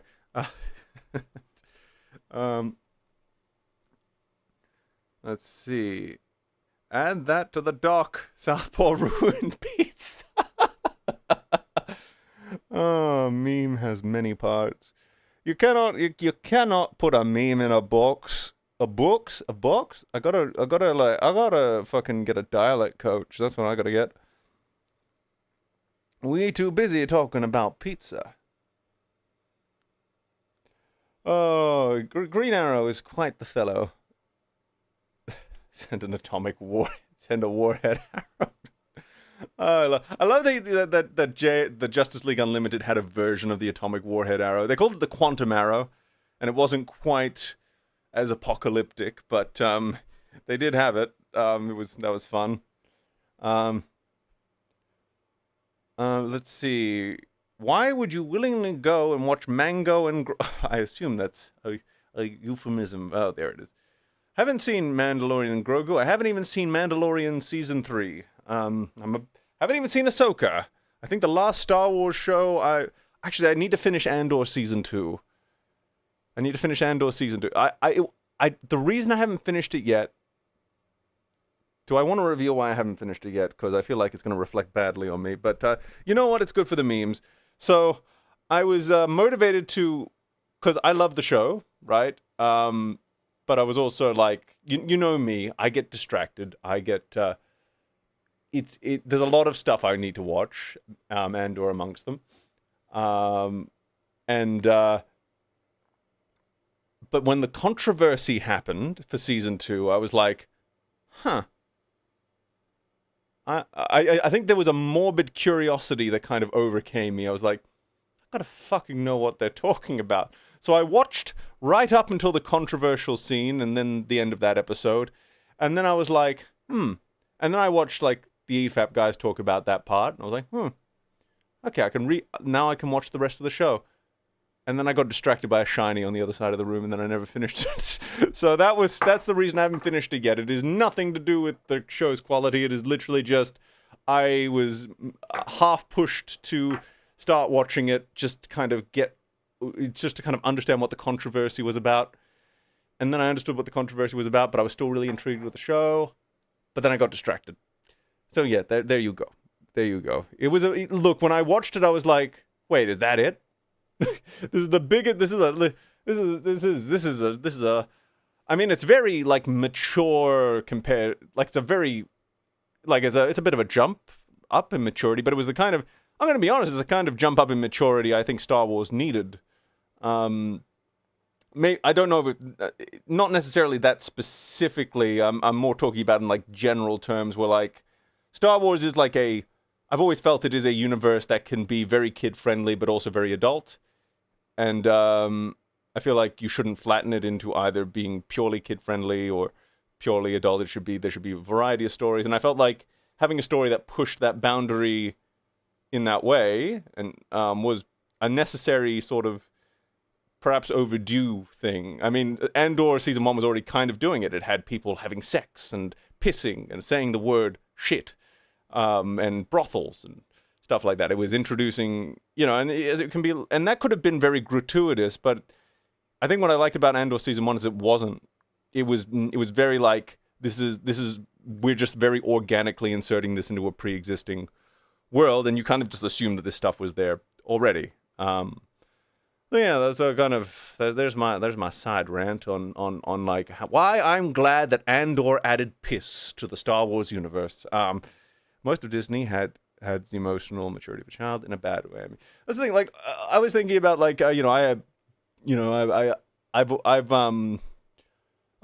before, back in the day when there was a little bit of hope, back when there was still like some ambiguity as to whether Disney Star Wars would where it was going to go. I always thought about like, oh, what if you did a KOTOR TV show? And when I thought about that, I was like, yeah, well, KOTOR is a very mature game when you think about it. When you go into the right, when you look at the writing, it goes into territory that, it talks about subject matter and alludes to things and directly states things and uses certain terms that are a bit more adult than the Star Wars films did, right? And I was like, yeah, so a KOTOR movie should probably, KOTOR show, KOTOR movie, well, and actually never do it. You shouldn't do a KOTOR movie, you should do a KOTOR show if you're going to do it. I'm not saying that Disney should do it because I don't trust them, but I'm saying in the abstract, if you're going to do a good adaptation of KOTOR, if you're given the freedom to do it, you should do it as a show, because it's just too big a story to compress into a movie. I mean, I'd settle for just a faithful remake at this point. Oh God, that remake! Maybe look, if we got Andor, that means there's at least there's a tiny. You know what? I'm not even going to speculate on the remake. I am going to wait until it comes out. I hope I have time to squeeze in a couple of playthroughs of KOTOR, the first game. I hope I have time to squeeze in a playthrough of a couple of playthroughs. I want to do like I want to do at least 3 playthroughs of the original KOTOR, like just what I would do run. So like kind of just going through the game organically, not really thinking about alignment too much, and then a light side run and a dark side run. KOTOR 1 has some amazing like it's a little bit childish sometimes, but it's got some really hilarious dark side dialogue options, like fat people always lie and fat people always lie. Oh no. Oh yeah, meme. You and Wolf would still work well together for your campaign. For your campaign. He loves pizza. Oh yes. Wolf would be a powerful ally in that. Yes, you are correct. You are correct.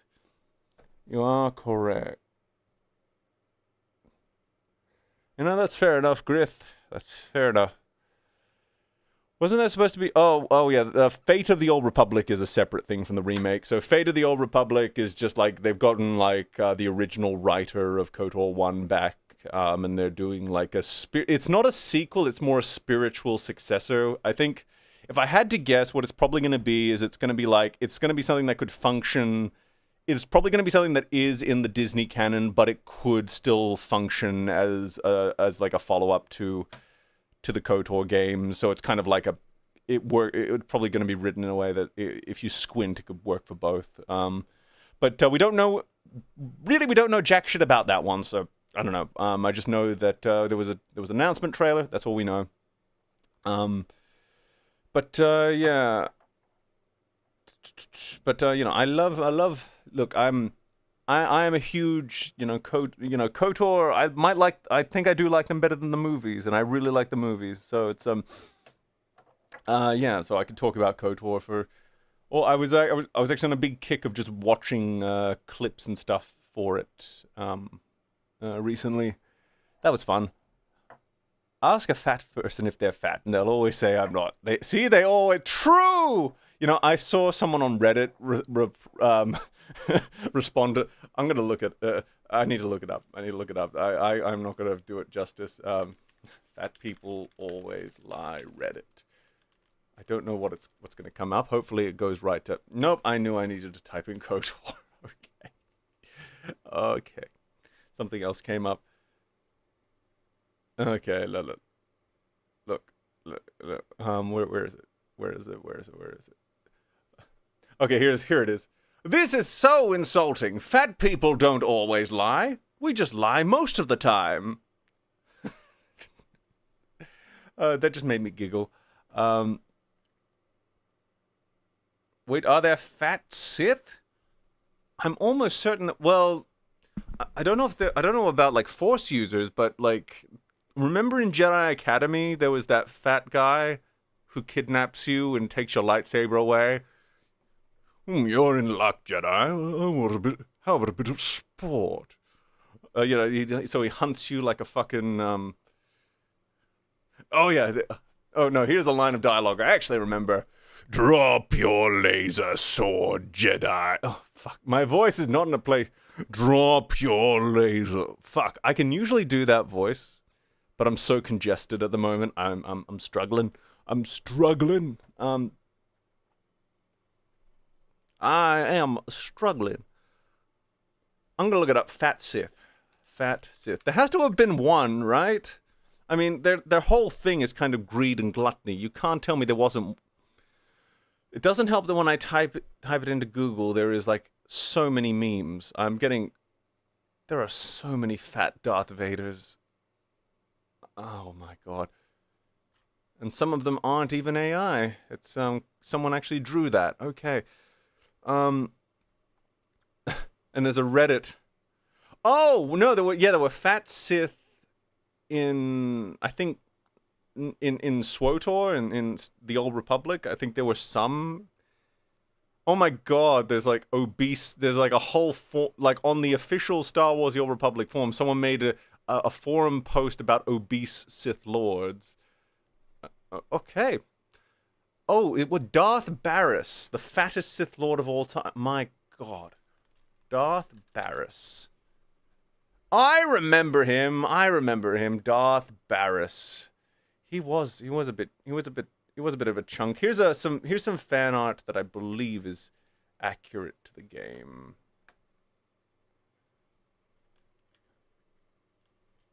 So look, those robes are slimming. I'll put it that way. Meme, I know a good game for you to unwind. My eye skipped ahead to the punchline. It's this 10 out of 10 game called Mixtape, and it has.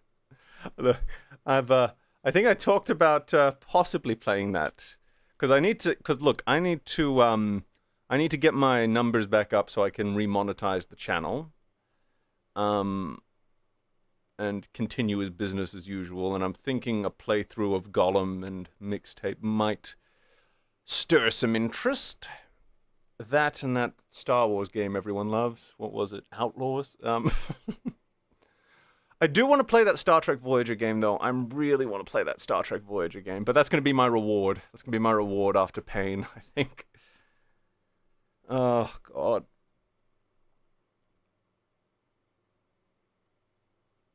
Joe Danger. Gollum, Mixtape, Life is Strange. I've forgotten about Outlaws.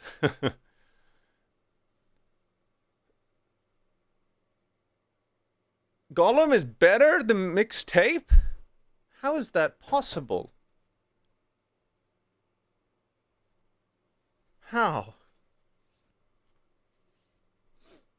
Oh, my lord. Okay. How long have we been streaming, chat?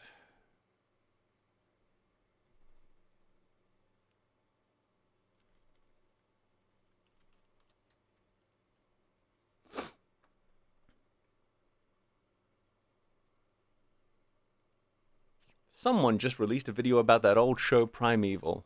I'm happy for them.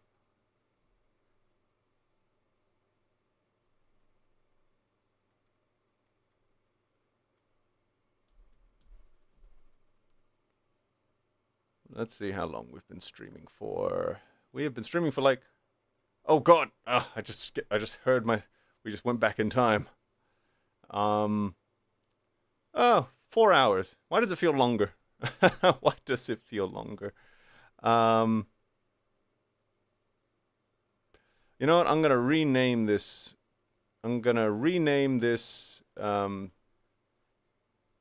Thing here to something. What am I gonna? Can I rename it right now, or do I have to wait until the stream? Oh god, why do I have hiccups? Well, you know, it's good. You know what's good? The viewership has only gone up. I mean, it kind of peaked at 59, but look, that's pretty good for me. Okay, they can't all be winners. Um, so, I'm gonna edit this because I want to. What are we gonna call this one? I know exactly what we're gonna call. We're gonna call Bounce Your Balls. There we go. Part 2, Bounce Your Balls. There we go. By the way, jokes aside, really nice to hear you again. The timeline wouldn't be complete. This fucking heart that they. Why? I don't mind the heart. I kind of like it as like a. The emoji button. I kind of like it as like a little like I can't be fucked to type a comment, but I still want to participate thing. That's fine. Why did they put it on top of the chats? That's just. Anyway. By the way, meme wouldn't be complete without some fun here. Yep, I agree. I haven't played either, but I would pick watching Gollum over mixtape stream 120 times out of 10. You know, I probably would too, because from what little I've seen, I don't know how much. Because I wonder how much of that is I don't know, like it feels like that one is, the suffering level probably depends on it rubbing you the wrong way in like a very specific way, I imagine. While Gollum is kind of just like really is more transparently inept, I suppose, like in terms of game design. But that's me talking out my ass. But yeah, I haven't played either. But I would. Oh, that was the same comment. Okay. So, yes. Both are torture. Mixtape is shorter torture. Okay. Oh, the main thing I know about that game is that they inexplicably. Oh, you know what other thing we need to save? Galvatron. The name. I just want everyone to be clear about something right now. I just want everyone to be clear. We're going to agree on something right now. Galvatron. We're just going to be clear. We're going to be very clear, okay? We have to, where's a good picture? I need to find a better photo of this. Nope, that's not good enough. Okay, we're just gonna go with this one. Fuck. Where are you? Okay. This is Galvatron, just so we're clear. We're not gonna, like cheese pizza, let us not let the good name of Galvatron be ruined by mixtape. Please. This is Galvatron, Leonard Nimoy, 1986. I will tear open Ultra Magnus and every other Autobot until the Matrix has been destroyed. To Cybertron! There we go. I've been waiting to do that. There's like 3 people in the chat who recognize what I was impersonating there, and I appreciate you. Oh yeah, I need to get tickets for that because they're doing a 40th anniversary screening next month, aren't they? Oh yes, that'll be my 31st birthday present. I knew it. Galvatron was from Transformers. Yes, and he had a different name before he was reformatted. Megatron. Yeah, they're the same guy, except in some continuities where they're not the same guy. But in the movie, but in the first continuity, they were the same guy.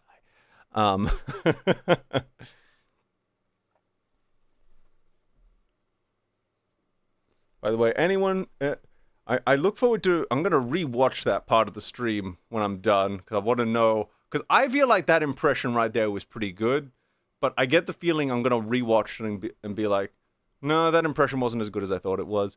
The Mystery of the Druids would be a fun game. We convinced ER into playing it a few months ago, and it was an incredible series of streams. The Mystery of the Druids. Is that a good or a bad game? Is it like a good? Is it a fun game to stream just because it's like a fun game to stream, or is it a fun game to stream because you get to see the torture? That was a good impression meme. Thank you. Thank you, sir. Let's see. Let's see. It's so bad. Okay. Okay, so that's a bad one. Okay. You know what? We like bad games here. I mean, we like the entertainment value that comes from them. Oh, God. I mean, remember, I think one of my favorite stream memories is still playing Mortal Kombat. That's something we have to get back to because we got to go through all the arcade endings. We got to finish doing that. That was actually where we dropped off, wasn't it? We were going through the arcade endings, and then my arm got broken, and we couldn't finish it. But now we have the DLC for MK1 that came out as well.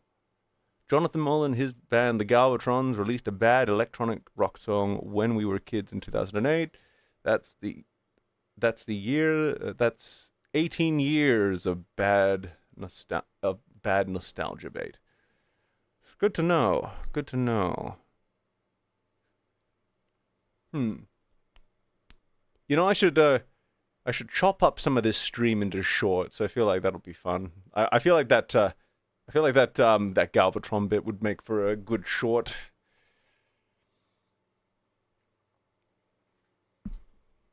Ooh. I'm still dubious on like how much shorts because you know there's that question of like do viewers for shorts convert into viewers for long form content, and I feel like the answer to that is probably not black and white because I watch shorts, but I also watched long-form content, so those people do exist, but there's also a lot of people who watch shorts who have had their attention spans so thoroughly destroyed that they can't watch long-form, so it's... I don't know. I don't know what the conversion rate for that is. Someone needs to figure it out.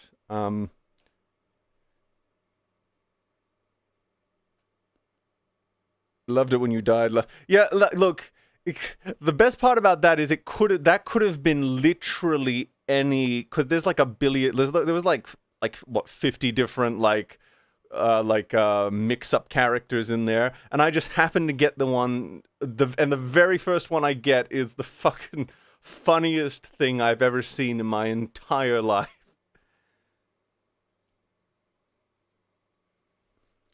Make sure you hit second puberty so the shorts will really blow up. True!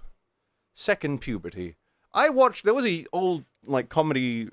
There was, like, an old like, college humor bit called Second Puberty, right? Where it was like, when you hit your 30s, you know, you go through second puberty.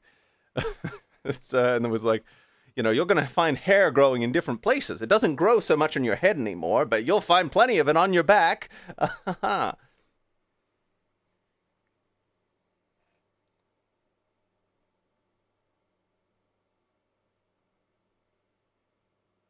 Don't flism the algorithm. The algorithm is so confused. Like, you know what's really confused me about the algorithm now? I used to not, like, there used to be, like, a certain logic to delisting streams because all the videos and the streams and the shorts were just in one list.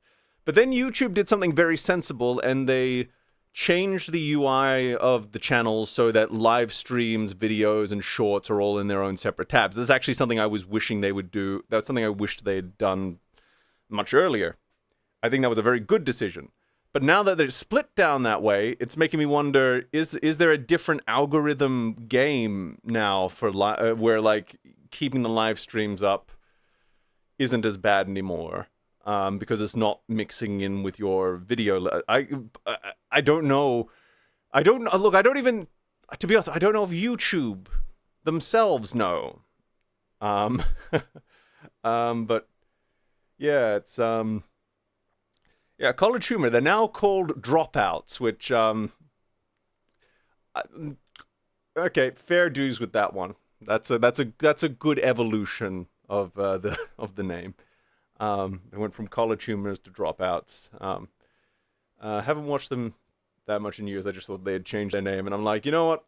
If you're gonna change the name for whatever reason, that's probably a good one. That's probably a good evolution. Let's see. College humor. Algorithm has been hyper aggressive on my end. I watched EFAP's coverage of the Halo show, and now it's trying to suggest. Yeah, look, it's and the thing is, it's constantly changing, right? So I don't know. Like, I feel like there's certain things you can do to appeal to it. Like, I think having a good thumbnail is still really important, and I think, if you, I think it's really good if I just got reminded Jazz's wife has cancer. That's not good.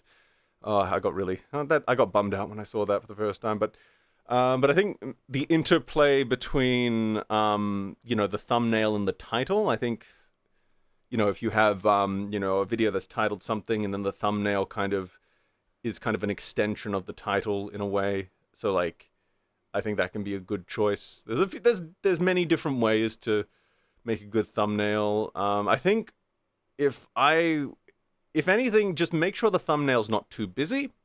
Just make sure it has something very immediately identifiable for your eye to latch onto. So don't put too many elements in it, because something that looks good on a movie poster, for example, is not going to necessarily translate into a thumbnail. Because again, the thumbnail, you got to remember, thumbnail, very small space, especially on a phone screen. So you got to make sure it is very, very identifiable from a distance. And also, this is something I see even the big creators make a mistake on. Be very careful not to put any text or anything on the screen that's going to get blocked by the time code in the lower right hand corner. I've seen so many captions get blocked up, and this has happened to me as well, where I've had to change I've had to edit the thumbnail because it's getting blocked by the time code. Be careful of the time code. Try your best to avoid it getting blocked by the time code. Boobs also help. It's not quite the cheat code that it used to be. Early YouTube, if you put boobs in the thumbnail, that was basically a guarantee for 1 billion views. Nowadays, it's not the biggest guarantee, but you're probably still going to get a lot of clicks. I think that's probably just a reflection of YouTube diversifying a bit more in terms of audience as well. So there's a lot more straight women watching YouTube now than there probably was when it was just a bunch of male autists with the occasional woman running around. Let's see. Bug eyes, highlights, outlines, punchy text, arrows. Yeah. Though I think that those ones are a bit of maybe this is subjective to me, but I find if something if there are certain cliches that are just overused, so like certain bold text choices and stuff, or like certain hyperbolic titling choices, it kind of just grows numb on me. While there are other things like just having a very striking image that don't really grow old, because one is sort of just like a repeated cliche, while the other one is more of just like there are just some things that it's just good, like photography, I guess, or your equivalent in like illustration, or it's good composition. Yeah, good composition will never go out of style, in my opinion. Probably just horny teenagers clicking for boobs. Hell yeah. Or, yeah. Oh, God. I am so congested. You know what I need to start doing before these streams? I need to start taking, like, anti-congestants, decongestants, rather. And I have a box of those. Why didn't I take those before the stream? Why do I always get congested right as I'm doing a stream? I don't know. Anyway. We have been streaming for 4 hours. I think I might call it there. I think we've done a good job. I think, look, what I'm happy about, right, is that despite all the autism, we actually did get a start on the flowchart timeline thing. And, I think we're going to continue. And, it's possible I might even continue this in my own time. Probably not, but it's possible. But yeah. Oh, I got a question. Do you want to know what super hyper cancer I've seen some try to do? People have been adding a red bar at the bottom of their thumbnail. people into thinking they are. That is cancerous, and it's also deeply confusing. I guess if you're searching for a video you've already watched, or you want to continue. Ooh, yeah, that's. The more I think about that, the more insidious that's. Oh, I don't like that. I don't like that at all.